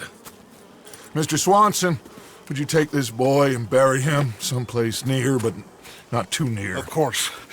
Charles, help me with the body. We need to get this place cleaned up. Mr. Pearson, Miss Grimshaw. Already taking care of it. Come on now, work. Colm O'Driscoll. That man can really hate. So can I, Arthur. So can I. We need to get moving. Away from here. So we should start looking for another camp. You ain't thinking big enough, Arthur. You ain't seeing the vastness of our problems and our opportunities. I'm not sure I get you. You will, son. You will. Meet me near the trolley station. We got work. After this came another journal entry. He saved my life, and I could not save his. Mrs. Adler fought braver than any of us. She is driven by powerful forces I scarcely understand. That's what love has done to her, I guess. I quite like this mission, and the shot of Kieran being beheaded is brutal and really sticks in your mind. But I have one, albeit very small, nitpick, and it's the symbolism behind Dutch saying he can hate. And it's that it could mean a lot of things depending on how you choose to interpret the word hate. I get what it means, but playing without a full grasp of the story, you're probably going to get really confused and forget the line by the time it would make sense. I also want to say that this is one of my favorite missions for its implications for the wider story, really upping the pressure for the gang to get the fuck out of there, and arguably being another domino leading to the events of the end of Chapter 6. But without further ado, I chose to ride off to meet with Trelawney to rob a boat, since that went so well last time. Ah, there you are, dear boy. Yes, here I am. Well, we're going to need to get you smartened up a bit.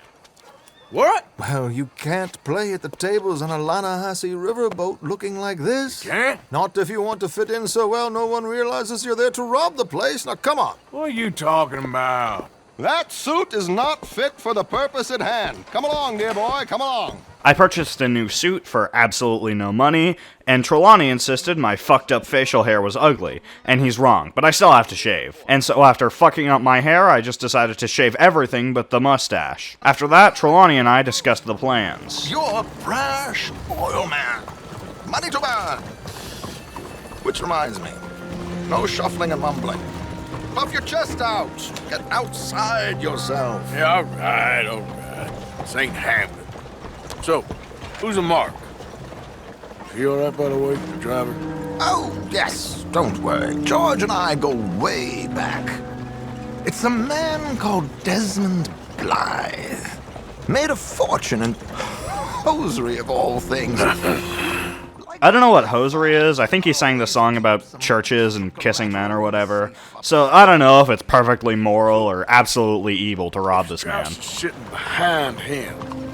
How does he know what cards I got? He won't. But the dealer has recently become a very good friend of mine. Another one. Don't worry, Arthur. We're all the authors of our good fortune. He'll make sure you get the right cards. The coach dropped me and Trelawney off at the dock where Strauss and Javier were waiting for us. You remember this pair of boys we met in New York? I'm afraid we require all patrons to hand over their guns. We had a very hard cut to being on the boat, and Javier saying he would get a guard outfit and get ready to help us rob. I sat down at the table with Desmond Blythe and a few others. I immediately bet $150 and forgot to look at Strauss to see what to do.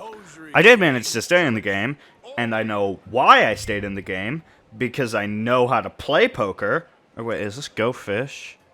100%, totally. I know how to do this stuff. I did actually win the money, because I remembered our plan to actually make money here, though. Shit! I guess my luck held. Is that you done? Done. Bust. Or, you got something else to play with. Meaning? Well, I heard there was some big boys on this boat. Maybe that's not you. No offense. Sit your hillbilly ass down. Why? I got a watch. Look at you. An expensive one. Real fine. Swiss. A Reutlinger, no less. It's in the safe upstairs. It's worth more than you. Okay. I trust you. Now play. As you wish. Desmond Blythe reminds me a lot of Dutch, mainly in his mannerisms and voice. Of course, we've crossed paths.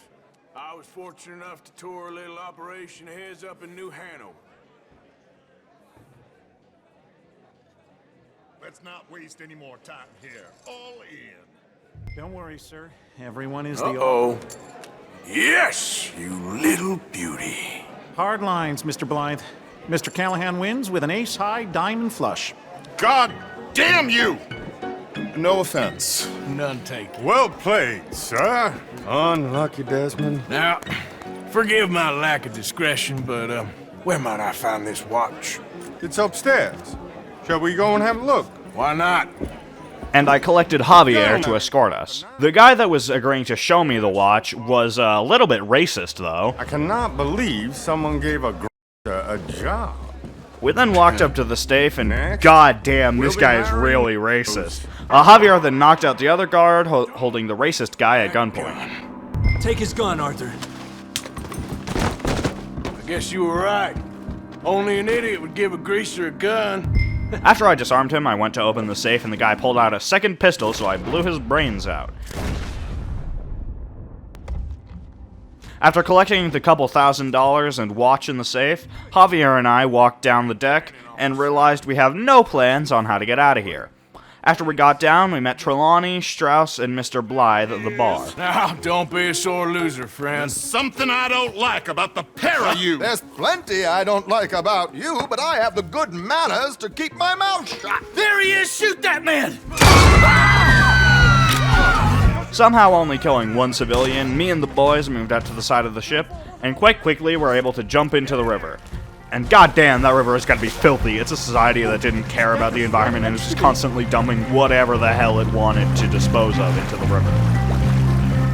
I'm not built for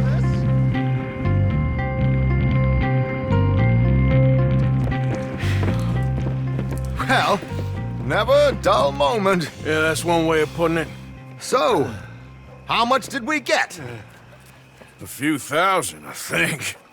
Pretty good. Yes, indeed. And this watch, apparently it's worth a bunch. Swiss, a Reutlinger or something? Nice watch. Yes, it's a Reutlinger, all right. We'll give it back then. All right, come on, let's get out of here. I was right back in Saint Denis, so I went to sell the watch to the fence, and it sold for $155, which is honestly pretty disappointing. I mean, the gold bar the German guy gives you after clearing out Clemens Point with Charles is worth $300 and wasn't hyped up at all, unlike the watch, which you'd think was worth like $5,000 based on how people talked about it. Also, I bought a $1,000 horse. I was bored. Her name is Marriott, like mare, and chariot, because she's a mare and a horse. Anyway, the 2 story missions I had were in Saint Denis, so I wasn't actually riding much with Marriott anyway. Also, Nico is just retired. He didn't, like, die. But yeah, I went to meet with Dutch and Lenny for the trolley station robbery. Come on, keep walking. You're late. A couple of days in this place, you turned into some clock-watching city boy. What's the urgency? We need to leave, forever. We've been doing well, making money, but for us all to leave together, we need enough for a boat. Now, I found a friendly ship captain. He's willing to take us to Australia or Tahiti. We just need to pay for passage and give him money for land when we get there. No questions asked. We will disappear, be reborn. Well, where the hell is Tahiti? South Pacific, an untouched paradise. Who lives there? Tahitians, I guess. We made a bit of money on that riverboat job, but not enough for us to leave and live peacefully. Where's the rest coming from? In there.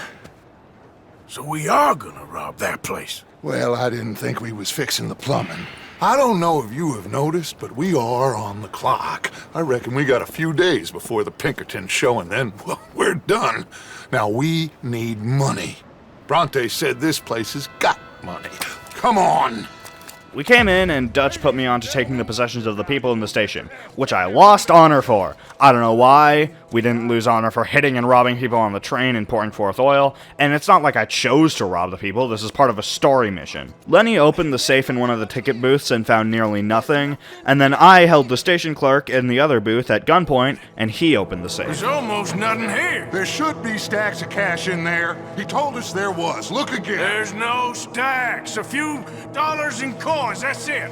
Damn! We got a problem. There's a ton of cops out there. Come on now! We got you surrounded! That greasy son of a bitch! He set us up! You think? It seemed like a good time for sarcasm to you, Arthur. What we gonna do, gentlemen? Something! We try. We try. Follow me, gentlemen! Go now! Does this trolley go to Tahiti? I hope so! Shooting cops as the trolley speeds through the street is actually fun, although it kind of feels like it needs another factor in the gameplay, something to vary it up instead of just shoot, reload, heal, shoot, reload, and so on. Sit down! I'll try.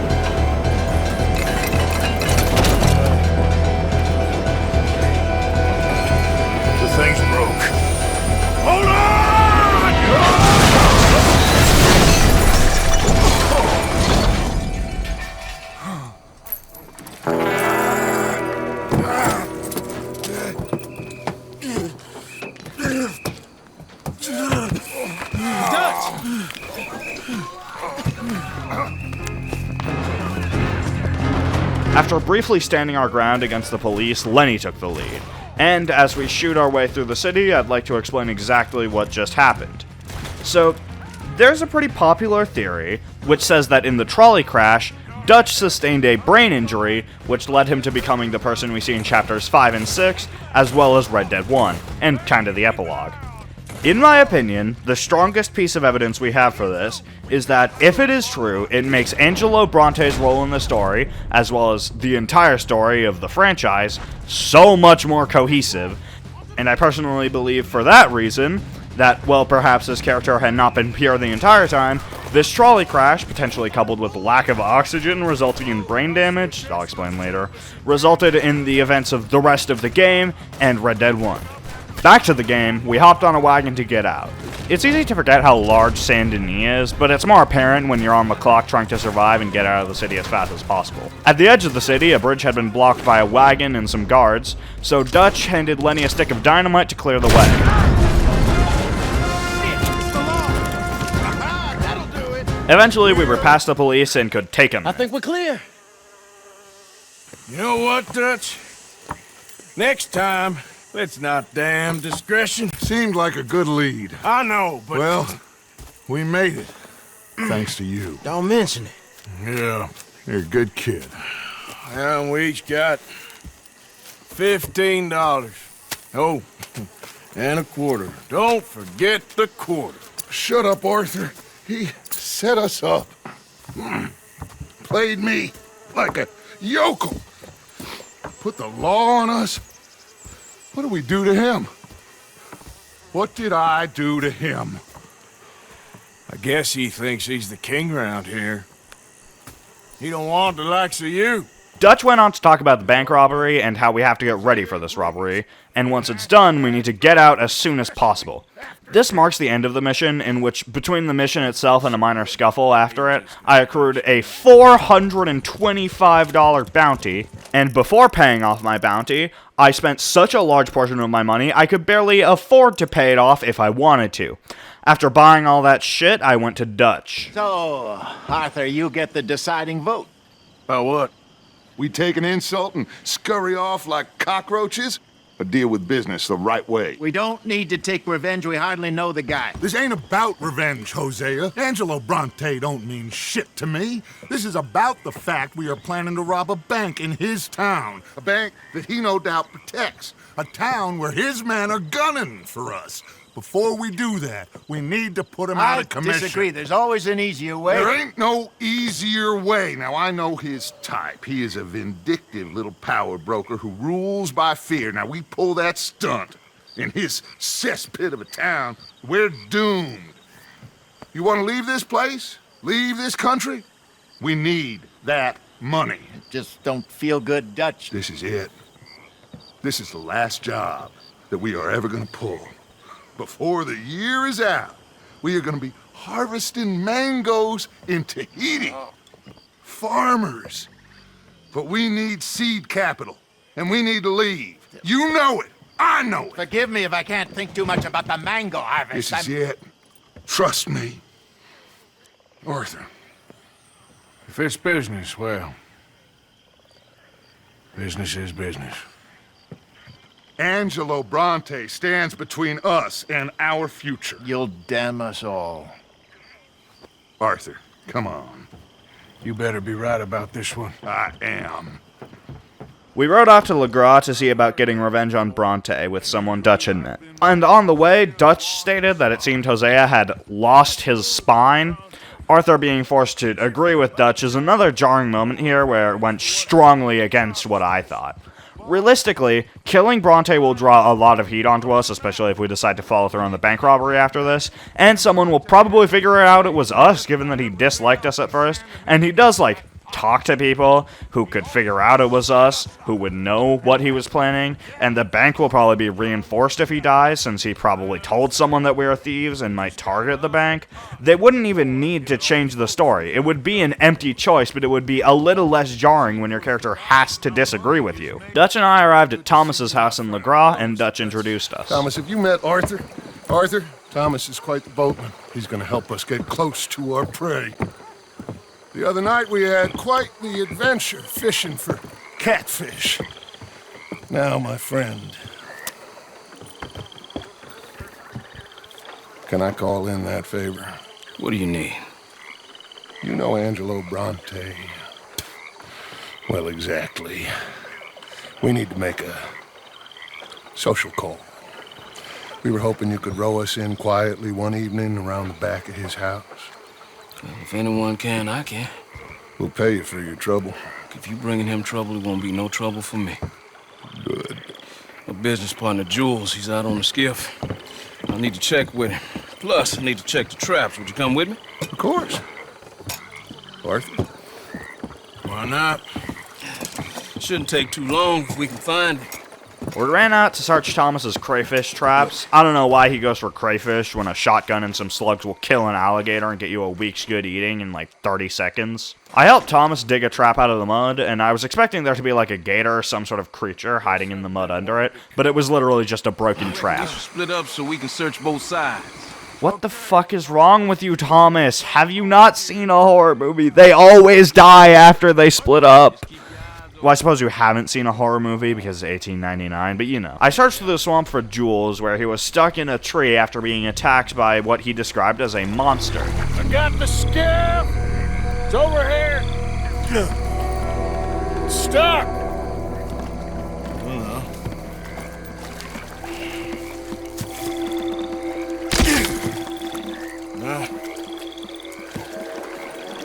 I got it loose. Come. Good man. All right, let's get back to the dock. Yes, please, let's go. I seen twice as angry. Now what? I think we hit a tree stump. Yeah, I thought we cleared. You gonna need to jump in and pull us free. Thomas, fucking do it yourself, you pussy. Jules? Yeah, what else is gonna happen? I fired some warning shots and then some real shots as I waded through the nice, clean, wound-friendly swamp water. The gator dragged him around and eventually let go. I carried Jules on my shoulder. I carried Jules on my shoulder until I could get back to the boat. Dutch covered me from the boat, and I kept the gator off me long enough that Jules and I could get back to the boat. That sentence is so fucked up. I'm just now realizing while doing the voiceover. I'm not gonna change it. But oh my god. I applied a bandage and stopped the bleeding, and that thing is gonna contract every disease under the sun. He got dragged through swamp water where his entire leg was a giant open wound. What the fuck else could happen? The gator showed up again briefly after that, and despite the fact that he had taken roughly 50 rounds to the skull, the gator did not die, simply left us alone after a little bit of intimidation. You're gonna be okay, kid. Sorry, Jules. Guess all them stories was true. Big and bad. That's unusual. Normally the little ones are angry. Big ones is lazy. Well, I guess he never outgrew his anger. Kinda reminds me of you, Arthur. You know, I don't think I've ever seen you squeal before, Dutch. I weren't the one squealing. Yeah, well, you weren't in the water with him. And this poor boy was nearly dinner. Can we get some help? Jules been bitten. Oh, my God. There's a monster out here. He's been bitten, but he's alive. Just keep him warm. Feed him garlic for the infection. Thank you. Both of you. I'm at your service anytime you need. Thank you, Thomas. Where can we find you? You just meet me back here. Very good. Can one of you help me put the boat back out? Sure. I'm gonna head back to camp and placate the irritable Miss O'Shea, who's causing more trouble. I'll collect the boys. Meet you back here, Arthur. Mr. Arthur? Old Bronte. Bad man. I know. Killed some good folks. Hurt a lot of people. Well, he definitely lacks a certain charm. I'll see you soon. You be safe. We got monsters out here. Well, I saw a crying woman in the swamp while riding to Saint Denis for another mission, and I killed her because I knew for a fact she was with the night folk who kill people and still lost honor for some reason. I suppose this game doesn't realize that some people might know what the fuck is happening. Anyway, I spoke to Evelyn Miller in Saint Denis. He was with some of the natives we had seen at the party. Mr. I believe we've met. We have? At that ghastly party. Oh, Evelyn Miller. Unfortunately so, Mr. Arthur Morgan, at least sometimes. Can I say something rude? Sure. The mayor thinks you robbed him. To be clear, he wasn't very upset about it. He rather liked you. Okay. Do you, well, I mean to say, can you steal things? Is there a reason you're asking me to incriminate myself, Mr. Miller? Well, I'm sorry. Have you met? This is Rains Fall, a great chief, and his son, Eagle Flies. Gentlemen? Yeah, we saw you in the wagon train, crossing the river at Cumberland Falls. And at the party, you were upstairs. You have great powers of observation. Yes, my people, if we are even a people anymore. We've fought hard. We've made peace treaties, and those treaties were broken. And we've been moved and punished and moved. I'm sure. And now I am told we are to be moved again. Clearly contravening the peace treaty signed 3 years ago. This will lead to war. No, my son, it will not. We cannot fight another war. They have got stronger, and we have become far weaker, Mr. Morgan. Well, it's bad business. It's to do with oil. I know it is, but I need the proof. I believe there were some prospectors who were on their land a few months ago who have filed reports with Leviticus Cornwall and the state government claiming huge reserves of oil under their land. So, you want me to try and steal it? Obviously they can't. And even more obviously, I would be useless. Listen, I realize that it is a ridiculous request, but we're very desperate. Now, I'm not a do-gooder, Mr. Miller. Gentlemen, I'm very sorry for your predicament, but I'm a working man. I got problems of my own. Rainsfall offered me money to speak with Eagle Flies near Leviticus Cornwall's headquarters in the Heartlands. I had one more mission with Dutch, though, and I figured I'd get that one done first. I rode off to LeGras to meet with Dutch, Bill, John, Lenny, and Thomas, and riding out of Saint Denis, a man recognized me from Blackwater. This time I didn't chase him off a cliff, but mainly because he didn't threaten to report me to the law. We boarded the boat, and Dutch made some small talk. Hey, Bill, you were a sharpshooter in the cavalry, weren't you? What? When we get there, maybe you could help with the suppression fire. I never said I was no sharpshooter. Oh, that's right. What was it? The nation's most loyal latrine digger, wasn't that it? Yeah, well, I fought, and I fought well. So you always tell us. You taught me something you could do with learning. Them Indians were savages. Watch your mouth there, boy. Watch it. Only type of savage in these parts are moonshine, swilling, pompous, inbred locals. Dutch, I saw things out there. I don't doubt you saw things, Bill, but your tiny little mind was too small to comprehend what you saw. What you saw was people who lost everything to savagery. Savagery of peasants. Failures come from Europe to reap some awful vengeance on God's last creation. Interesting way you boys got to prepare for a killing. I'm sorry I wasted my life trying to teach you boys. Love you though, I do. Well, leaving love aside, you think we got this? Don't you never leave love aside, Arthur. It's all we got. We arrived at Bronte's mansion, John and I stood behind cover, and immediately blew our cover. Luckily, this mission gives you the option to either stealth or open fire. This gunfight is honestly so average.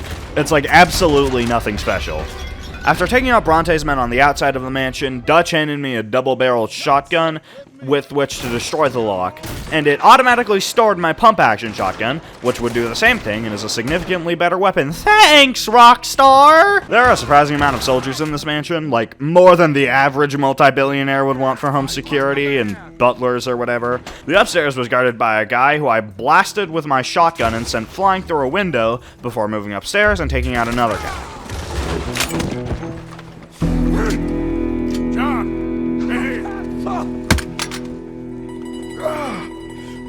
I'm sorry, friend.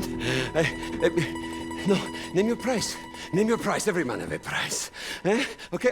No, I surrender. Should we kill him? Nah, let's take him to Dutch. You can carry him. I ain't touching that piece of shit. As I carried him downstairs, police arrived and we shot every single one of them, quickly rounding up our men and letting Thomas paddle us back to LeGras with Bronte in the boat. Yep. Oh, hey, big man. We gonna ransom you or what? You're pathetic. Well, I am. Because from where I'm sitting, you're the one deserving of pity, my friend. All your men. all your money. It weren't no match for a bunch of bumpkins. You are nothing. You do nothing. You mean nothing. You stand for nothing. Me, I run a city. And when the law catch up to you, you will die like nothing. I am this country. You are what people are running from. I possess things that you will never understand. You don't even possess your own men. $1,000 to the man who kills him and sets me free. What are you gonna say now? They are even bigger fools than you. No doubt. The law will find you. Already, the dogs are on the way. Oh, yeah. Oh, you're right. You are so right. They are good at smelling filth, huh? So filth has got to be disposed of. Our friends the Patriots are gonna come and rescue you, you repulsive little maggot.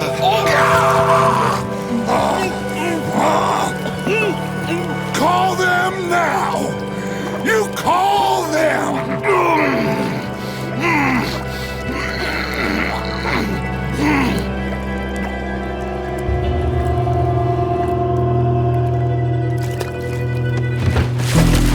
Jesus. What part of your philosophy books cover feeding a fella to a goddamn alligator, Dutch? The part that covers weakness. That part. I don't know. Well, I do. It ain't nice. I know it.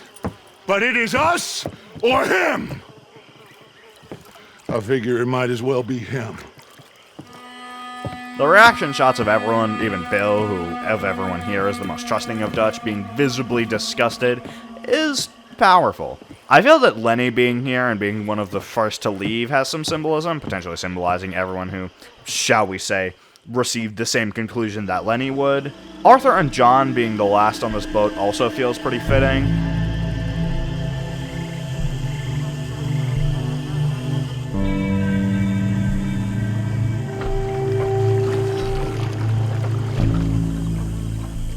Directly after this, I had to go see Eagle Flies for the Cornwall thing. It's a long ride to the Heartlands, but considering later missions with the natives, it would be hard to make it any closer. I then arrived outside of the Cornwall factory to speak with Eagle Flies. There's a foreman. His name is Danbury. There's the files in the office above the refinery room. It's that window with the blind drawn up. I see it. If the files are as incriminating as we believe, Mr. Cornwall's men will destroy them if they know you're coming. There's only one of me, son. I don't intend for them to know I'm coming. What will the files say? There'll be a report from Leyland Oil Development Company. And you got the money? Yes? Any ideas how I sneak into this place? You could crawl under the fence or hide in a wagon. They keep rolling in. I'll go take a look. If there's a problem, call for me. I thought the whole point was that this had nothing to do with you. Ideally. You know, something about Eagle Fly's voice acting feels a little off. I snuck into the facility and was absolutely not sneaking once I got in.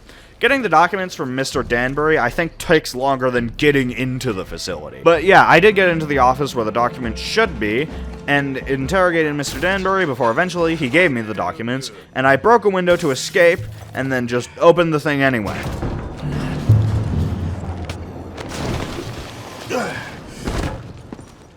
Hey, hold it right there! Weapons on the ground and hands in the air. Easy now, fellas. Now, we won't tell you again.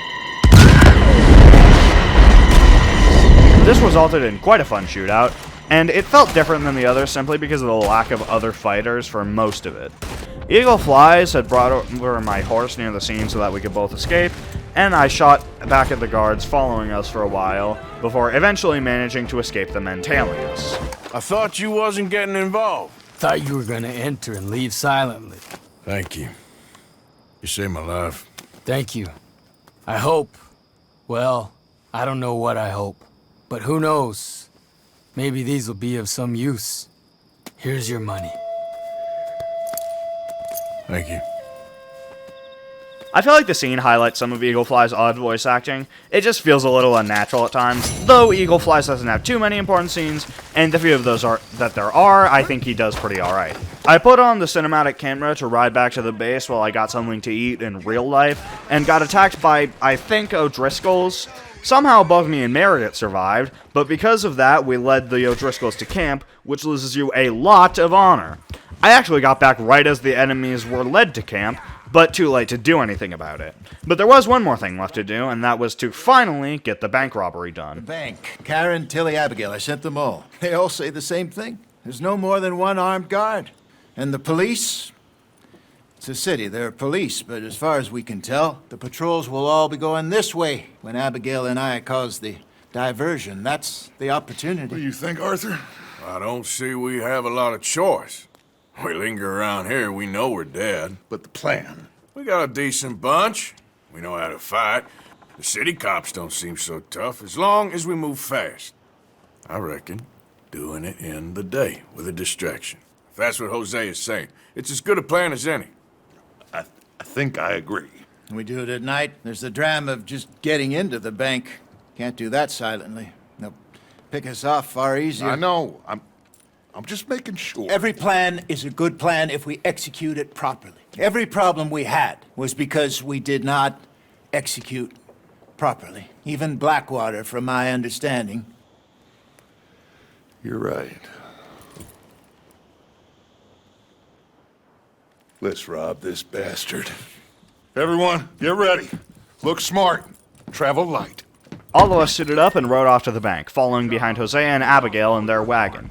John doubted that this was, in fact, the last job. This would ultimately bite him in the ass quite severely, and Dutch went over the plan, in which Jose and Abigail would create a distraction, Lenny would be out front, and Dutch and I would be on vault duty. Dutch says to go back to camp if trouble comes our way, and we entered another cinematic shot as we rode into the city. John, Dutch, Micah, Bill, and I, sticking together, the others splitting off, and Dutch told us to wait for Hosea to do his distraction, and I drew my weapons from my horse. We were confident about the plan, and there was a distraction, all right. Lenny, Charles, and Javier came out from around the other side of the bank as we broke in and made our presence known. Just getting into the vault took a while. I took a while opening the safe, and even though it would have been a big take, a sign that this robbery was not going right was that it didn't actually show the money I got from cracking the first safe. I looted the safe, and as I picked up the money, John informed us that the law was outside with Abigail and Hosea at gunpoint. Think we got a problem out here? Come out! It's over! Shit. Abigail. Dutch! Get out here! Get out here now! Someone must have squealed. Never should have gone after Bronte, Dutch. Mr. Milton? Let my friends go! Or folks, they are gonna get shot unnecessarily! Your friend? Why would I do that? Come on, Milton! It's over. No more bargains, no more deals. Mr. Milton, this is America. You can always cut a deal. I've given you enough chances. Come on!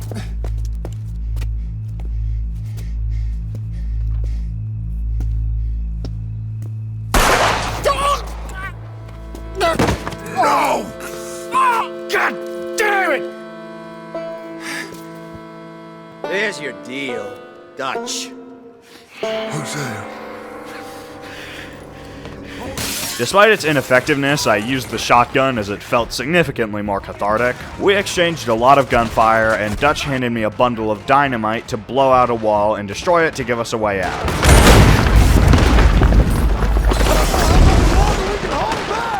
I climbed onto the roof to cover their escape.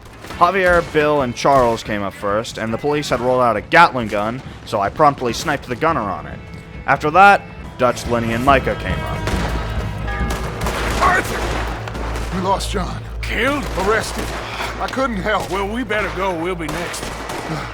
What you think? I reckon me and Lenny try and find a way across the roof, so if you'll cover us. Sure. Go on!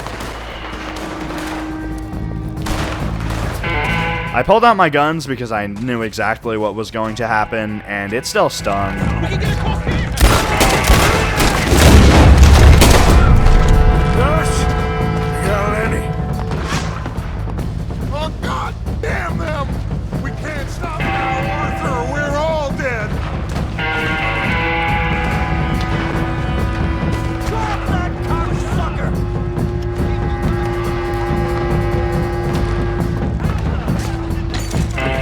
We ran across the rooftops, the cops taking potshots at us to no end, and eventually we found an open window we could crawl into and decide what's next.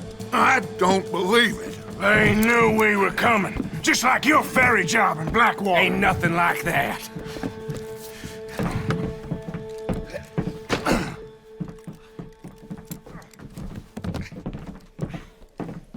What now? I don't know. I don't. This whole town is filled with cops. Well, how long we gonna stay here? A few hours? We go back to camp, they're gonna get every last one of us. I know they're gonna be watching the roads. I got it. A boat. What you mean? We stay here till nightfall. Then we sneak on down to the docks. We get ourselves out of here. Yeah, where? Any place will do. That's all I got. We leave. We lie low. We come back for the rest in a few weeks. I'm guessing it's that. Or we die out there right now. Exactly. Now, everybody, calm down.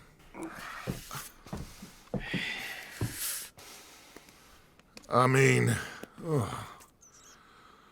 look at us.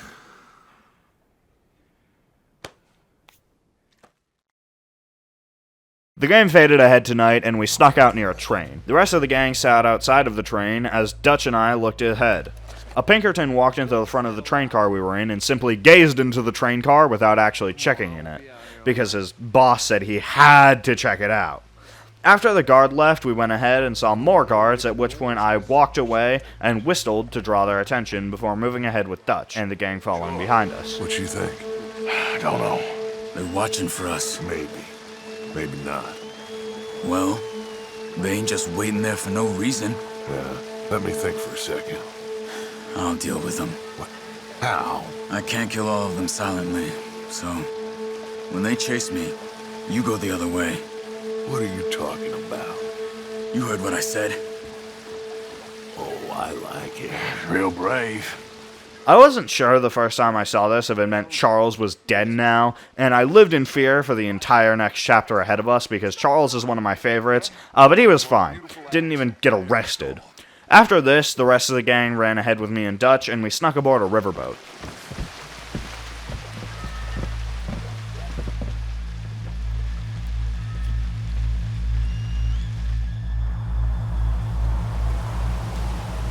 What now? Well, at least we got some gold. I'm sure. This boat ain't going to Tahiti by any chance. I don't know. John, Lenny, Hosea, that wasn't good. I know. So what are we gonna do now? Guess I'm gonna introduce myself to the captain. Give him some of this gold to secure his silence, and find out where we're heading. How do I look? Like a shifty, no-good killer on the run from the law. Ain't that the truth? Excuse me, sir. Hey, who are you? Forgive me. A stowaway. Can I see the captain, please? I come in peace. We skipped ahead to day where Dutch had met the captain, who told him that the boat would be headed to Cuba. Well, it's gonna take a little more gold, but I think we're gonna be okay. This captain, he is a fine fella, a New Englander from the Cape. The rest of the ship is Frenchmen. They're heading down to the islands, taking some Pennsylvania coal. Now, apparently, we're gonna be able to slip ashore in northern Cuba in a couple of days. That's so. Apparently.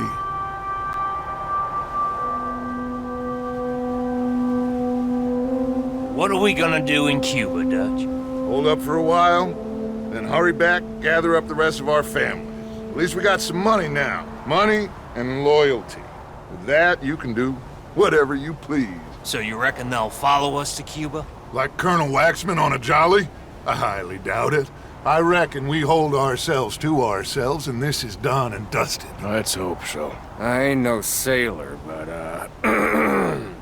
that cloud look like good news to you?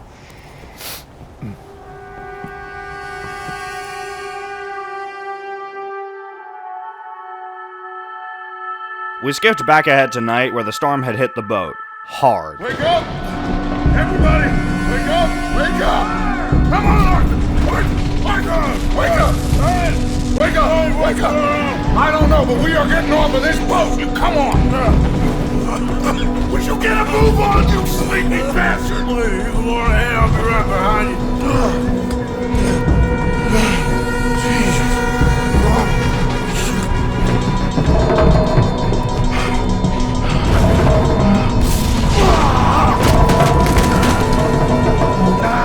I got separated from the gang by some falling cargo and had to find another way out.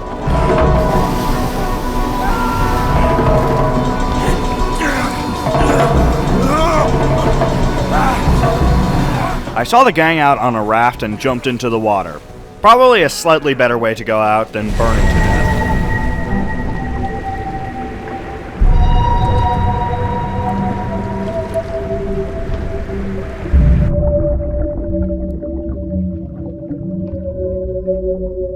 But after a brief black screen and seemingly drowning, I woke up on the shore of a tropical island paradise.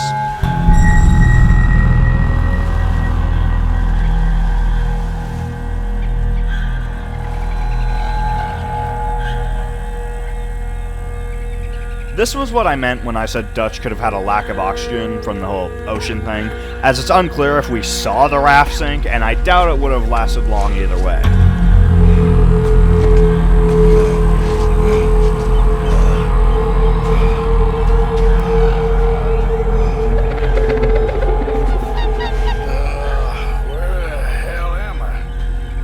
As I walked along the beach for a very long time, I want to talk about the mission. It's very good. Seeing Hosea and Lenny die just minutes apart is like getting punched in the gut, having to go to the hospital, and then realizing it ruptured your intestines and you're going to be dead in a few days. Well, I did spoil it. Leaving you hanging on exactly what happens to Charles is a great detail, and the sequence climbing through the rooftops is fun, and killing the guards after Lenny and Hosea die is very cathartic. After passing out a couple of times, I was shown the title screen and entered Chapter 5, Guarma.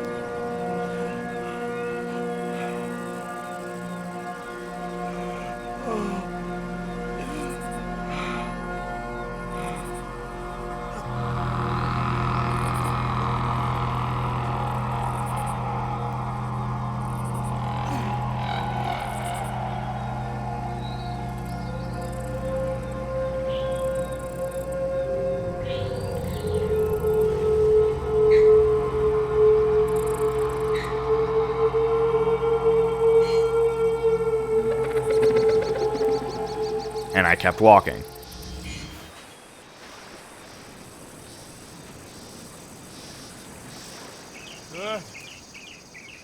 Boys. You're alive. Arthur. No puede ser. You're alive. Arthur, you okay? It is a miracle. It is a goddamn miracle. Here, have something to drink. Have a drink. Somebody give him a goddamn drink. Oh, son. Son, take it easy. Oh, we got you. We got you.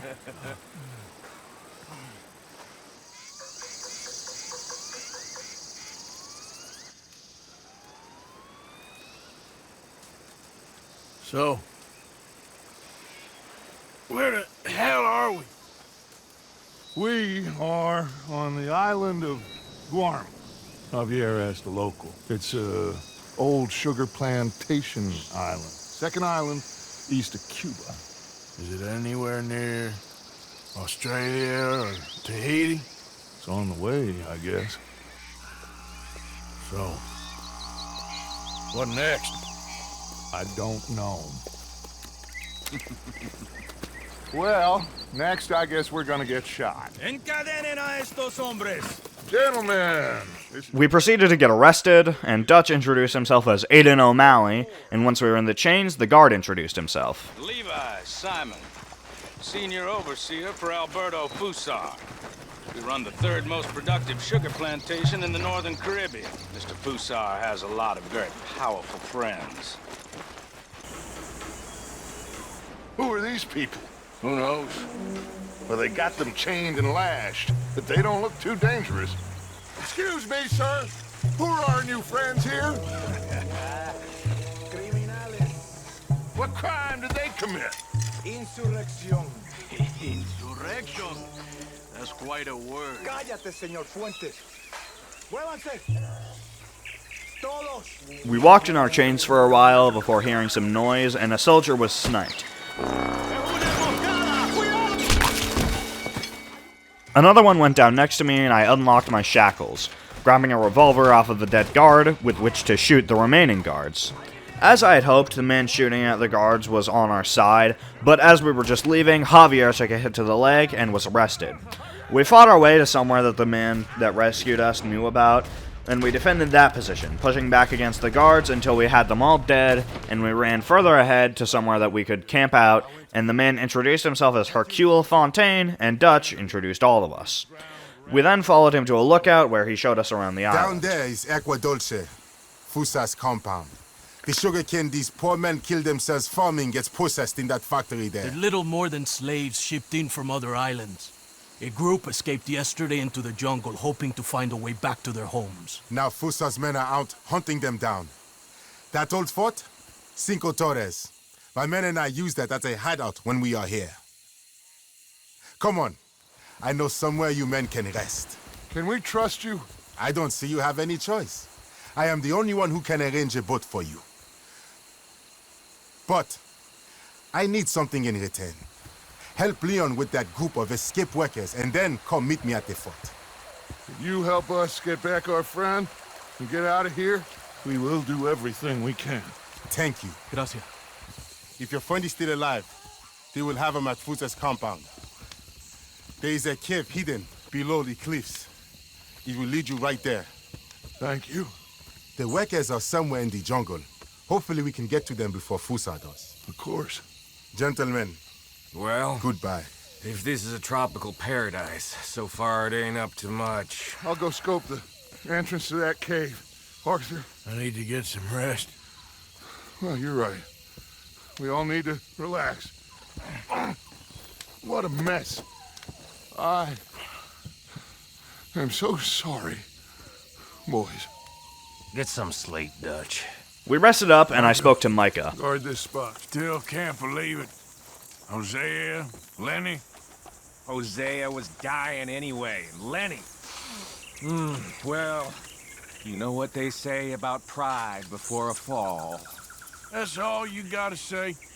God, can this guy get his brains splattered already? Jesus Christ. If I had to guess, a lot of the forts and ruins seem based on Haitian architecture, although the scenery reminds me more of Dominica, a mountainous island nation a good 800 miles east of Haiti, which is absolutely beautiful, by the way. Holy shit. I had a mission with someone in the jungle, and while looking around, I saw a hanged body. That don't look good.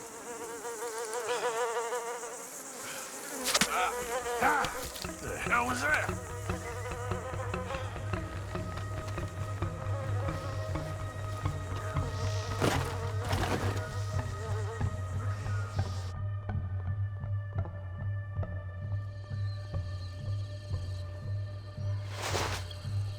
¿Quién eres?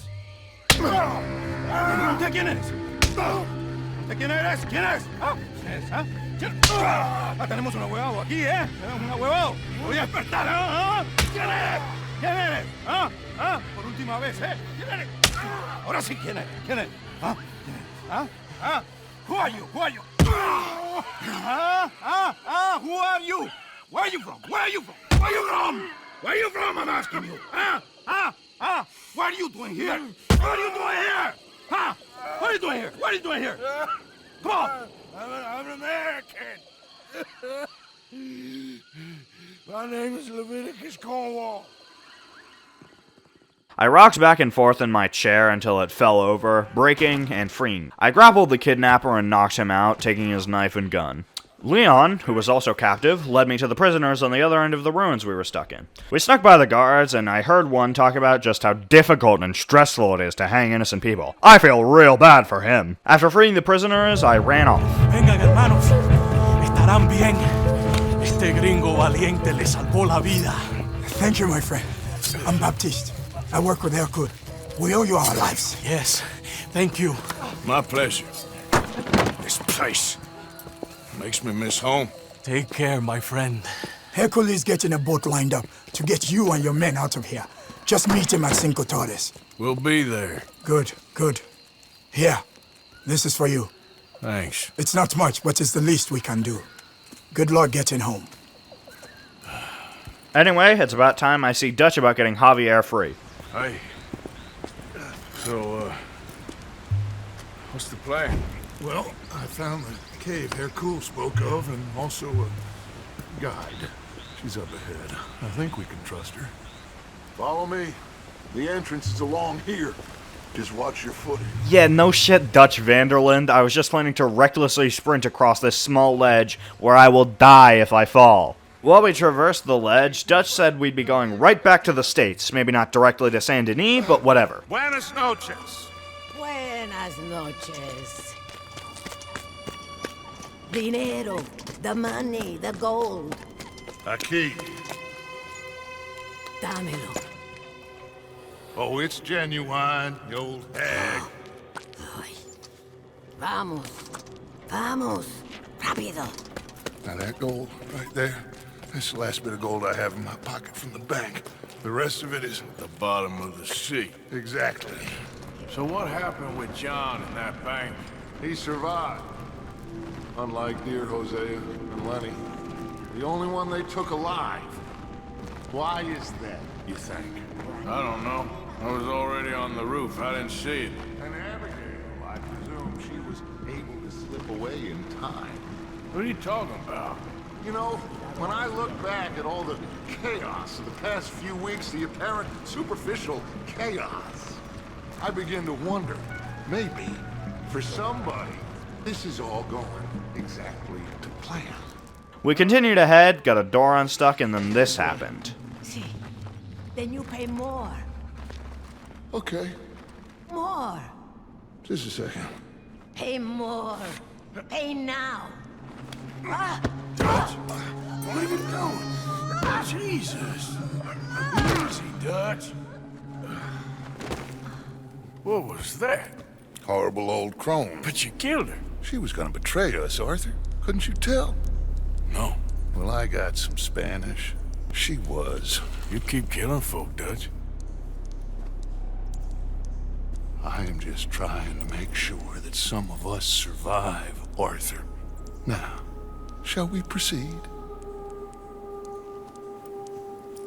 I guess. Listen, son. Dutch and I climbed the ladder and talked about what he just did. So how did you know she was gonna betray us? What'd she say? It was in her eyes, in the way she was leading us. But you said you knew Spanish. I know human beings, Arthur. Are you gonna strangle me next? I'm doing the best I can. Some guards then rolled through, dragging Javier through the mud. I do not understand. Who are you? I come from Mexico. I never met those men. Does anyone believe him? Mr. Simon doesn't believe you. Even the mule doesn't believe you. Eso ni fue para tanto. Sí que deja de actuar. Sabemos que no estuvo tan fuerte. Fue bastante duro. No, la próxima vez será aún más duro. Bueno, ha sido un placer. Siempre me encantaron los mexicanos.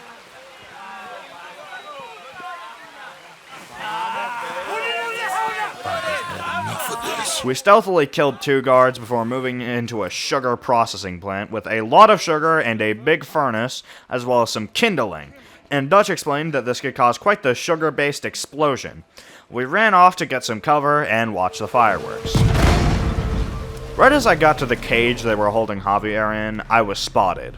Dutch got Javier out of the cage, and I covered them. There's this entire goddamn horde chasing you out of the compound in this mission. Like, seriously, I must have halved the population of this island during this mission alone. Dutch and I got past the crop fields and waded through the river. Javier was passed out, but alive, on Dutch's shoulders, and he carried him ahead, leaving me to fight off the remaining soldiers.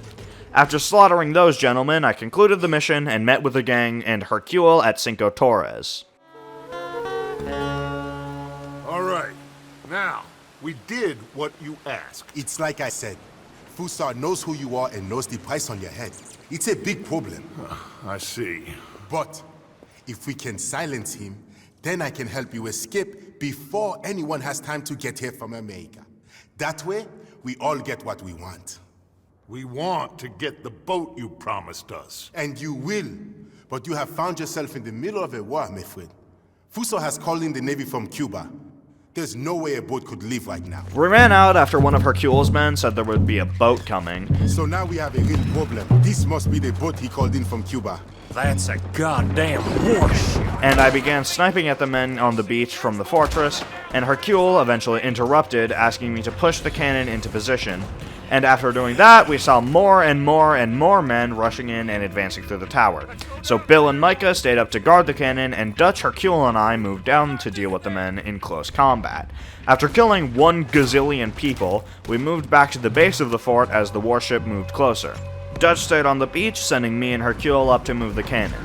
Moving up the fortress, the fastest path was blocked, so Hercule and I took the long way before reaching the cannon where Hercule could get me ammo and I would be firing.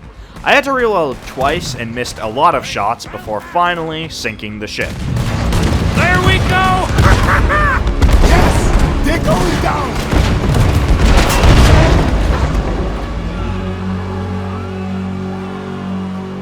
Let's get down from here. Come on. That was quite some shooting, boys. Thank you. What now? Oh, they'll be back. But I found a boat for you. And he should be arriving on the dock any time now. Great. Micah, go meet with the captain. If he's amenable and discreet, tell him we'll be ready to set sail soon. Bill, come help me collect poor old Javier. Sure. Cool. It was a great pleasure to make your acquaintance.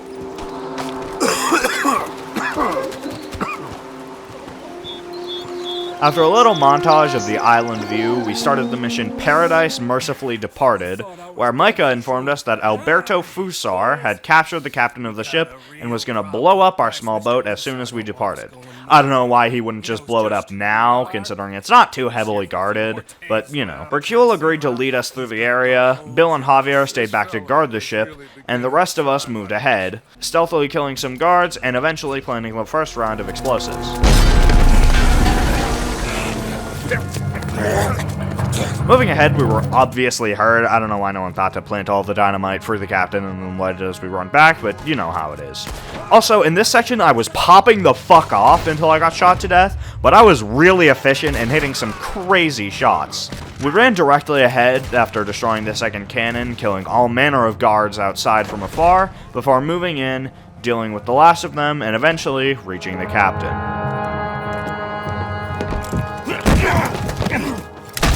Oh, I got you now, you bastard. We are all bastards, my friend. But only one of us is some would-be emperor's whore. We know who you are. And nobody knows who you are. Not even your goddamn father. You maggots are going to die. Eventually, I'm sure we will. But not today, and not because of you. The U.S. Navy is on the way. I am sure they are. Which is why you're going to let us leave. Or you are dying right here, my friend. We've killed better men than you fools.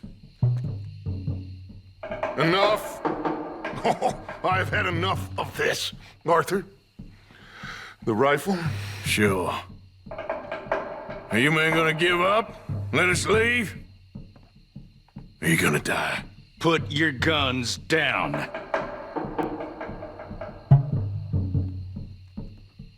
Here!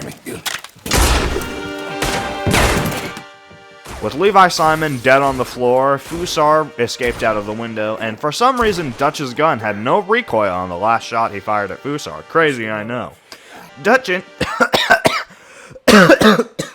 Dutch introduced himself to the captain and we ran off, joining with Hercule and Micah to run back to the boat, pistol sniping guards all the way back. However, when we were passing through one of the cannon-having areas, Hercule spotted Fusar in a tower with a cannon of his own. Fucking somehow, there was a fourth unseen cannon nearby.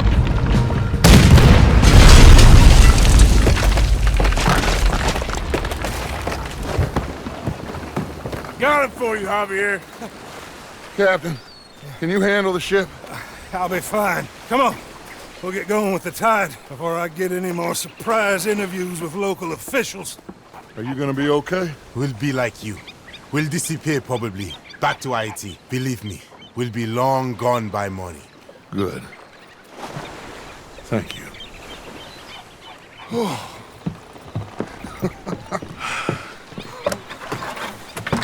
We survived. Just about.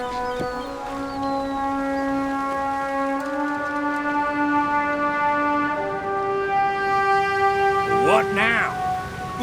What now? What do you mean, what now? I mean, we're headed back to Lemoyne again, and we're all wanted men. We slip ashore one by one, find out what's what. And we don't cut and run now? Head back to Blackwater. No. Why not? Because the last thing they'll be thinking is for us to turn up. We've been on the run for a while now, and it feels like our luck has turned. You know? And it ain't turning back. We had a good run of it, I guess. We ain't even played our hand yet. We just need to put some more money in our pockets. Make our escape. Broke, alone, they're gonna pick us off one by one, and you know it. Maybe. Not maybe. We need to split up. Keep a low profile. Try to track down the rest. But carefully. See if they sent any mail. Arthur, you check Shady Belle. We'll find each other eventually. We always do. And then what? Then we meet up. We gather the family, we get some money, and get the hell out of there. That's the plan. We all acting crazy, and that's not what I thought we were going to be doing here. We here. have been in a bad way. Listen, I will kill for my family. Any of you want to judge me for that? That's fine, but that is who I am. Anyone disagree? Anyone?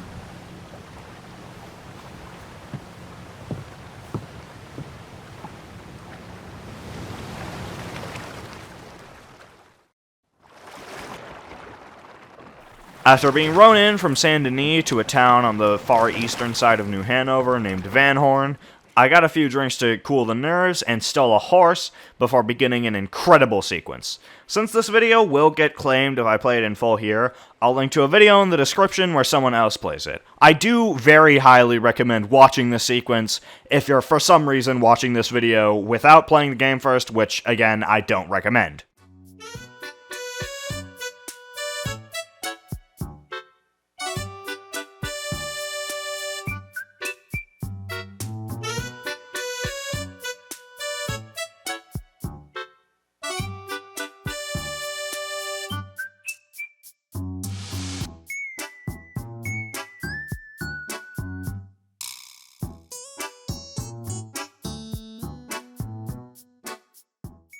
I arrived to a deserted Shady Belle, and after searching the empty rooms for a while, I entered Dutch's old bedroom and heard Pinkertons arriving near camp.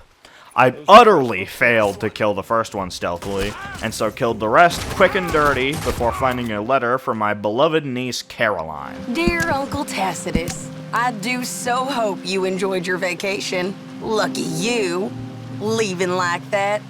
And you always suggested you were too old for travel. I hope you and your cousins enjoyed yourselves. Me and your grandnieces have decided to take a trip of our own, as the place has become so dreary and godforsaken in your absence. We have gone to visit relatives. From my daddy's side, you are not yet acquainted with them, in Lacaille, a small village just north of Saint Denis. It's buggy and muggy, but apparently neither is too bad at this time of year. Please come see us when you can. Yours sincerely, Caroline. Well, thank you, darling niece Caroline. Riding to Decay triggered another cinematic riding sequence, this time without cool music, but it was a little annoying because I actually wanted to stop in Saint Denis to get back Marriott and my guns and stuff. But whatever, I rode back to Decay and met Pearson and Abigail outside of the small house the gang was living in. Arthur's here! Arthur! Oh, you're alive! Just about. Come inside. Come on, it's raining. Hey, everybody, look who's here. How y'all doing? Hey, old man, wake up. Hey, Arthur, they got John. Good to see you. Yeah, he got arrested. He ain't hung yet? Not yet. They moved him to Sisika. He's been working on a chain gang. Howdy. After a skip to night, Dutch arrived.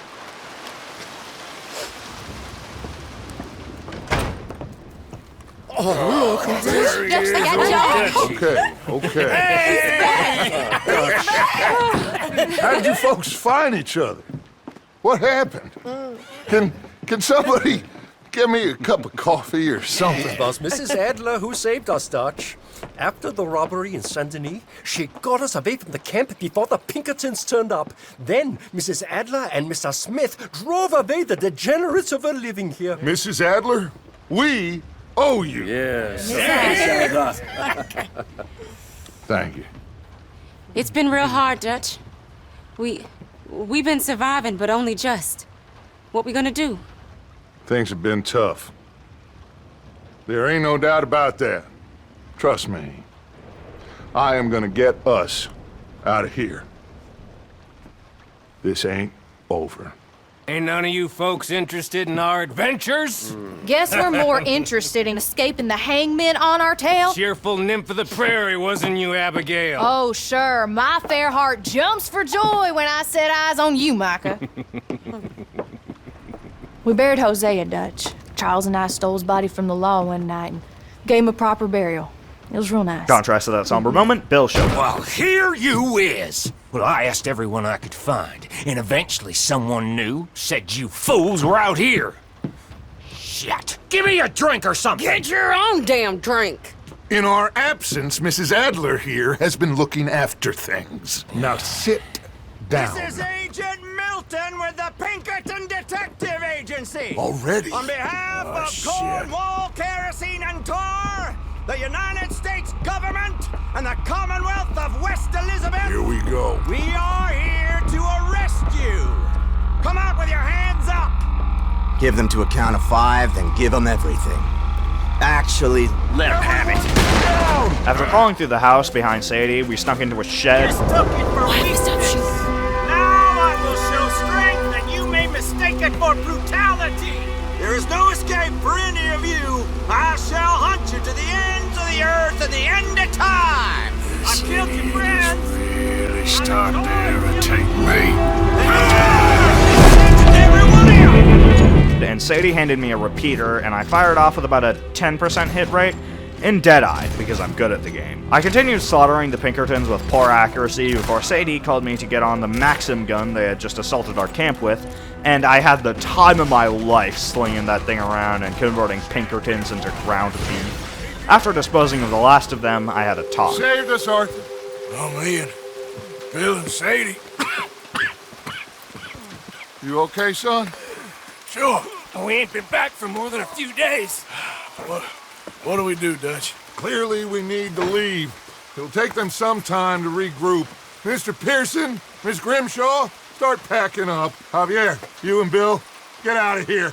Go scare off any scum still loitering about. We need a couple of days. Now, please, gentlemen. George. What next, Dutch? We just need some time. I need some time.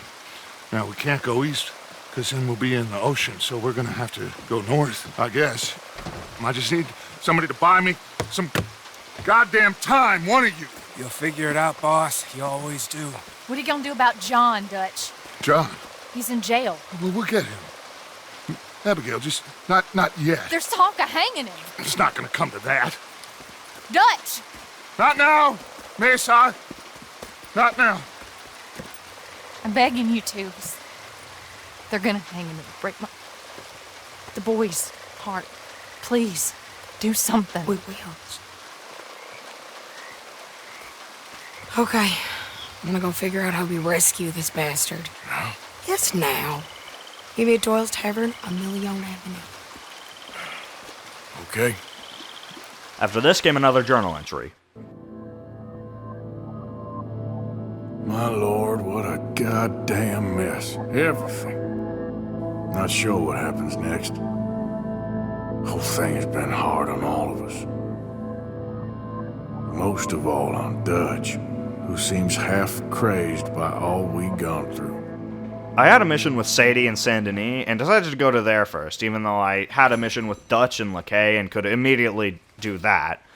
Anyway, I rode out to Saint Denis on Marriott, who still had the hide she had on her back when we were robbing the bank in Saint Denis, and I headed to the barber to make Arthur Morgan look like Jay Schlatt on the way to the mission, and oh, those eyes do not look good.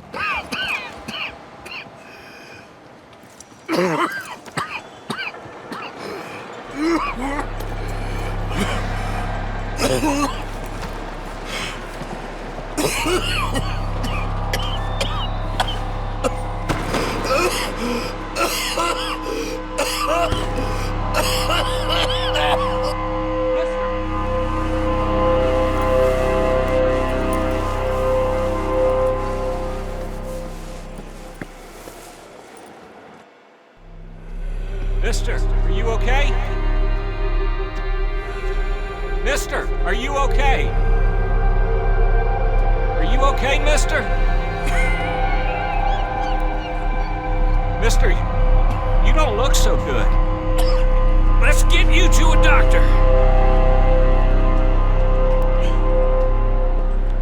The man showed me to a doctor where I could hopefully get some help. It's not far. Just down the street here.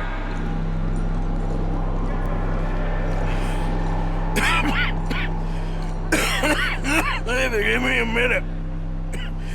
Give me a minute.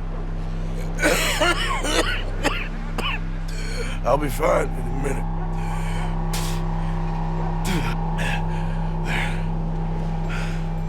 I'm fine. You know the guy who wrote into his diary after coughing up a bit of blood, "This drop of blood, it spells my death"? Yeah, that's relevant. Now you head in there, friend. Go on.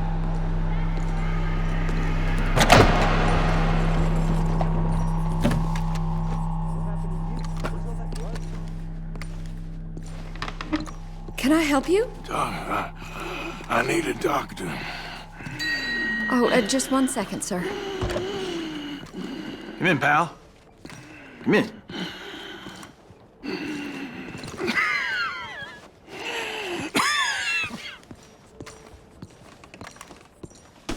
Mister, I need some help. And so it seems. And that's Dr. Mister to you? I'm sorry. I was joking. Look, friend, I don't mean nothing, but you got money? I mean, before I start treating you, 'cause I got a family. Yeah, I understand. Here, that do you? Sure. Thank you. Now, what's wrong? I mean, what appear to be the symptoms? Well, I think you've heard them. I'm coughing. Is there any blood? Sometimes. The doctor put a piece of funny wood in my mouth and asked me to fucking turn and cough or whatever, and diagnosed me. It's not good news. I guess that. You got tuberculosis. Really sorry for you, son. It's a hell of a thing. What you mean? You're real sick. It's a progressive disease, and you'll be... Now, the best thing is rest, and getting somewhere warm and dry, and taking it easy. Now, is that possible? Sure, I can just take my winters in my country club in California. No, it's not possible. Let me get you a little bit more energy today.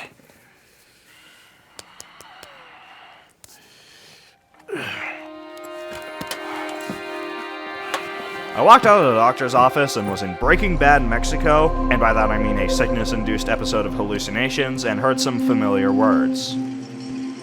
We can't change what's done. We can only move on. You have it in you, I can tell. He didn't have a choice. He was good and he did good.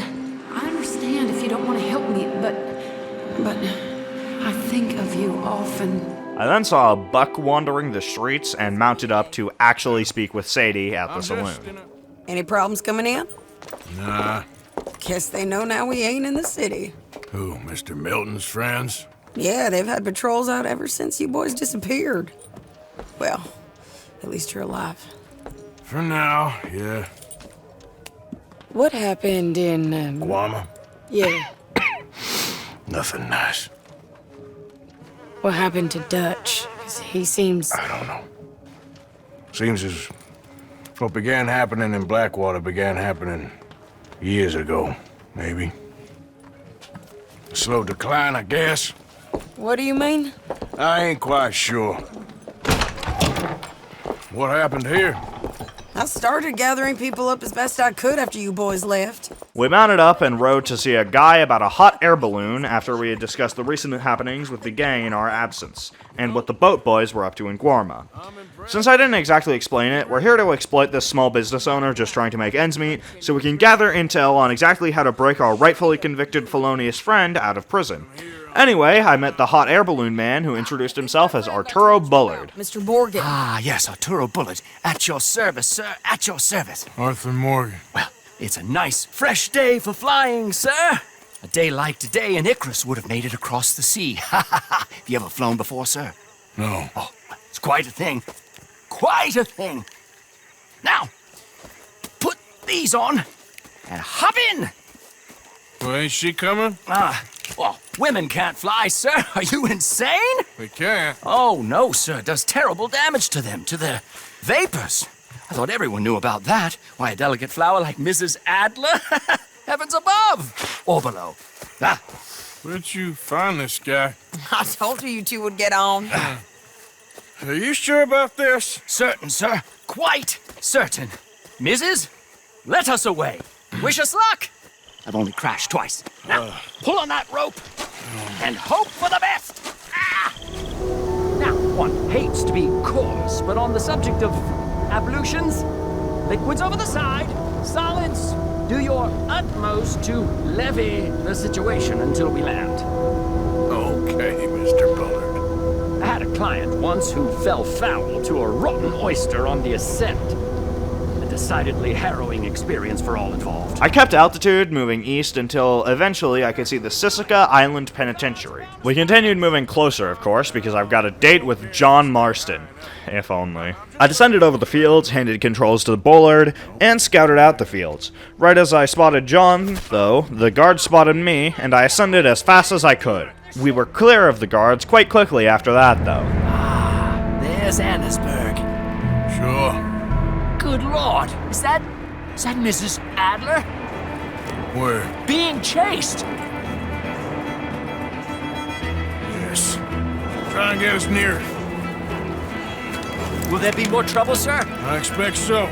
I took out my bolt-action rifle because apparently the game thought giving me a good scoped rifle was too easy, and Bullard steered the vessel toward Sadie as I sniped down at the O'Driscolls. Yeah, somehow Sadie got the O'Driscolls on her in 15 or so minutes we were gone. Yeah, I was incredibly lucky that I had a bunch of chewing tobacco on me, because if it weren't for Deadeye, I don't think I could have killed a single enemy.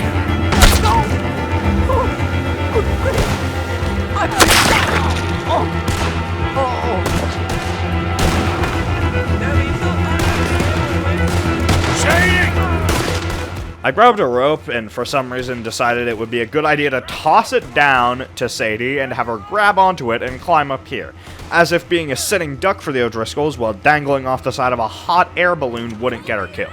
And sure, it didn't, but that just doesn't seem like a risk that's worth taking.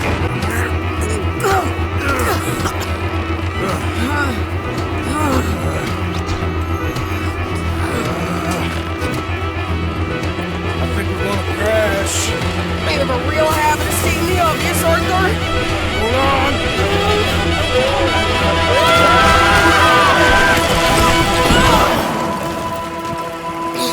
Did you break your neck? I don't think so. Maybe. Damn it, look! There's more of them on the other side. They must have followed us.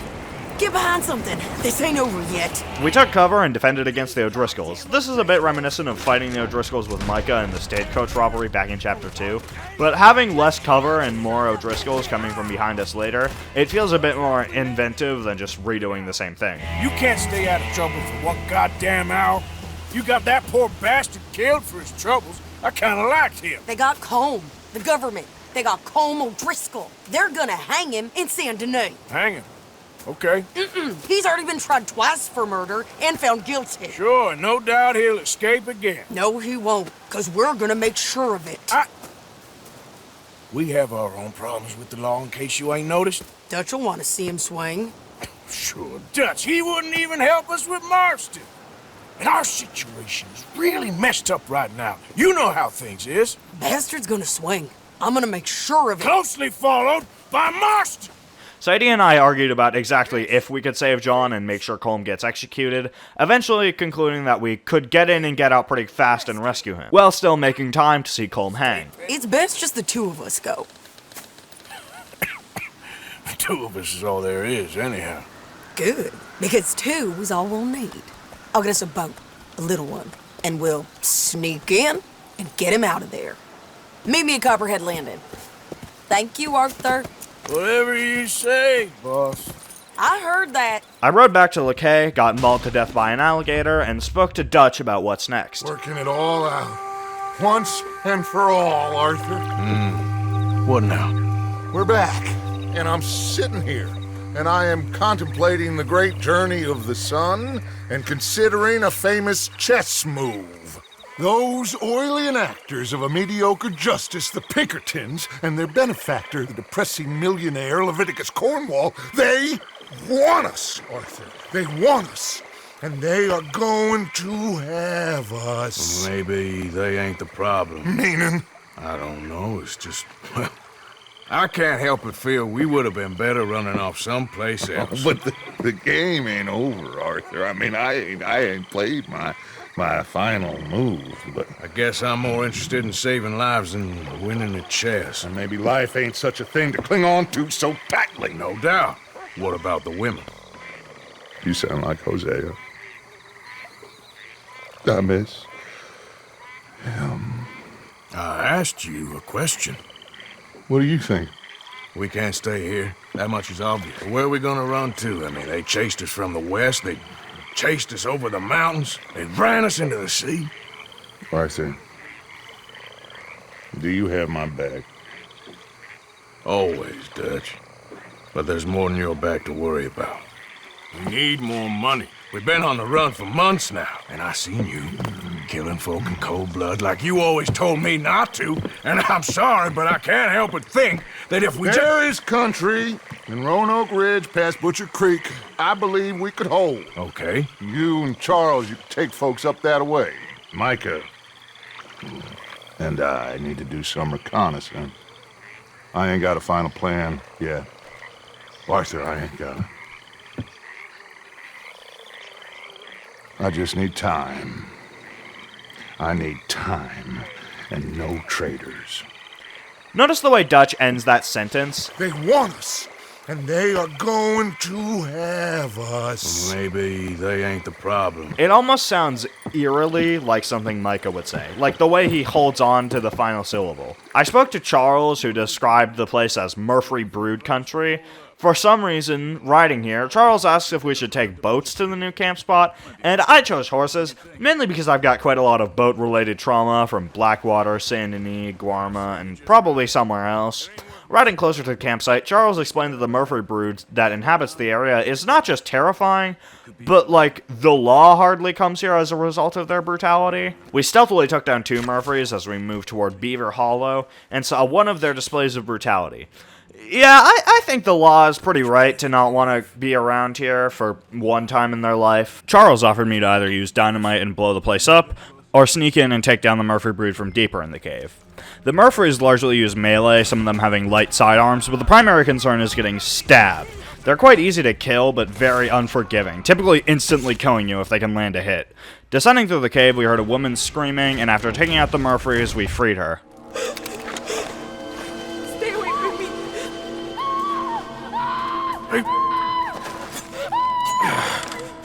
It's okay. It's okay. Shh. You're safe. It's okay. Come on. It's time to go. It's okay. Where are you from? Annesburg. What do we do with her? Take her there and I'll go get the others. Sure. I let her ride on the back of my horse, and when we were just outside of Annesburg, she introduced herself as Meredith. Mom! Meredith? She's alive! Oh, she's alive! Oh, You saw some pretty bad things, I'm afraid, man. Murphy Brood got oh her. my darling. How did you manage to? I just ran into them and found her. Oh, thank you. Meredith's mother offered me money in exchange for bringing back her daughter, and as I feel most people at this stage of the game would do, I declined. As I was about to head back to camp, though, I saw Mrs. Downs. Mrs. Downs? Oh, no. You leave me alone. You just leave me alone. Thanks, buddy.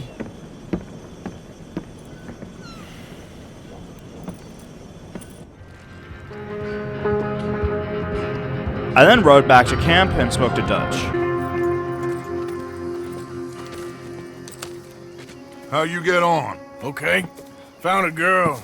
Took her home. Oh. You and Micah find anything? Maybe. I think maybe. I found our old friend, Mr. Cornwall. You did? Yeah, he's buying a stake in the mine in Annesburg. Relentlessly ambitious fella, isn't he? Mike and I'll sniff about, see if he knows we're here, and exactly what his plans are. So, Dutch, did you miss me? I found her drunk in Saint Denis. You're back. How jolly, Miss O'Shea. Funny, you sack of shit. Back Who are and you? drunk. The Master, the Lord Molly, God Almighty. calm down. I won't be ignored. Dutch Vanderlyn, I am him. I ain't her.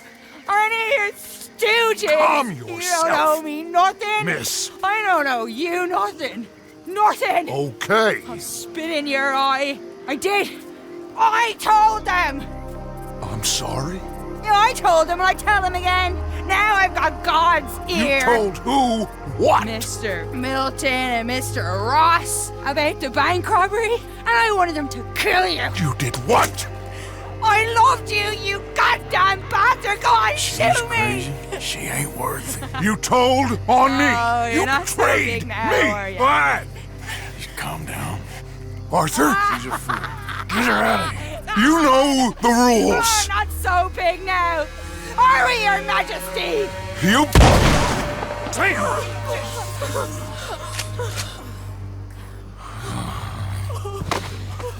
She knew the rules, Arthur. What the hell is wrong with you? Mr. Pearson, Mr. Williamson, get this body out of here and get it burnt. Okay. Now get back to work, all of you! Quit your lollygagging! Get back to work!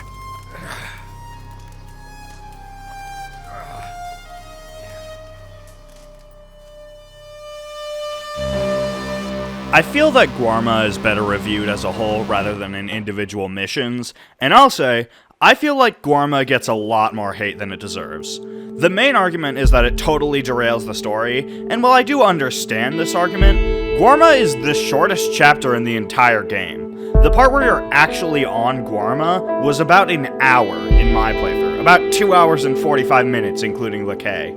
Think about exactly what would have happened if we didn't get stranded on Guarma. Say, all the money from the bank was still lost, Jose and Lenny still died, John was still arrested, except instead of getting on the boat, we just rode out of Saint Denis. We would go back to camp, collect ourselves, we would move to Lakay, and then a few weeks would pass, maybe with some small scores in between, or one big score that goes wrong, and then Pinkertons would show up again, and then we'd move to Beaver Hollow, and then Molly would show up, and it's basically the exact same thing, but we would have gotten there in a way more boring way. So it feels ultimately pretty reductive to say that Guarma is just, oh, so terrible because it derails the story, when actually continuing the story without Guarma would have derailed it more. Back to the game, I was riding off in cinematic mode to Copperhead Landing to meet with Sadie and Abigail in order to get John out. I insist. Insist all you like. Ain't happening. Arthur, tell her. Tell her what? She ain't coming with us to collect her husband. Abigail, you ain't coming. That's the end of the matter. See, there you heard him. Now let's go. But nothing. It'll be quicker and easier with just the two of us. Plus, John will be calmer without worrying about you. Ain't complicated. Well, I ain't the crying sort, but I'm real grateful. Yeah, we know you are. We'll bring him back to you. Thank you! Thank you both! We started talking about the exact plan for what to do once we're on the island. Basically amounting to, I don't know. We boarded the wetlands outside of the prison, and there was a watchtower with one guard standing in it. And I hit him with a tomahawk from the ground, which I think would be impossible in real life. We scouted out and thought we saw John from the field, so we sniped the guards near that group, assuming John would run over to us. And he didn't, so instead we interrogated the barely living guard that I shot. He ain't working today. Put the gun down, lady. No. You put the gun down. Now.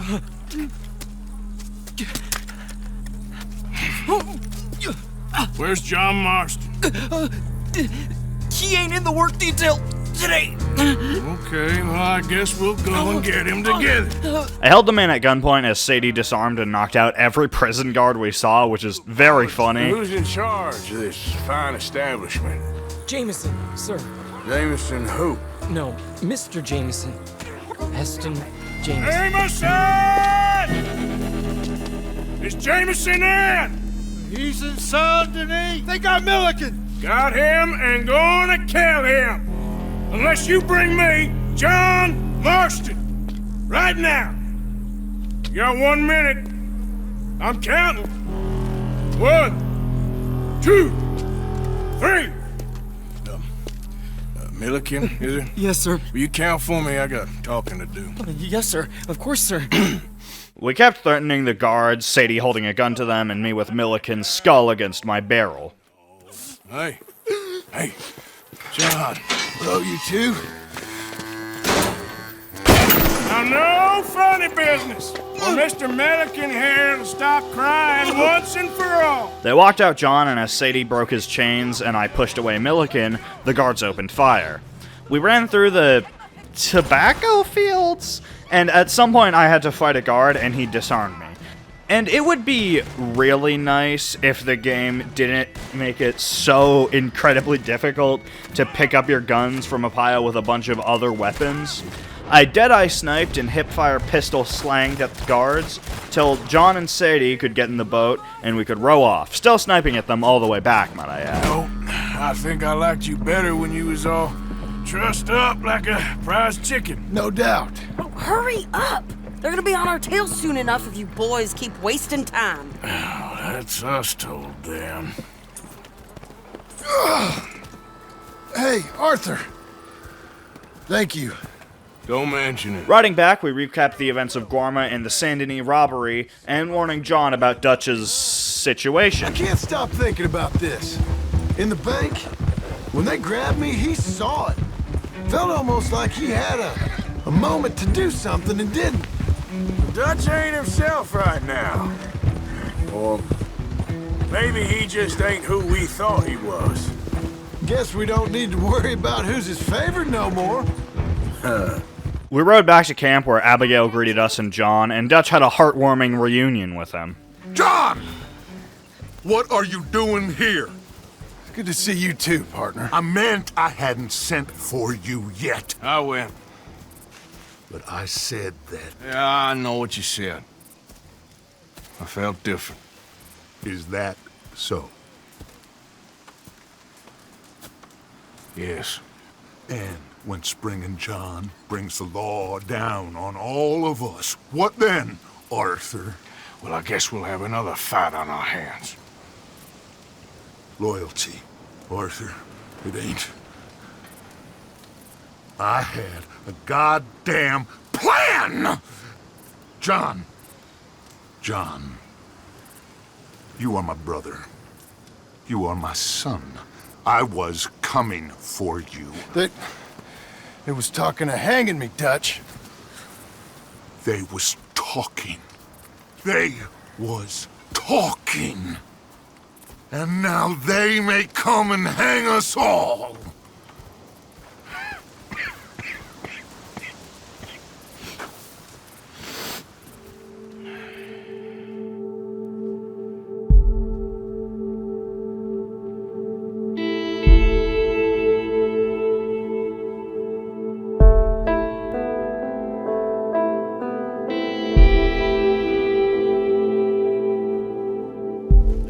Directly after this, I rode into Annesburg, as Leviticus Cornwall would be in the area on a boat, and Dutch had some offers to make. Was you followed? No. Was you followed? I said no. Okay. What is your problem? What is your problem, partner? You don't look so good. What is wrong with you? Nothing wrong with me. I'm fit as a fiddle. And not inside you ain't. I'm just a realist, friend.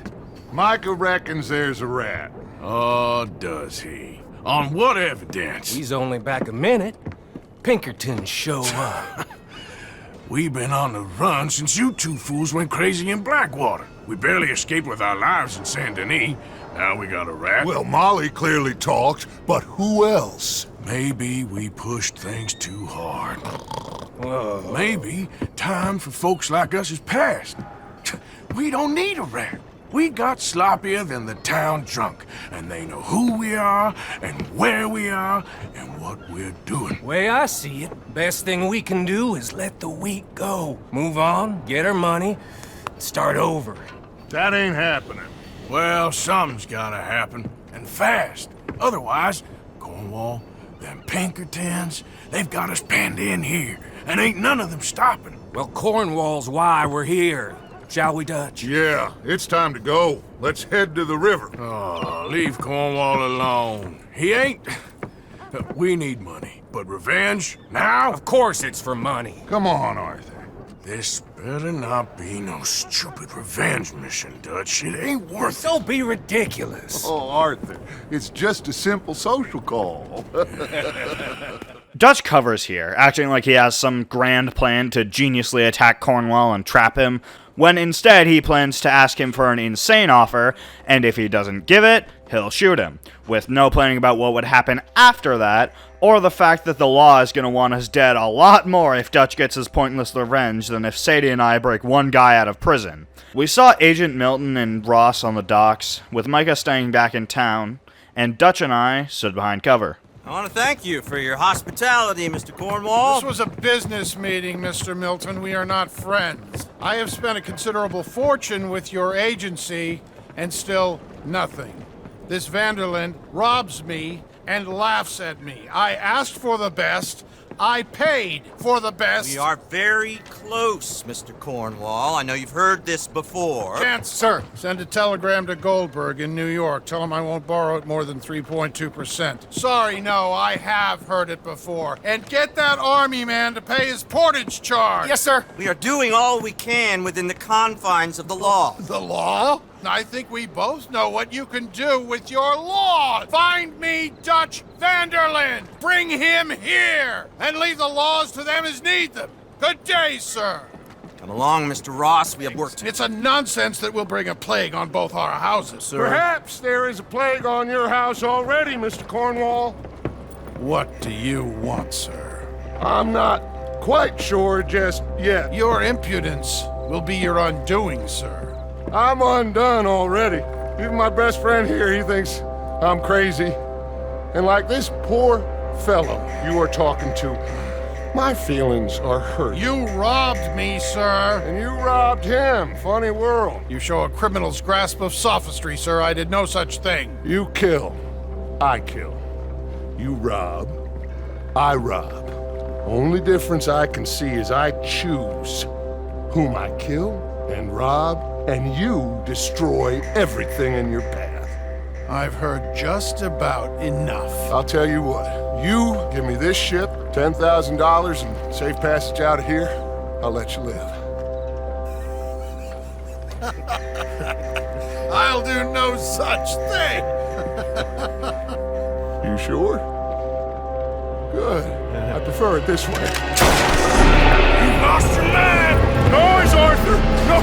Noise! We killed Cornwall's men and the Pinkertons on the dock before going back into town where Micah was going after Cornwall's papers, and then we moved up to this coal transport line skybridge thing. You sure you got the lungs for this, Morgan? Shut the hell up! We exchanged fire up and down the skybridge, Micah making a signature snide remark while we were up there. We moved uphill and Dutch commanded me to shoot an oil wagon for literally no reason.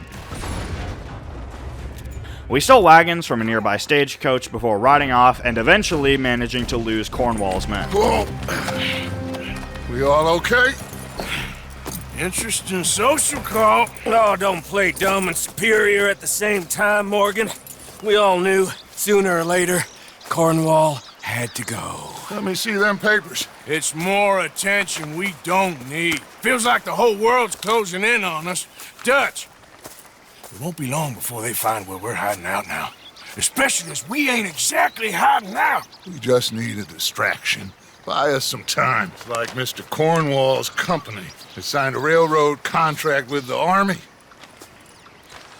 And they're also moving dynamite down from, well, the Annesburg mines to Saint Denis to resell. And there's bombs at his oil factory. Maybe there's a way to get them off our back and get the money that we need. Micah, you look into this dynamite. Take Bill, I guess. Arthur, you go too. We are gonna need a lot of it. And Micah, we need to talk. Figure out some things. Of course, boss. Figure out what? The plan. Getting out of here. Nothing's changed. It hasn't, huh? There's an old house west of Van Horn. Meet me there when you can, Black Lung. Let's split up. We'll meet up back at camp. Yeah. This is crazy. I rode back to camp to speak with Swanson, and as we were having a heartfelt conversation about addiction, and he told me he had sworn off morphine, Dutch interrupted me to tell me that we're going to fucking New York now. It's almost like Dutch makes plans and fails to follow through with them in ways that get people killed intentionally. He's not doing that intentionally, right? We then saw Karen, Javier, Charles, and Eagle Flies. This is Eagle Flies. His father is a great chief.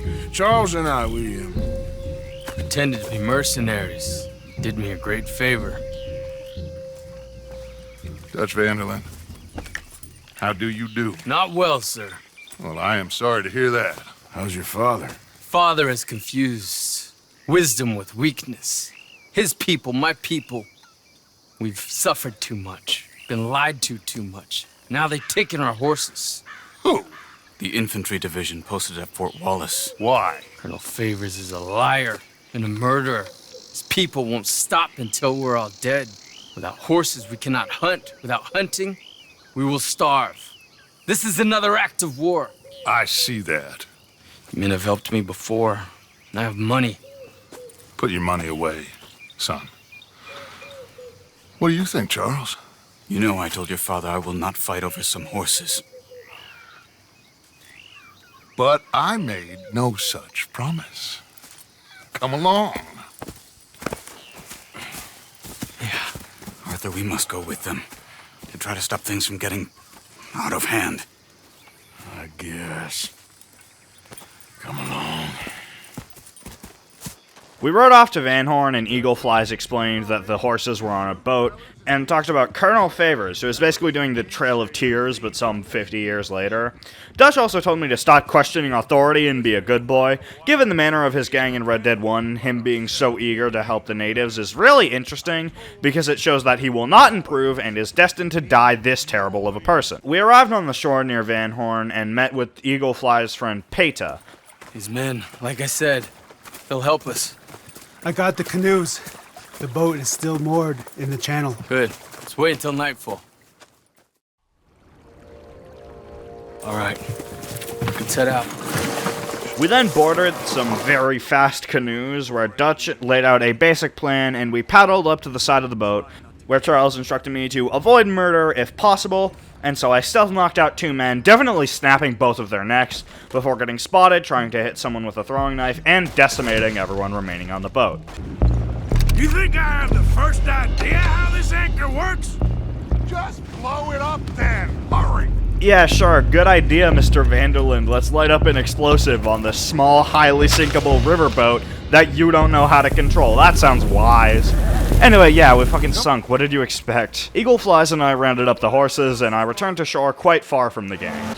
Will one of you help me return the horses to my men? Well, Arthur... Oh, Arthur needs to rest. I will. I like you, son.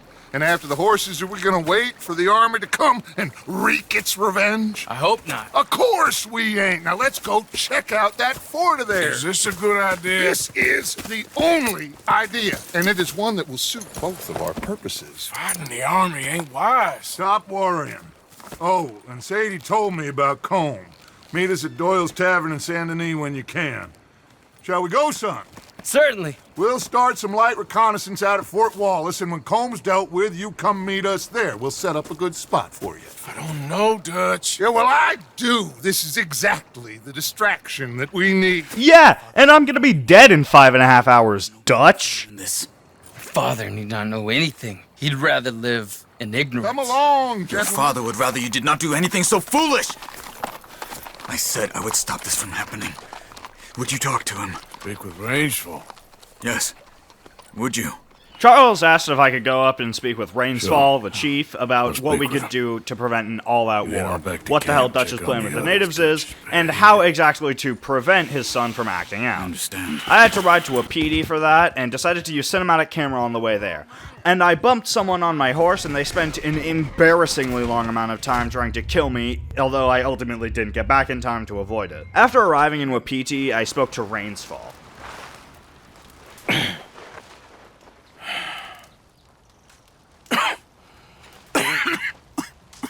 You don't sound very well.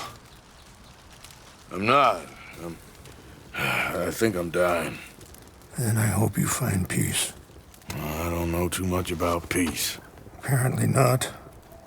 Colonel Favors, he has already exacted some measure of revenge for the raid. 2 women were assaulted by his men. I'm very sorry about all of this. Yes.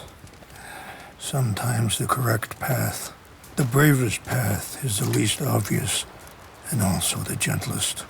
I'm a great disappointment to my son. Your son seems to want a war. My son thinks there is glory in death. Maybe he's right, but for me, I saw death being handed out so freely by the most foolish of men. I never could equate it with victory. Glory has come in service. Maybe. Maybe not, I don't know. I've killed a lot of people. For a whole lot of dumb reasons, and I ain't never seen much glory in it. Well, your friend, Mr. Vanderlyn, he talks a lot. I don't know him, but my son is easily led. I'm not sure I get you. He offered to ride out with me to talk, see the views, and search for some herbs that will save my life or whatever. Departing, Captain Monroe had to speak with Rainsfall, and he chose to ride with us. After introducing us, Rainsfall explained more specifically what we'd be doing. Riding off, Captain Monroe explained that the oil company was approved to drill on the reservation. I don't know if they meant the Leyland Oil Company that was mentioned in Chapter 4 or Cornwall. Anyway, gentlemen, I won't take up any more of your time. I'll see you both soon. Sure. Thank you, Captain. Enjoy the ride. Speaking to Rainsfall on the way up, Arthur acknowledged that Dutch was likely just taking advantage of the natives rather than sincerely trying to help them, but after that, we had a more interesting conversation. I had a son once, years ago. Don't talk about him much. Oh, what was his name? Isaac. His mother, Eliza, the waitress I met. When she got pregnant, she knew who I was, what my life was. I didn't want to promise nothing I couldn't keep, but I said I'd do right by them. Every few months, I'd stop by there for a few days. He was such a good kid. She was too, I guess. Just a kid, 19. What happened? I got there one day and saw 2 crosses outside. I knew right away. Turned out some bastards had come through. Robbed him. Shot him dead. And offered $10. Hardened me. Feeling that kind of pain. But I know now that you don't get to live a bad life and have good things happen to you. I think you're being hard on yourself. Maybe. All I can do now is Try and make some things right. Riding through this mountain is one of the best views in the game, and I believe it's the mountain where Arthur is buried. It's not really a spoiler. He's got tuberculosis, and John is the only person who isn't dead, gone, or against Arthur. And you've probably already split this video into multiple days at this point. You're not going to go and play the game now if you haven't already. Me? Anyway, Rainsfall and I arrived at the site he wanted to show me. What's happened? No! It can't be. No! They destroyed everything! I need to find the Chanupa. Who would do this? Someone who wanted to enrage you. Help me look around, please! The Chanupa is gone. I searched around for the Chanupa, finding a handful of bottles and flasks on the ground and a military camp down the cliff. I simply opened fire on the military men. I mean, it is a video game, but the following sequence after recovering the Chanupa did feel a little weird with how easy it was for me to decide to kill those men. That and a letter that one of them had on them from their father. Here, I got your things, I think. Yes, thank you. I'm very sorry about this. Even sacred things are only things. People, the heart, matter more. Was anyone hurt? Yes. It's a bad business. I should not have let you do this for me. But perhaps it will stop a bigger massacre. With these, maybe I can calm my people. After this came another journal entry. He's a man who, not so long ago, I would have found weak and pathetic. Now I see as wise and thoughtful and sensible. I would love to help him. Or at least stop Dutch pushing his son to do something real stupid. I also did the veteran line of stranger missions, but as hinted by the fact that they're optional, they aren't too relevant to the story. So I'll just skip to speaking with Captain Monroe in Wapiti. Captain Monroe. Of course. Chief's gone out trying to find medications. It's quite a business. Yes. Thought we were through with all of this. Well, we are, mostly. Colonel Favors seems to think the natives have broken some promise they never made, and apparently he's punishing them by withholding vaccines sent down by the federal government. Really? I was supposed to oversee the administration of vaccines. Now I hear the wagon's been diverted. Why would he do such a thing? To be honest, I truly don't know. They say he didn't have a very good war, so maybe he's trying to start another one. Is that what you think? I'm trying to find out, and he knows I'm trying to find out. He'd love to provoke me almost as much as he'd love to provoke these poor bastards. Meaning? Meaning that despite the fact that I think he's a horse's ass, he knows I think that. So we're just stuck here trying to make the best of things. This is the best of things. Children dying of diseases. No. This is awful. Where is this wagon? Where can we find it? I can show you. He warned me to be cautious, but I insisted, and we rode off to steal the wagon.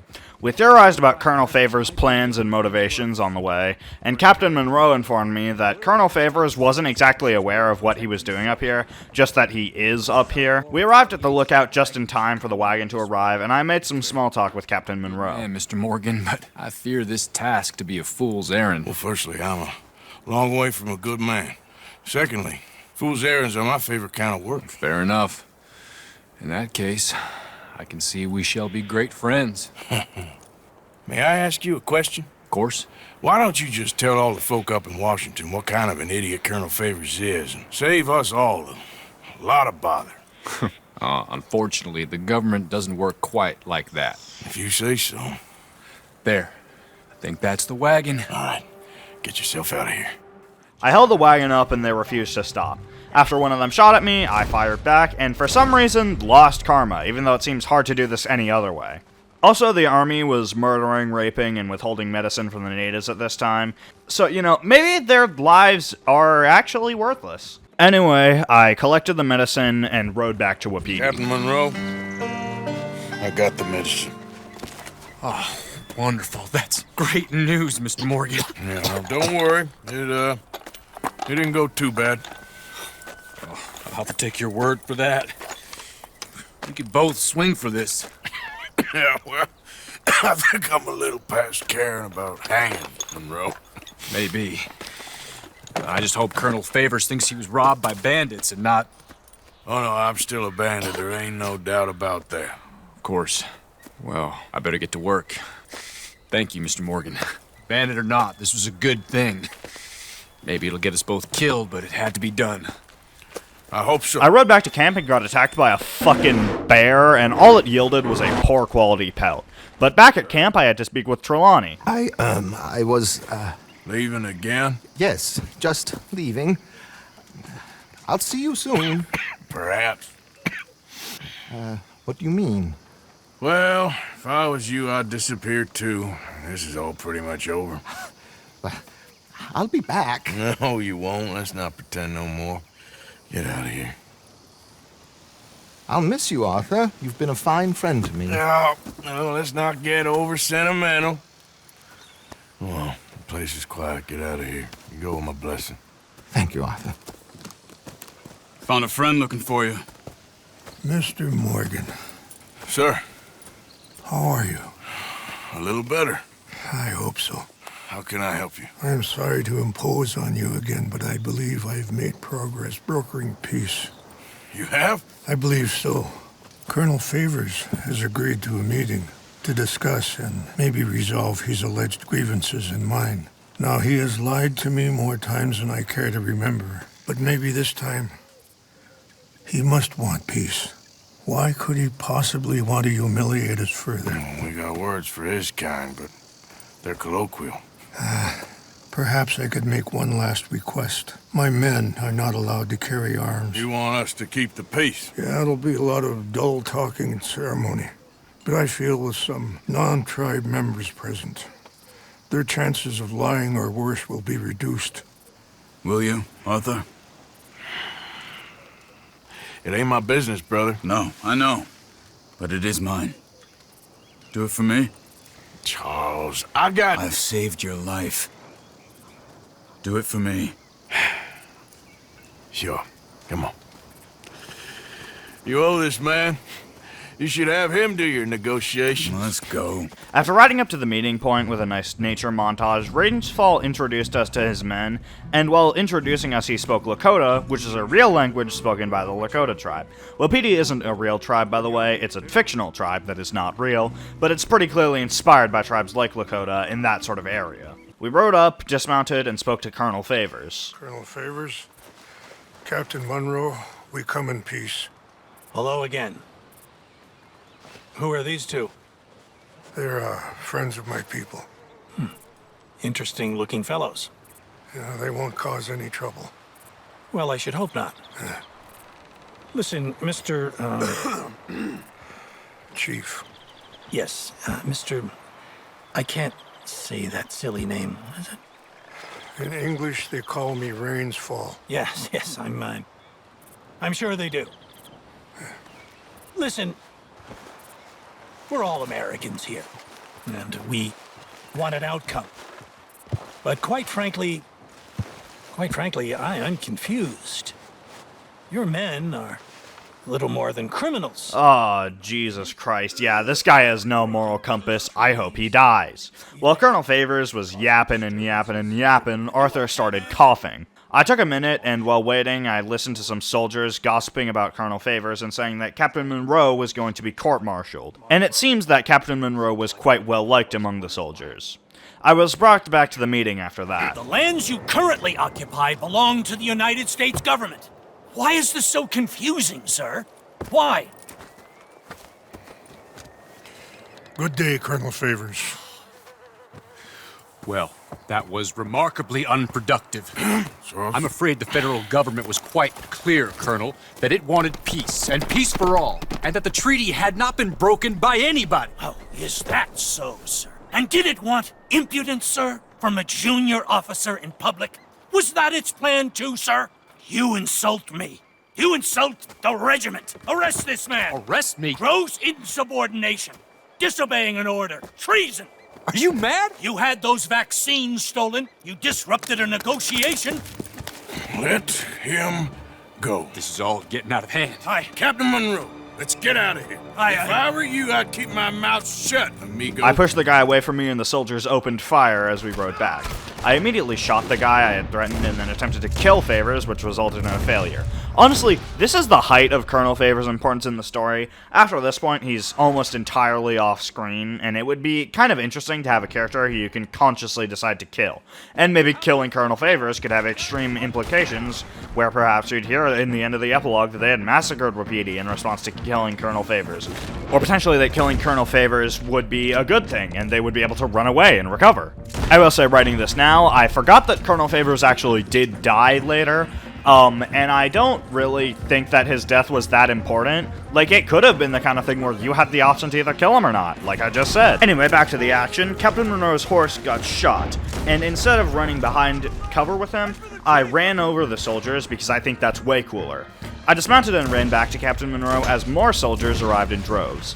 After killing them, Captain Monroe rode on the back of my horse and we rode off together to a train station where Captain Monroe would have to get out of the state and probably the country as soon as possible. Get out of here, Captain Monroe. I fear it may be Mr. Monroe from now on. I'm sorry about your career. Here. Here's some money. You take it and get out of here and start a new life somewhere. I hear Tahiti's nice. Thank you. Just hop on a train to Saint Denis, jump on a boat, but avoid Guam. Where? Forget about it. Meet you back at camp. After departing Captain Monroe, I had some coughing. Reverend? Reverend. What are you doing here? I'm leaving. Running away? I suppose so, yes, I'm running away. I tried to make Dutch see sense, but he's very strange recently. And the women? Little Jack? You leaving them? I told them to run too. I asked them to come with me, but they wouldn't. I'm changed. I'm a changed man, Arthur. I can't die for a bunch of nonsense sprouted by a fool.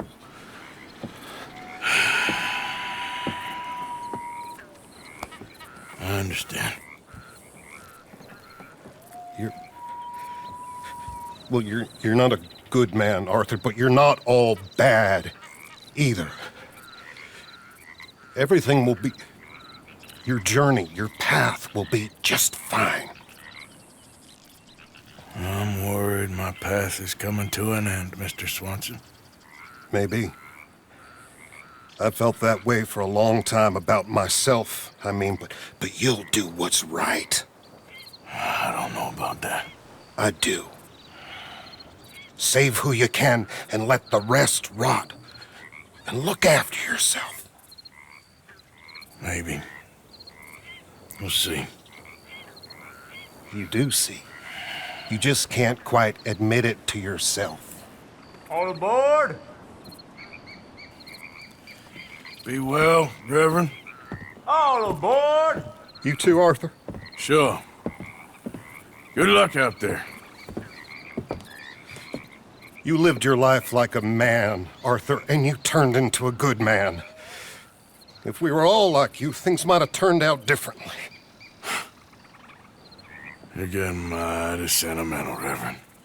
Reverend had to board his train, and we said our goodbyes. After this, I rode back out east and spoke to Micah.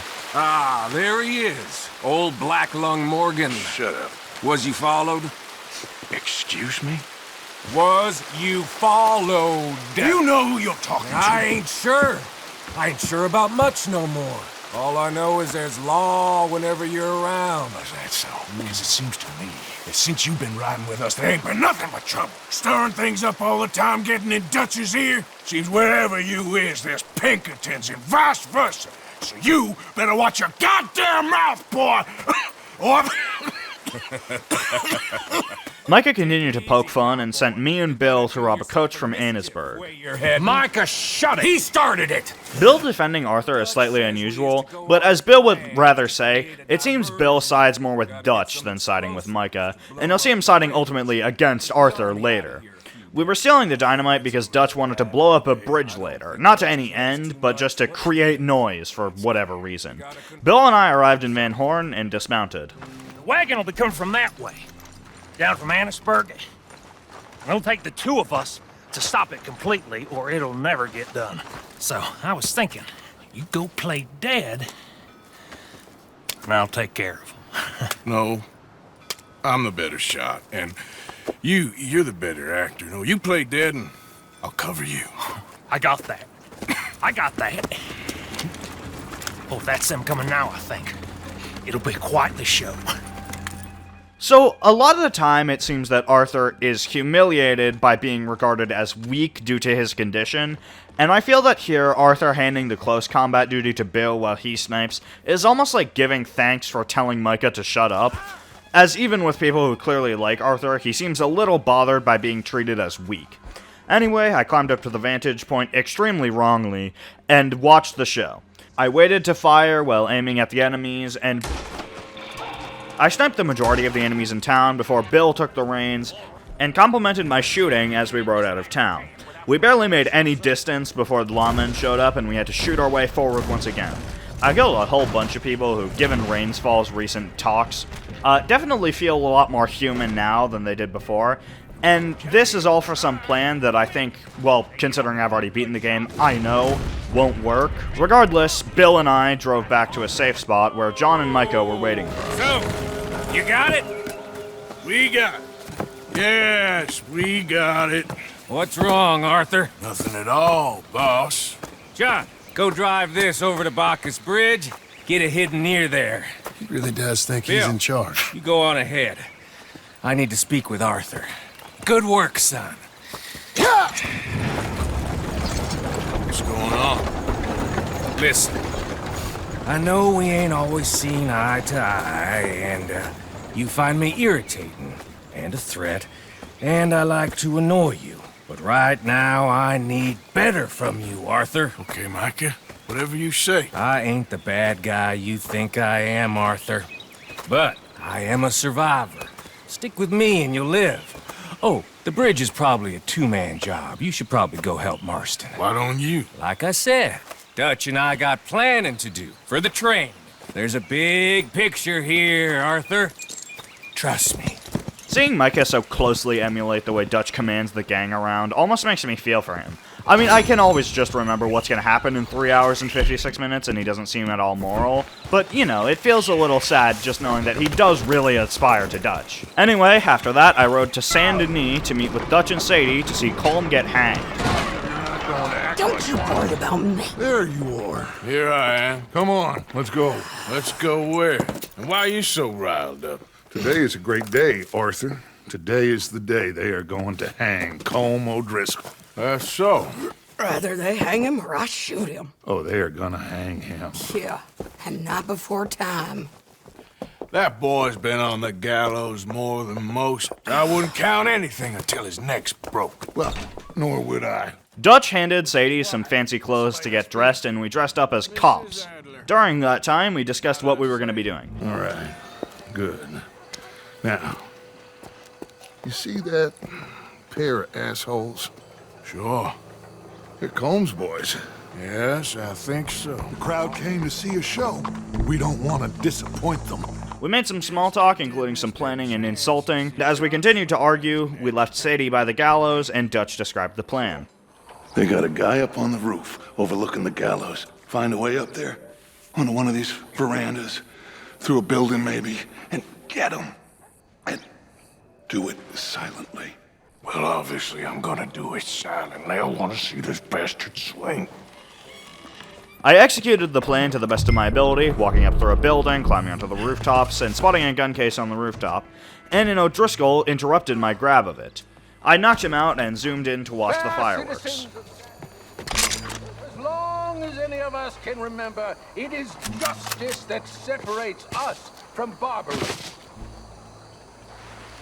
Yet justice itself can at times be barbaric. For sometimes a man is so savage, the only way to deal with him justly is by savagery. Colm O'Driscoll is one such man. He has murdered, tortured, robbed, stolen, raped, and abused for a decade across 5 states, seemingly with impunity. Today, justice catches up with him. As well you may. I've been a bad man. Silence! These charges... This is not a court where you shall be tried. This is a place where your sentence is to be carried out. And your sentence, Colm O'Driscoll, is that you are to be hanged by the neck until you are dead. This is not a task we take lightly. It is not a task we enjoy. But it is a task we must carry out if our civilization is to prosper. Gentlemen, are we ready? Colm O'Driscoll, may God, in his infinite wisdom, have mercy upon your soul. Whenever you are ready.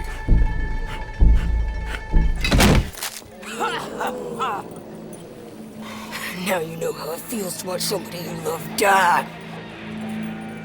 You ruined my life!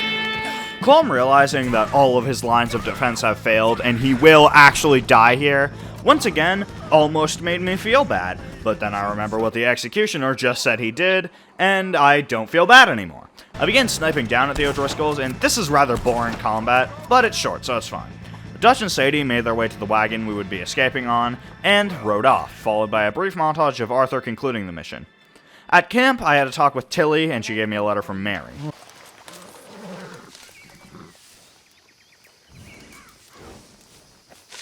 My dear Arthur, I don't know if you received the letter I wrote to you from Saint Denis a while back.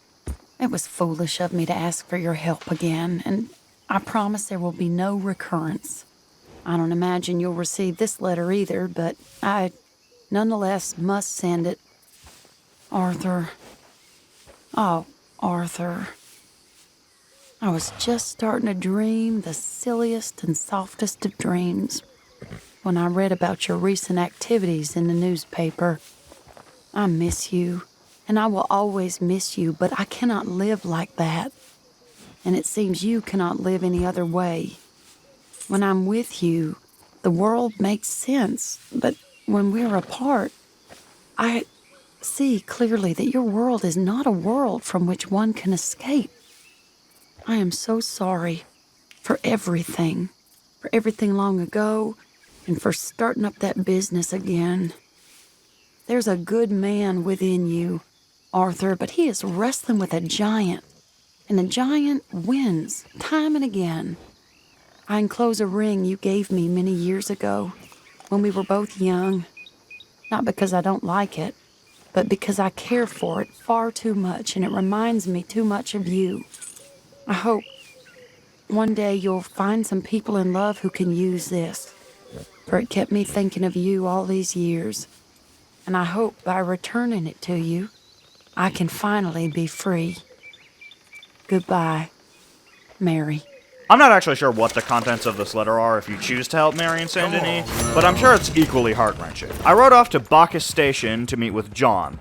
Riding all the way through the mountains is serene, and this next mission, nothing bad happens. There's not a shocking death or a gruesome scene. There isn't even a shootout, and it's with 2 characters who have a pretty positive relationship, but it almost feels akin to riding back to camp in the finale, because it is, you know, a little somber that the game is ending. Arthur. How you doing? Nervous?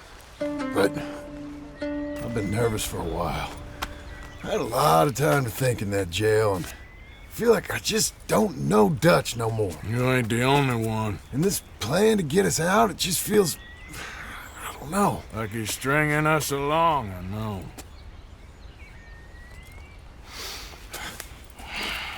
Killing in cold blood, revenge, We all do bad things, but he seems to enjoy it now.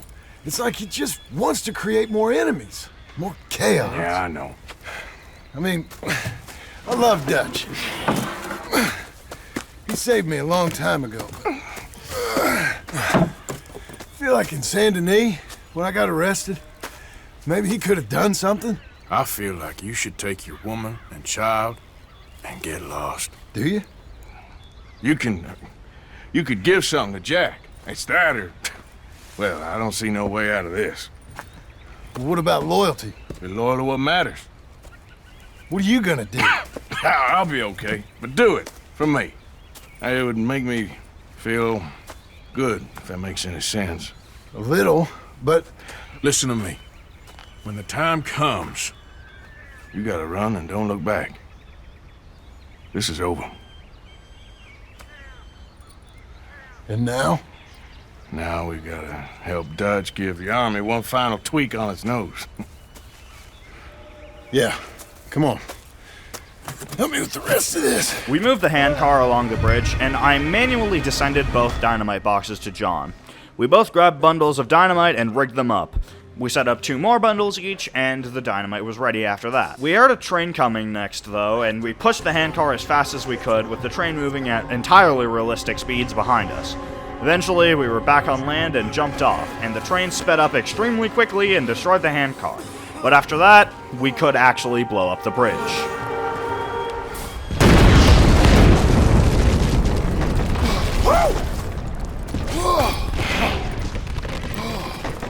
Well, I guess old Dutch got all the smoke he wants. Well, let's hope so. You really think that that'll draw attention away from us? I guess we'll see. Tell the truth, I ain't even sure I fully understand Dutch's plan with all this. Like I said, John, when the time comes, you go. What about loyalty to everything? You've been loyal. I've been loyal. Look what that cost. You know, all that ever mattered to me was loyalty. It's all I knew. It's all I ever believed in. Well, not anymore, John. Soon, you gotta go. Go. Don't look back. I'll think about it. I've done a lot of thinking. Look at us. Out here risking our necks, and for what exactly? For an idea that don't work no more. How you mean? You know just what I mean. You got a family. You need cash. You need to start building a life for yourself. Me? I need a vacation. And Dutch has all the money for safekeeping. You know something? Abigail thinks she might know where some of that money is.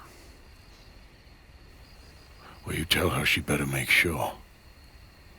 And then come talk to me.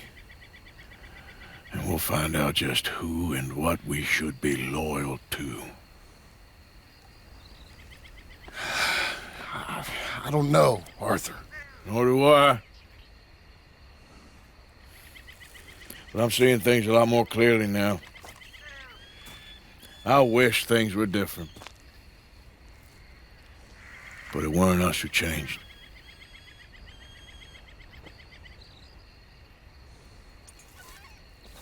Yeah!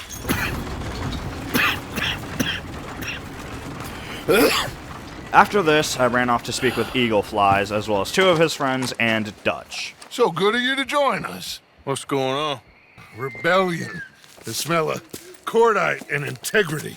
It is a beautiful thing. What are y'all doing? An eye for an eye. We didn't start this, Arthur. They did. We? This ain't our fight. It surely is. Whatever it is you're planning, it ain't a good idea. They want you to fight. Nobody will be killed. We're just gonna trap a few of them in the valley, disarm them, tar and feather them, and remind them to leave these boys alone. You have energy for pranks? Come on, Arthur. Just tweaking Uncle Sam's nose a little. I need you to help me. As we brought the dynamite down to rig it up, Dutch said this. Perfect. People will see these boys. They won't notice us, and they'll think we're gone. Everyone will blame everything on the Indian problem, and we'll disappear up the river. But first, we need to trap them in this pass. Help me dynamite up these trees. I very slowly unspooled the wire and linked it up to the dynamite as Dutch laid it. We also made some small talk about Culm and some potential future plans. We headed right back up the hill and waited for the army patrol to pass through. Looks like more than we thought. It's fine. We're only here to talk and administer a little good old-fashioned humiliation. You're owed that, son, at the very least. Wait for my lead, men. Everyone just stay calm. We've got the upper hand here. Okay, they've passed the first charge.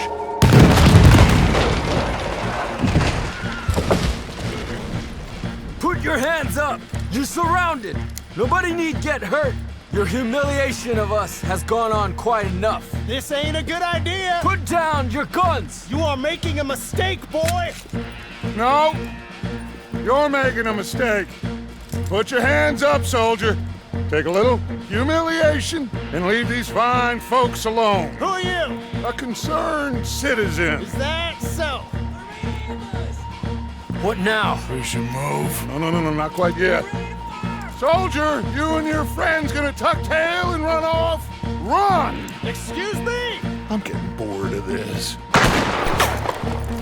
Your friends fired first, soldier! We were straight into a shootout after that, and after attacking the men from the top of the hill for a while, we moved down and began looting the bodies, as we had killed most of them. We looted for a little. Peto was injured, either by the explosion or in the shootout, but he was not in ideal condition one way or another. Damn, they're sending riders from the fort. We need to leave. But where's Peta? Was he killed? He's alive. Well, that went just about according to plan. I'm trying, Arthur, with everything I have, and I will keep trying, and you'll keep doubting me, and we'll keep failing. It ain't like that, Dutch. Look at me. Look at me! I'm worried about folk. I know.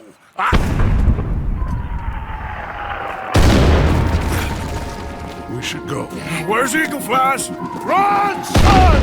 Run! Come on! We took off, heading for the river. We abandoned our horses up the path and got shot at by soldiers on the way down. As the clear escape routes surrounding us became inhabited by soldiers, it was quite obvious that we were running out of places to go. Dutch, for once, even admitting that he's losing, and we came up to a dead end. Well, Arthur... Put your hands up! I said put your damn hands up! Okay. Okay. Follow my lead. I got a plan. This is a good one. Hello, officers! You keep them hands up and come here. Put your hands up! Hello, Captain.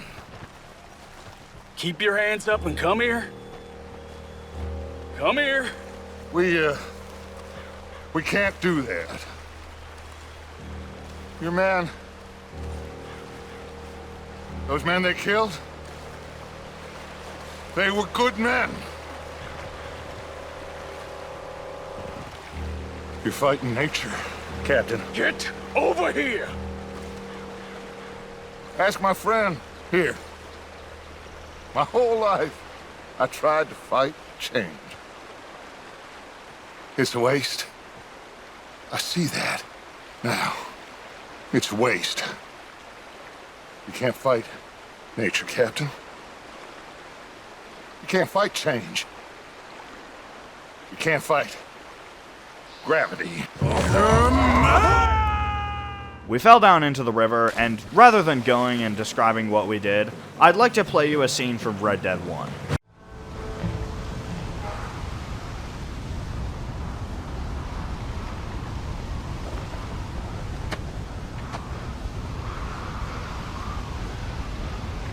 Hello again, John. Hello, Dutch. We gotta stop meeting like this. Sure. I got a plan, John. You always got a plan, Dutch. This is a good one. I don't doubt it. We can't always fight nature, John. We can't fight change. Can't fight gravity. We can't fight nothing. My whole life, all I ever did was fight. Then give up, Dutch. But I can't give up, neither. I can't fight my own nature. That's a paradox, John. You see? Then I have to shoot you.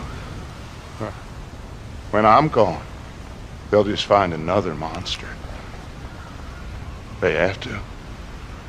Because they have to justify their wages. That's their business.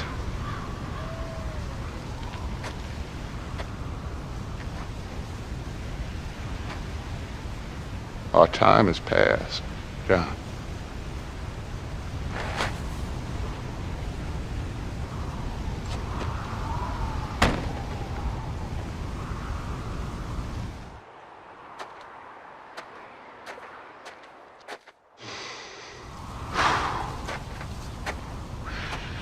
So at the end, you didn't have the guts to shoot him. The man's dead, Ross. Sure. Can I see your gun?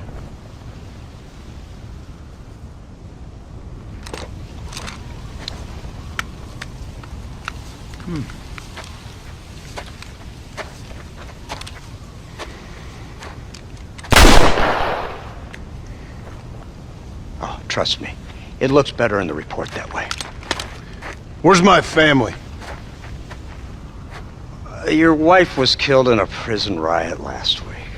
So, I'm only joking, dear boy.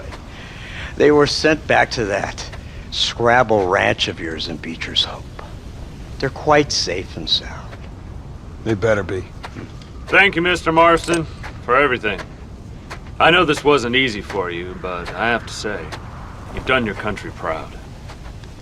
Yeah, exactly. See you around, John. Try to stay out of trouble. Come on, Archer. Let's go find somebody else we can annoy.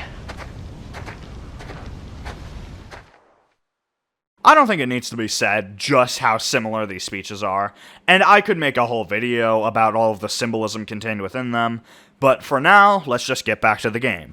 This feels almost like a moment to remember the good times. It's one of the last times where it does truly feel, even just for a moment, that Arthur and Dutch have each other's backs, and with the end of the gang on the horizon, it hits quite hard that every fun night robbing and moment of camaraderie helping a fellow gang member and every tragic loss has led to this. Take my hand! Come here, big boy! Oh, I got you! You're okay. Oh, you're okay. What a mess! I know, but a mess is what we need. Oh, we just escaped from chaos. Eagle flies must have been taken. Taken or killed? Well, we can't go find out. No, not now. Charles, we'll send him. Where is he? He's probably back at camp. Let's split up. I'll go tell him. You rest up, then go meet him up at the reservation. We are gonna make it, brother. I can feel it. Faith, Arthur. Have faith.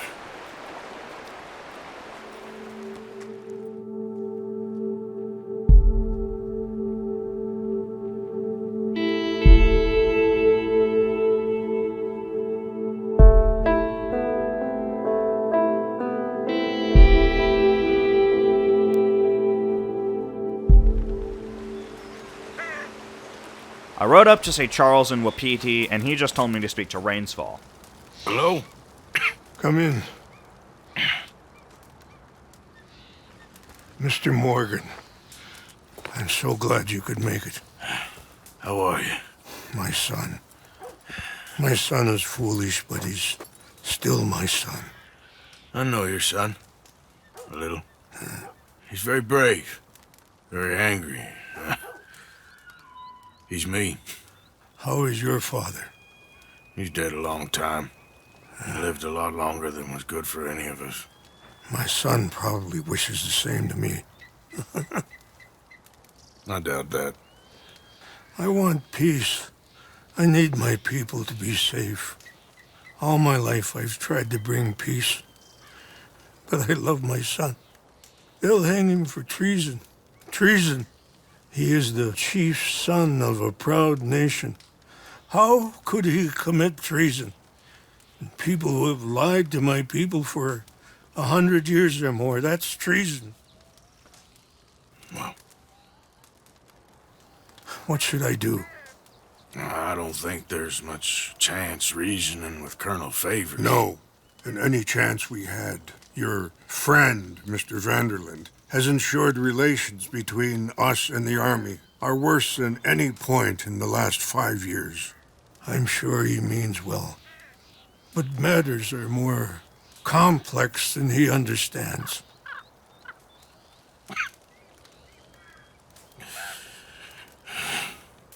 Me and Charles will try and rescue your son. No. Yes, yes. I ain't got much to lose, and you got... I'm doing this. Charles! Where are you? Come on, let's go. We rode down to Fort Wallace with Charles. He said he had scoped out the fort and could find a way that we could sneak in at night, although we'd have to be stealthy. And Charles had actually planned an escape route, unlike Trelawney on the boat. Listen, Charles. If it goes bad in there, you get yourself out. You got more to lose. No. Come on. Don't start talking like that. I didn't tell you before, but... I saw a doctor. It's pretty bad. But it's gonna get worse. Oh, Arthur. Any day we can die. We're riding to break an Indian chief's son out of a cavalry fort. We could both die tonight. In a way, it is a gift to know. In a way, you were lucky. Sure don't feel like that. You still have time to make amends. The others, Hosea, Lenny, Sean, all them, they didn't. And what about the Calendar boys? Both killed trying to escape Blackwater? More vicious pair of bastards than ever was. And that's all they ever were and will be. Maybe. You're lucky. You got the chance to do something better. My guess is maybe that's why you're here now. Either way, just keep your head strong. We're close now. We made a little small talk on the remaining ride back and waited until night outside of the fort and started sneaking in. There were a lot of stealth kills, sort of you take one, I'll take the other moments in this mission, and they're kind of fun, but we were doing those back in Coulter. Anyway, we snuck around back and Charles threw a fucking grappling hook, which if nothing else is awesome. And after stealth killing around the perimeter of the fort, we moved back onto ground, and we started a nice fire to roast marshmallows around. After making that distraction, we moved to the cell where Eagle Flies was being held. Come on. Your father sent us? My father. He told you to come and kill guards? No, he didn't say that, Of course not. You okay? Sure. Enjoy being tortured. Clears the mind. If you say so. Whoa, whoa. I'm fine. We moved out and we were sent straight into a shootout. Yet another thing that severely hurts the natives' relationship with the government. We saw our way out, sealed up, and I blew it apart.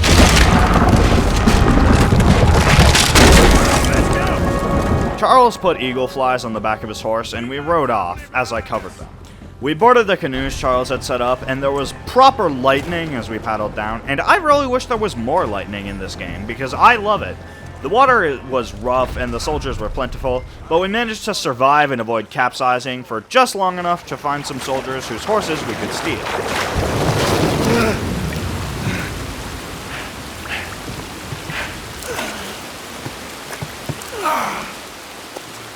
I think we lost them. Come on. You okay, Arthur? Yeah, I'm right as rain. How are you? I'll be fine in a day or so. I heal fast. Colonel Favors won't be too happy with your rescue. I guess not. Yeah, there's gonna be a lot more trouble. My father, even he may have to fight. You won't win. No big fight with them. Shouldn't y'all just run away? Where would we go? I don't know. In front. Let me take you back to your father. Thank you. Don't mention it.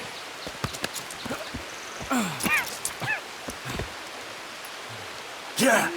Riding back to camp, I decided to stop in Valentine for a minute, just rest up for the night, and it was a bit nostalgic. I recorded this gameplay over less than a week, and it felt a bit more nostalgic now, 2 months into writing it. I guess I just miss the fun times with the gang, even if it's a game. It makes me feel about how someday, whether through death or decaying relationships, you lose your friends and make new ones. I'll probably replay Red Dead 2 again someday, and I imagine I'll enjoy it, but it's still quite somber watching the gang fall apart and the world feel like it's closing in on you. I don't know exactly where I was going with this, but I just wanted to capture some of the feelings of replaying this game. Although I'm sure there will come a day when I watch Arthur or Micah or Dutch die for the last time and never pick up the game again. But until then, I suppose there's a beautiful world and a beautiful story to experience. Back to the game, I spoke with Sadie at camp. Still working. Is anybody still working? The whole goddamn place full of people bickering, fighting and lying. It makes me real sad. I know. I need someone to ride with me. Do what? Finish off them O'Driscolls. I hear the last of them is holed up at Hanging Dog Ranch. I don't have it in me no more. I saw Colm swing. I just don't care. I was a married woman. You know what they did to me. And to my husband? Like, you're the only one of these fools that I trust. I've got to do this. I had the choice to either help Sadie or not. I'm not sure what happens if you choose not to. I imagine you'd lose honor, but I'm not sure if Sadie fights them alone or just doesn't finish her business with the O'Driscolls. Abigail, Jack, John, make sure they make it. I mean, this whole thing is pretty much done. But when the time comes... How do you mean? When the time comes, you help them. What do you mean? I mean it. Help them escape. When I... You know, you and me, we're more ghosts than people. But them, they could... I know. Of course I will. Thank you, Arthur. I then had the choice to either leave now or attack Hanging Dog Ranch later, and I chose to ride off now as I'm attempting to finish the game as fast as possible, on account of being lazy and not wanting to have more footage to go through, even if taking my time might make the gameplay experience better.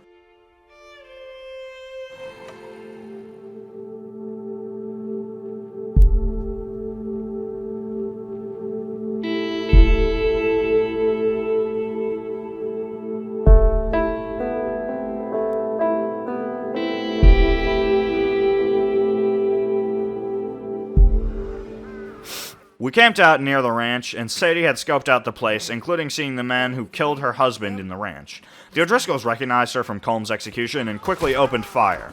I only ever stopped aiming my gun when I was reloading, and after I had killed the O'Driscolls outside, I entered the barn and killed my fair share of O'Driscolls inside, although nothing interesting happened. After it was clear, I went to meet with Sadie inside of the cabin.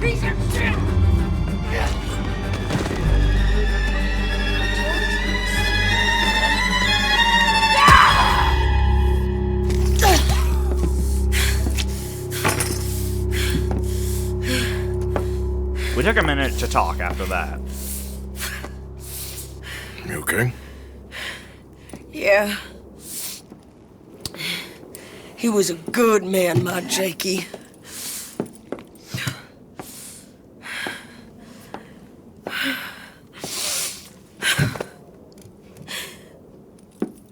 We was always sweet on one another. I'm sure. Yeah. I miss him every day, every moment. They turned me into a monster, Arthur. But my memories of him, they still pure? I ain't even got that. Aside from my Jake, you're the best man I've known. I know the company you keep. The competition ain't too fierce. We should get away from here.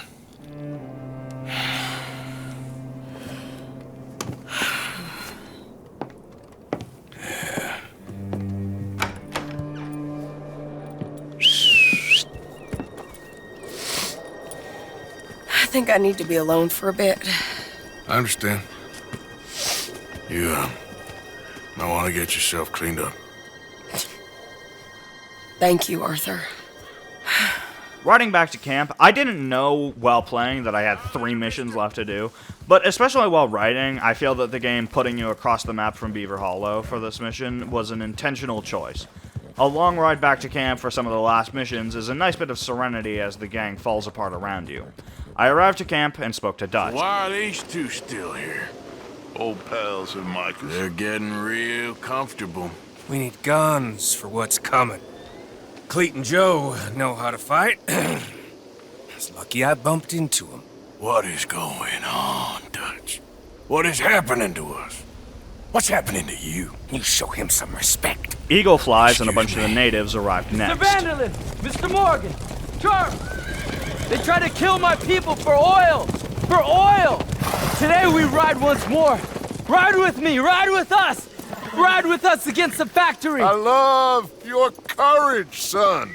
It is a thing of great beauty. Stop! Everyone stop!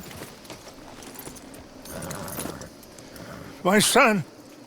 My last son. Don't. When I was your age, I fought. I saw death. I have killed. The men I knew were slain. My firstborn, your brother, had his head smashed by a drunken soldier. My wife had her throat slit. I made peace. I knew not to trust, yet I had no choice. Maybe you were right. Maybe the slow death is worse than the fast one. Maybe none of these men are good. Maybe a world in which they came to us is a world that we cannot endure. But endure we must. Father, you are tired. Do not die for pride, my son. We have suffered too much in this trick. The earth, the water, they have no pride. They endure, and we must endure. My only boy, my precious boy, do not mistake my strength for weakness. As your chief, I implore you. Your words mean nothing to me, Father. Don't. Ride with me! Ah! Stop. They rode off, and Rainsfell asked me to help them fight, hopefully to save whoever we can. After you helped me after we spoke, this is just a trap. My son, my people will all die. You help this fellow, Arthur? Please. What of it? What else you been doing behind Dutch's back? What? The wars are over. We have lost. These young men will be annihilated. Please. I'll see what I can do. Charles? Who else will come with me? Oh, all right, Arthur. Who knows what other secrets I'll learn about? Who else? I will. Everyone rode off with me, even Bill, who has a notably hard time deciding whether he is pro or anti-genocide. Handed them a death sentence. Just like John if we hadn't got him out of that prison. Hey, show some goddamn respect. You'll know when I ain't showing respect, Bill. I had a plan. I still have a plan.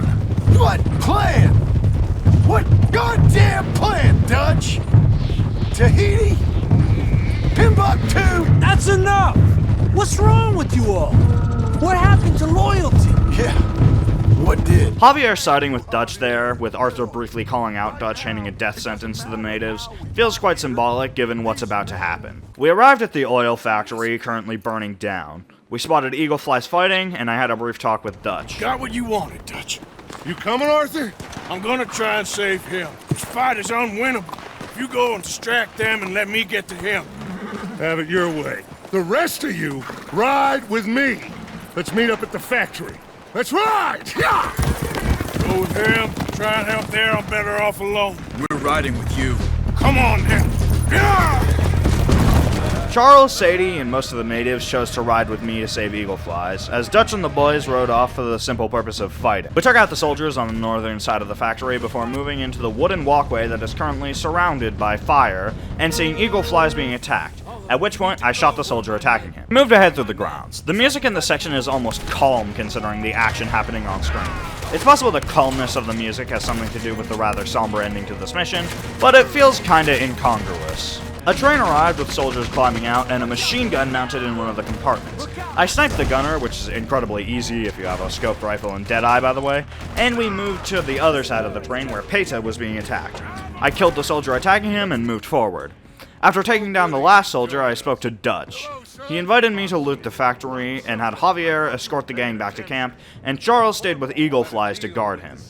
Dutch said there were state bonds in here, and they could sell them for a good amount. We went to the office, where Dutch found the bonds. I got him.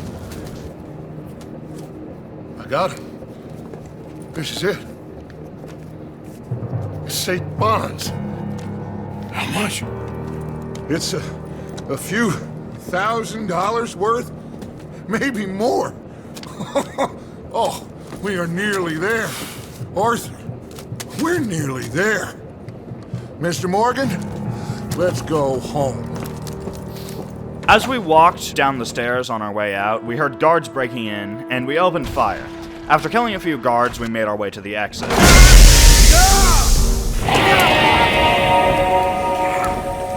got one! A white one! Dad? I need help! I need help!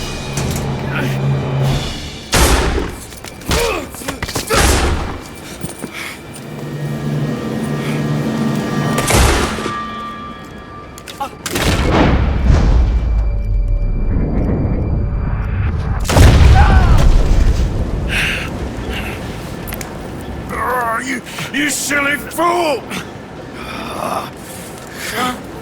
Come on! You saved my life more than once. To give mine for yours, it's as it should be. Come on! We need to go. You ran away.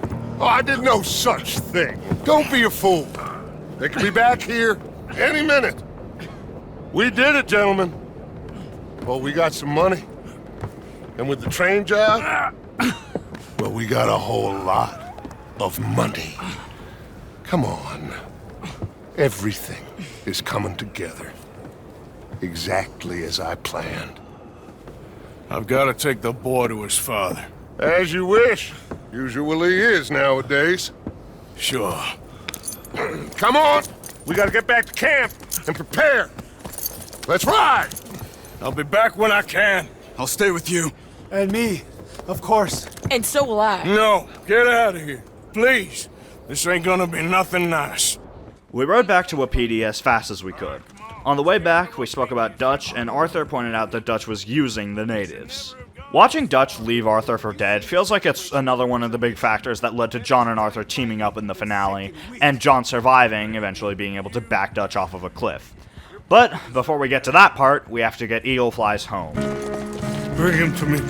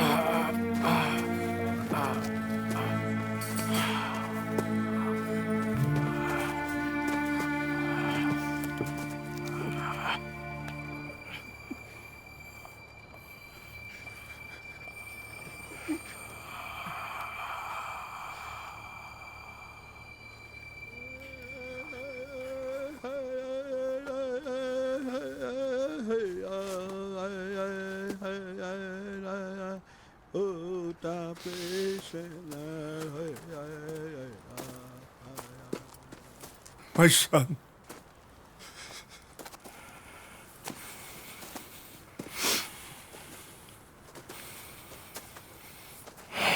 What are they gonna do now? They must move. And fast. I'll stay and help them. Yeah, I'll stay too. No, my friend. You have others who need you. Good people.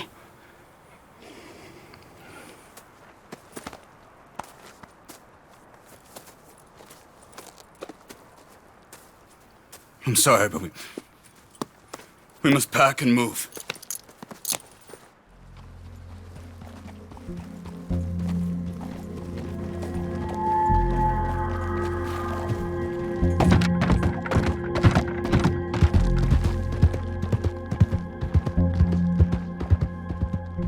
I rode off thinking this was the end of the mission, but there is one last thing.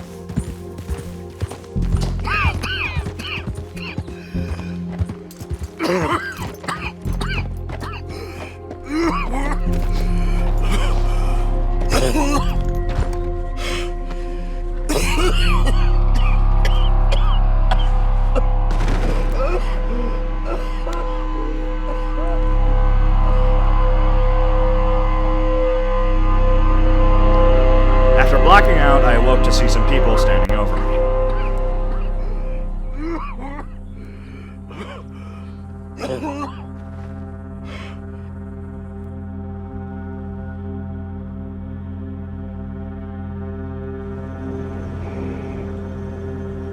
Please, drink this.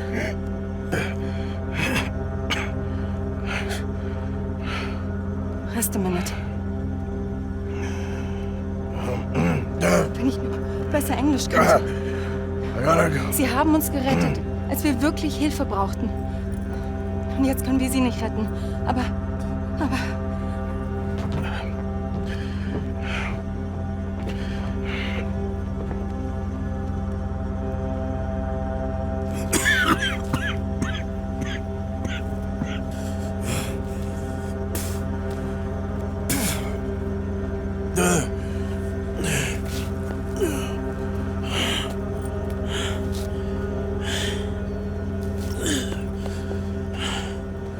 In case you didn't notice, that was the German family from all the way back at the end of Chapter 2.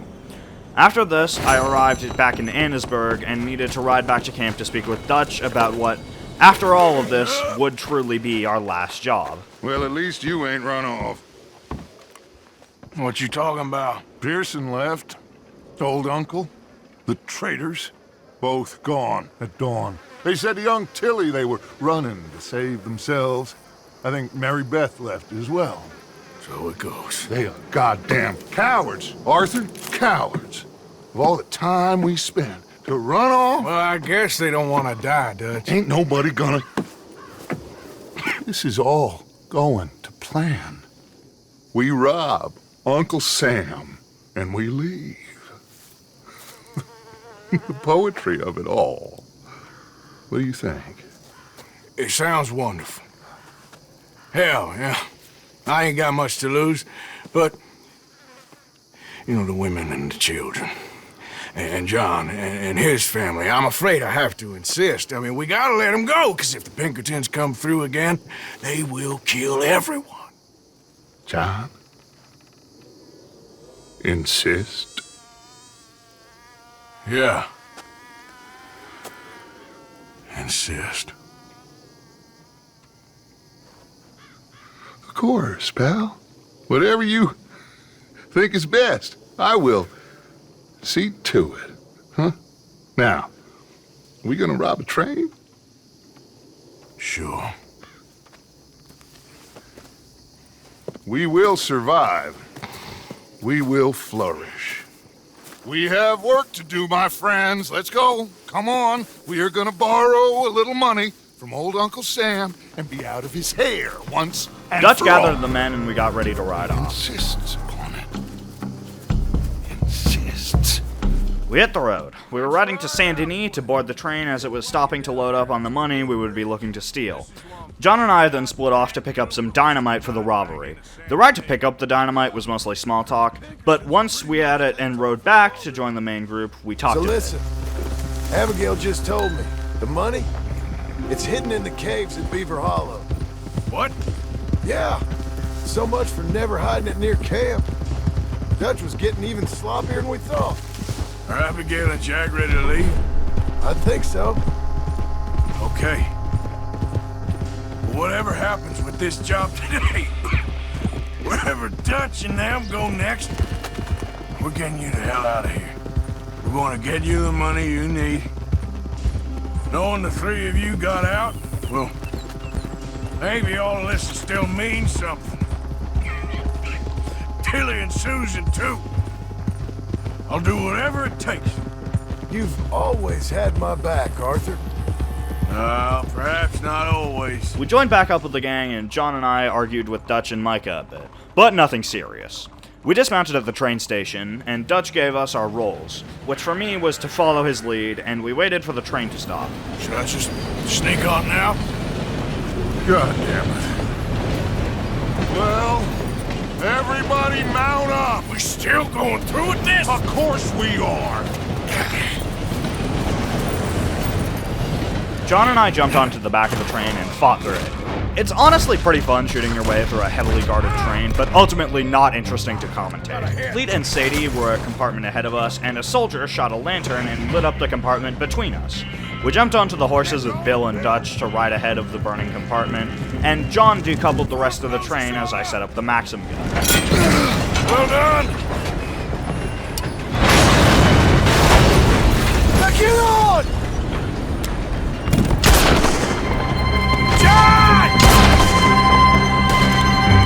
He miraculously avoided getting ran over by either the train or the horse, but even though he appears to still be alive, I shot that guy that hit him with even more fury than the guys that killed Lenny or Hosea.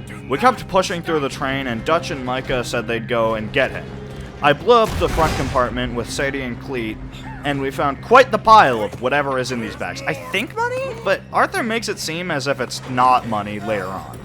Anyway, Bill informed us that the train was not stopping, and was getting rather close to the bridge that I blew up with John. And so we jumped off with whatever we could before Micah and Dutch showed up suspiciously quickly. Jesus. We're alive, just about. Well, let's move.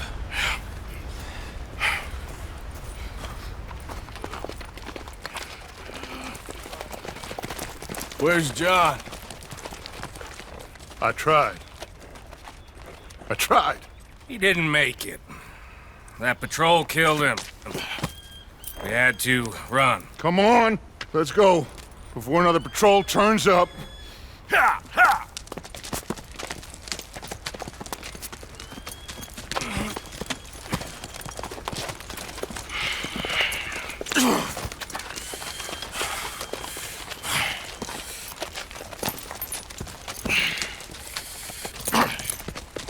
The look on Arthur's face here is incredibly sad. He's just been given the knowledge that him spending the last of his days attempting to help people and get John and his family safe were entirely in vain, and hardly anyone will be able to say he's anything more than a killer who wasn't respected in the end of his days even by his own gang. Of course, this is not true. Even if you didn't play it, you're probably aware that Red Dead 1 is a prequel and features John, and that Dutch is now lying because he knows that if Arthur doesn't think he has anyone to keep fighting for, it will hurt his morale, and Dutch will have all the more chance of getting the last laugh. We rode back to camp and started the last mission, Red Dead Redemption.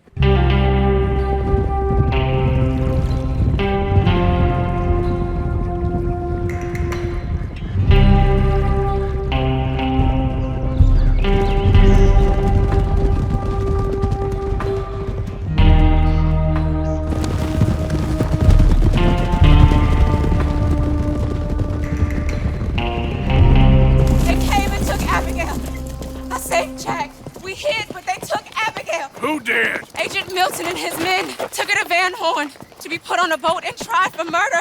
I am sorry to hear that. We gotta let her go. John's, well, sorry, son. Without John, she's just bait. Got a bunch of money, Dutch. She's just a girl. They won't do nothing to her. But me and the boys know. Yep. We need to keep riding on this one, Dutch. You know it. Every man here knows So we it. just gonna let the boy be made an orphan? It ain't like that. What is it like? I wanna live, cowpoke. I still got the choice. Dutch, it's just a girl. You're right. It's Micah. It pains me to say it, Arthur. But he's right. Dutch! Come on, boys. Yeah!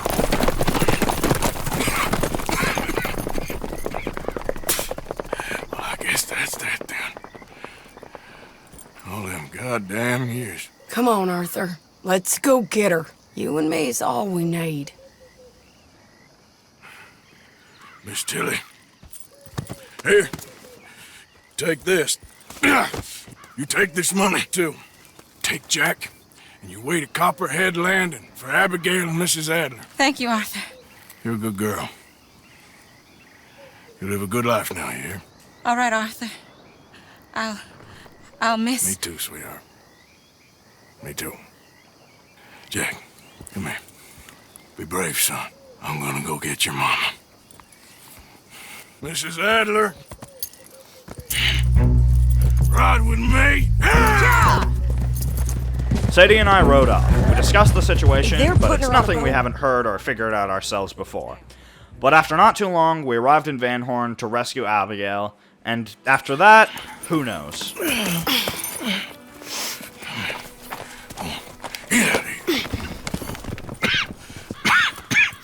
How you feeling? I'm okay. I think you should cover me and I'll go in there and get her. 'Cause you're the better shot, I mean. That ain't what you mean. I can still fight. I know, Arthur, but just do it my way, honey. It's for the best. Get up someplace high, like the lighthouse or something. And cover me. Please. Okay. I just started by scoping out the area and seeing Abigail being taken in. I assumed Sadie would be making the first move forward and opened fire because it didn't seem like she was going to. I sniped down at the guards as Sadie moved toward the building where Abigail was. This sequence almost feels like a tutorial mission from Chapter 1 or 2. And actually, the first mission where you're supposed to use a scoped rifle is with John, so maybe that could be seen as symbolic. I really doubt it, but, you know, it could be. But as I saw Sadie heading into the building to get Abigail out, she got taken. I fought on the ground to get over the trading post, and relying entirely on Deadeye and healing tonics, I did eventually make it.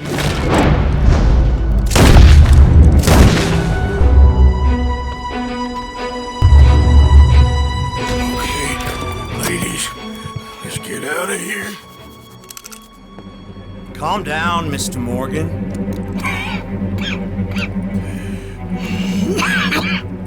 That's quite a cough. Sure. Tuberculosis. I'll be dead soon. And you with me, Mr. Milton? You'll be dead, sure. But I'm gonna be just fine. We offered you a deal, Mr. Morgan. You should have taken it. I'm a fool, Mr. Milton. Not all you boys have quite so many scruples. Old Micah Bell? Micah? You mean Molly? Molly O'Shea? Sweated her a couple of times, never talked a word, had to let her go.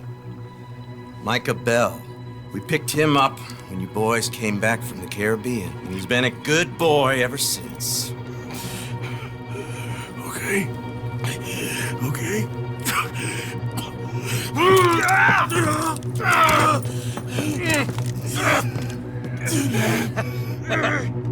Using your strength, Mr. Morgan. You're still a yapping dog, Mr. Milton.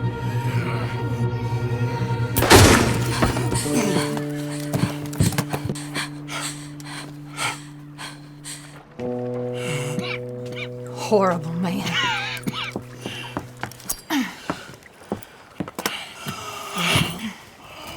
Now come on, both of you. We got on our horses, and I did not realize Sadie was on mine and Abigail was on her horse for a second, but I got on Marriott's back and fought the men as we rode back to camp. It was uneventful. Ladies, I'm fine. Hold up a moment. Arthur, there's no time. There's time. What happened to John? Where's John? I don't know. I think...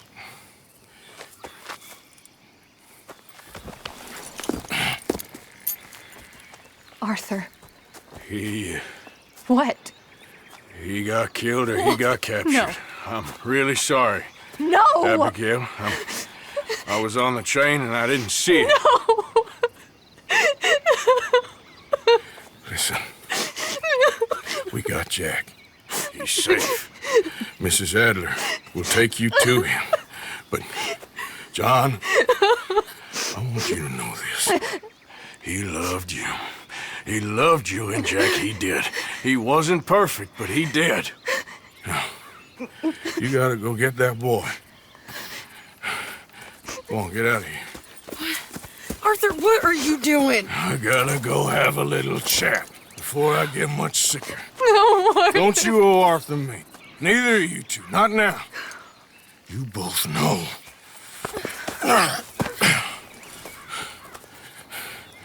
You're good women. Good people. The best. You go get that boy. There'll be time for sorrow later. If you're headed back there, Arthur, take this. I don't need it anymore. What's that? There's a chest in them caves. In the back to the left, hidden under a wagon.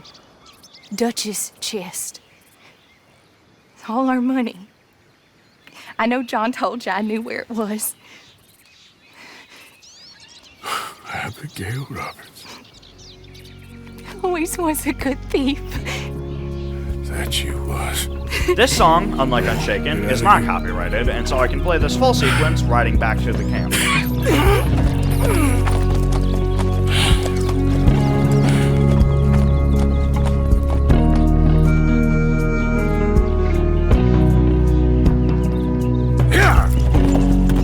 The many miles we walk, the many things we learn, the building of a shrine, only just to burn. That's the way it is. That's the way it is. There's a good man within you. But he is wrestling with a giant. I'm really sorry for you, son. It's a hell of a thing. Our time is pretty much past. May the wind be at your back. Good fortune touch your hand. May the cards lay out straight, all from your command. That's the way it is. That's the way it is. You saved my life. You're a good man.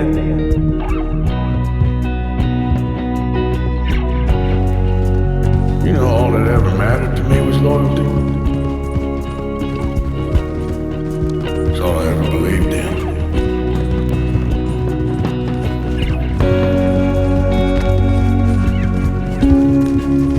Maybe it's a sign, Arthur. Try to do the good thing.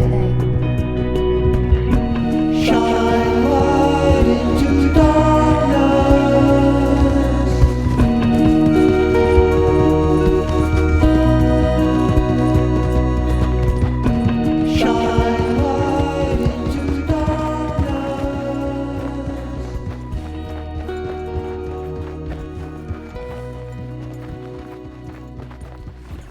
arrived at camp and saw the gang. I needed to talk to them. And Micah was a little surprised, but not too excited to speak to me, as they were all getting ready to leave. I just saw Agent Milton, Dutch.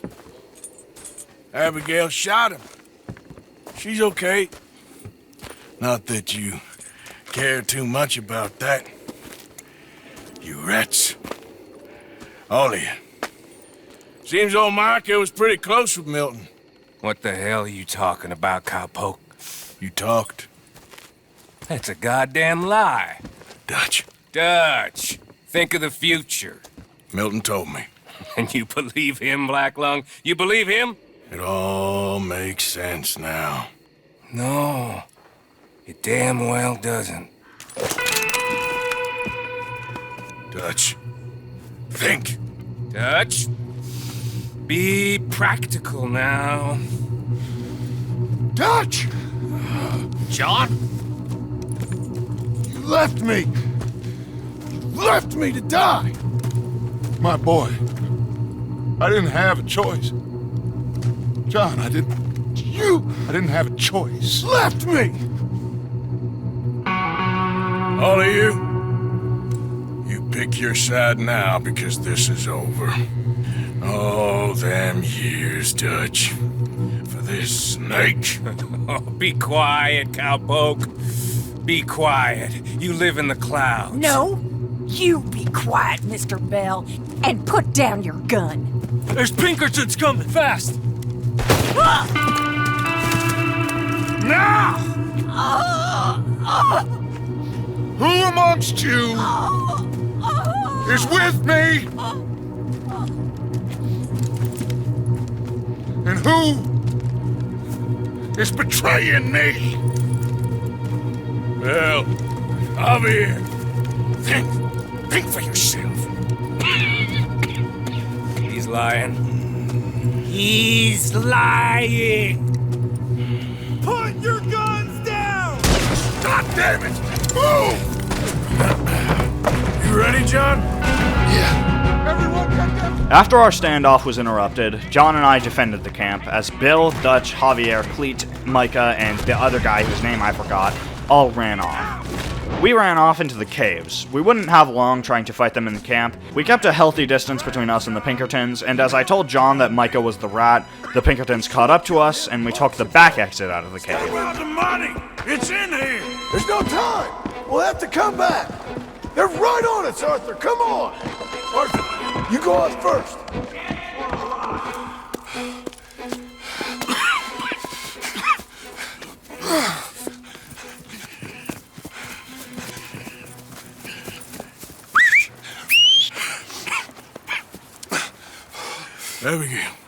Abigail's safe. So's Jack.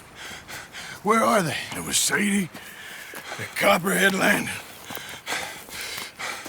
Thank you, brother. I want you to not look back. Like I said.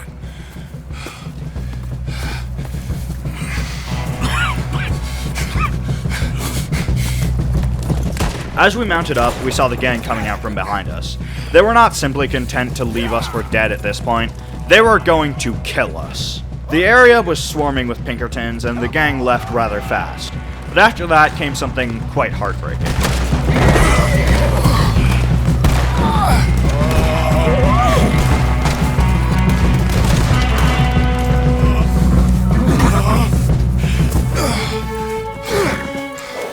Come on, brother. Let's go. Give me a second. Come on. Push, Arthur.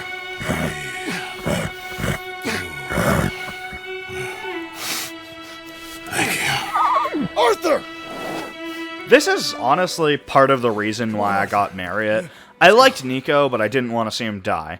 Nico is now in the ether as lost data because I deleted my save file, but I ultimately couldn't watch him die. Although I did still want to have a little bit of emotional torment, so I didn't just wait till the very end of the game to get Marriott. You know, I guess I just love pain. Well, what about the money? Abigail gave me the key. I head down there, I'm dead in 5 minutes. I got a family. That's more important. Maybe you're right, but... You want the money? You head down. I gotta go to my family. With hardly any hesitation, I helped John. Climbing the mountain is mostly uneventful. We would shoot at a Pinkerton here and there, but then we hit out higher up the mountain. All right, Arthur, come on, let's go. You go. Keep pushing, Arthur. No. No. I think I've pushed all I can. Come on. You go. We ain't got time for this, not now. We ain't both gonna make it. Go. Now. I'll hold them off. It would mean a lot to me. Please. There ain't no more time for talk. Go. Arthur. Go to your family. Arthur! Get the hell out of here and be a goddamn man. You're my brother. I know. I know.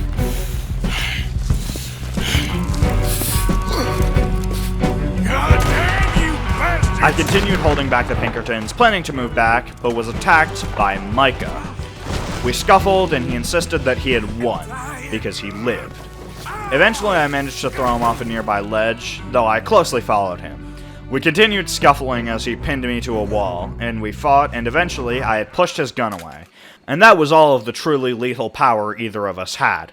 But for whatever reason, in the sequence trying to crawl to reach the gun, my controls totally didn't work, and I died a few times to Micah before the game prompted me to skip the checkpoint. I'm fairly certain all I'd missed out on was reaching the gun and having a boot land on my hand, but if I missed more than that, it's the game's fault. It is over. Now, Arthur. It's over. Oh, Dutch. He's a rat. You know it, and I know it. He's sick. He's dying. He's talking crazy. Up there on the ridge! I gave you all I had. I did.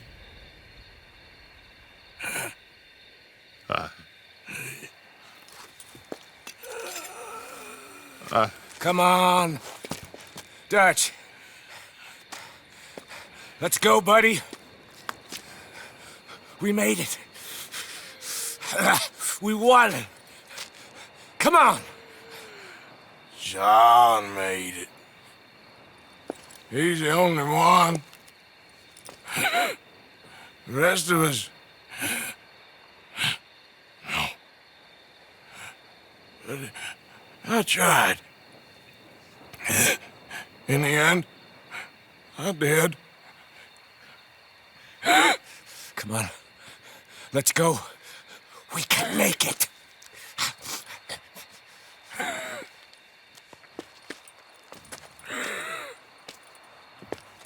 Come on, Dutch! Dutch simply walked away, not helping Arthur, not killing Micah, the one thing that could redeem him, and I crawled away, just to a spot where I could die peacefully.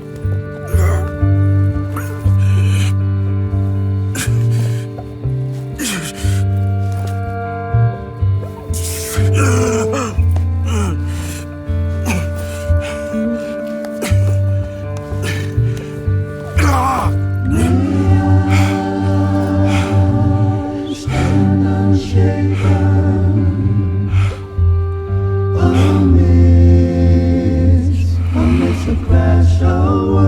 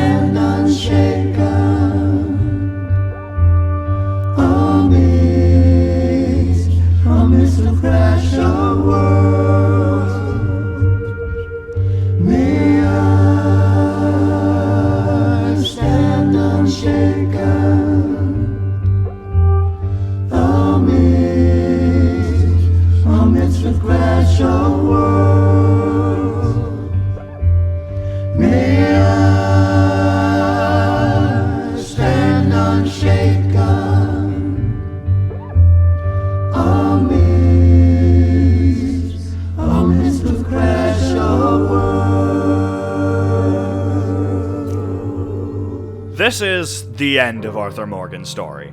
However, it's not the end of Red Dead 2, and certainly not the end of the Red Dead franchise. A brief loading screen brings us into the epilogue of Red Dead 2, in which we play as John Marston in 1907. I don't intend to give a detailed summary of the epilogue, but basically the important and/or good missions go as follows. The Wheel is the first mission and sees John arrive in Strawberry searching for work, to which he finds work delivering goods to Pronghorn Ranch in West Elizabeth. Goods he later defends from thieves and doesn't even charge the ranch for. Simple Pleasures is the second mission of the epilogue and sees John hired as a hand at Pronghorn Ranch using the alias Jim Milton. The actual content of Old Habits is nothing special, but it shows Abigail being upset with John for getting into a gunfight while defending Pronghorn Ranch. Fatherhood for Idiots sees John attempting to buy a plot of land called Beecher's Hope, familiar to anyone who's played Red Dead 1. In Motherhood, John receives a telegram from Sadie to visit her at the saloon in Valentine. Also, Jack and Abigail left, but they'll be back soon, don't worry about it. In Gainful Employment, John meets with Sadie to chase a bounty together. In Home of the Gentry, John goes to Beecher's Hope to deal with squatters, and when heading back to Blackwater, he makes the final purchase and runs back to Uncle, who agrees to help him build a ranch on the land. Bare Knuckle Friendships sees John ride into Saint Denis after Uncle told him that Charles had become a bare-knuckle street boxer and was in the city. Charles agrees to stay with John at Beecher's Hope for a while. A New Jerusalem sees Charles, John, and Uncle build a pre-cut house on Beecher's Hope. A New Future Imagined sees John propose to Abigail on a boat outside of Blackwater, and in American Venom, the final mission, John, Sadie, and Charles run into Cleet, one of Micah's goons, in Strawberry, and they threaten him, and he reveals that Micah is camped out on the top of Mount Hagen, way up north. Sadie and Charles are both injured by Micah's men on the way climbing up, but neither die. Eventually, you reach Micah. Hello, Scarface. Did you miss me? Not much. Been a few years.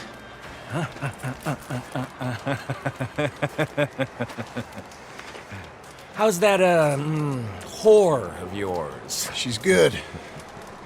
Didn't reckon I should waste my time killing you. But I felt different. So it seems. Well, maybe after all this is over, I'll go pay her a call. And the boy. Whatever you say.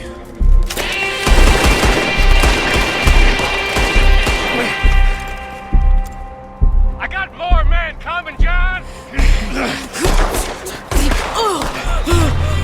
Come on now, Micah! At least die like a man! Hellfire. It's just like old times. Come on! You turn around and start walking! You got me! Just like old times, All manner of folk paying social calls. Hello, son. Mrs. Adler. It's been quite a while.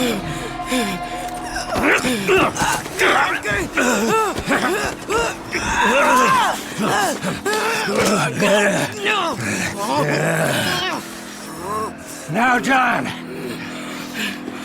Now, what were you saying? What are you doing here, Dutch? Same as you, I suppose. Dutch and I are teaming up once more. We got money.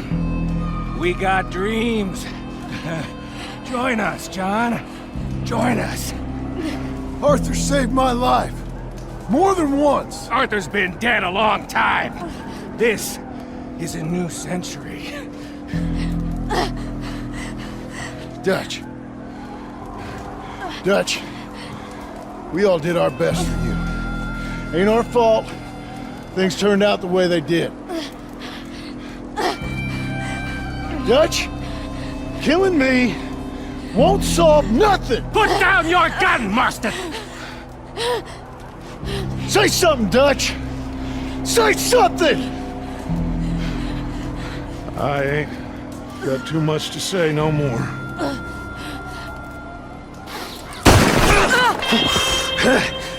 You shot me.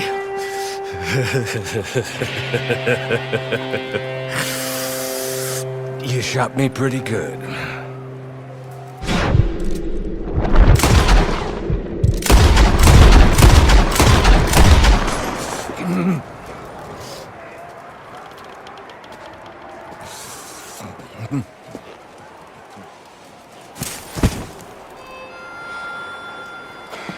Thank you.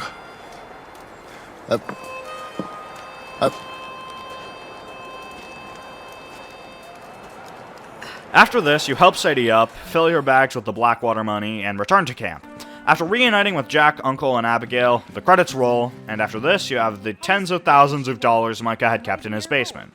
I think with a lot of game reviews, while they generally remain somewhat consistent, a true review determining the quality of a game is different than a recommendation.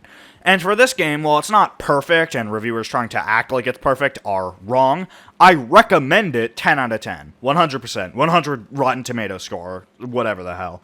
Arthur is one of the greatest characters in gaming. It provides some incredible context for scenes in Red Dead 1. Dutch's death and killing Edgar Ross are both great examples. And I feel that this game stands as sort of an example of what good AAA games can do. I wouldn't be surprised if this game had some horrific crunch among its developers, and that's a lot of the problems I have with AAA games. But for better or for worse, they made an incredible game. Who am I kidding? It's for the worse. Have you seen the way people talk about Baldur's Gate? Anyway, that's it. That's the video. It's a lot of hours long, and I really hope you enjoyed it. It's been a hell of a journey making this video. Like, there's probably noticeable differences in writing quality from the start to the end, and that I've become a shell of a person incapable of writing high-quality original content through this video, and the ending is so depraved of personality that it leaves you feeling worse off after finishing it. Anyway, I've been Malady L, and happy birthday. I mean, fuck, Merry Christmas. I mean, happy holidays, let's be inclusive. Well, it's also probably like February now. I'll see myself out.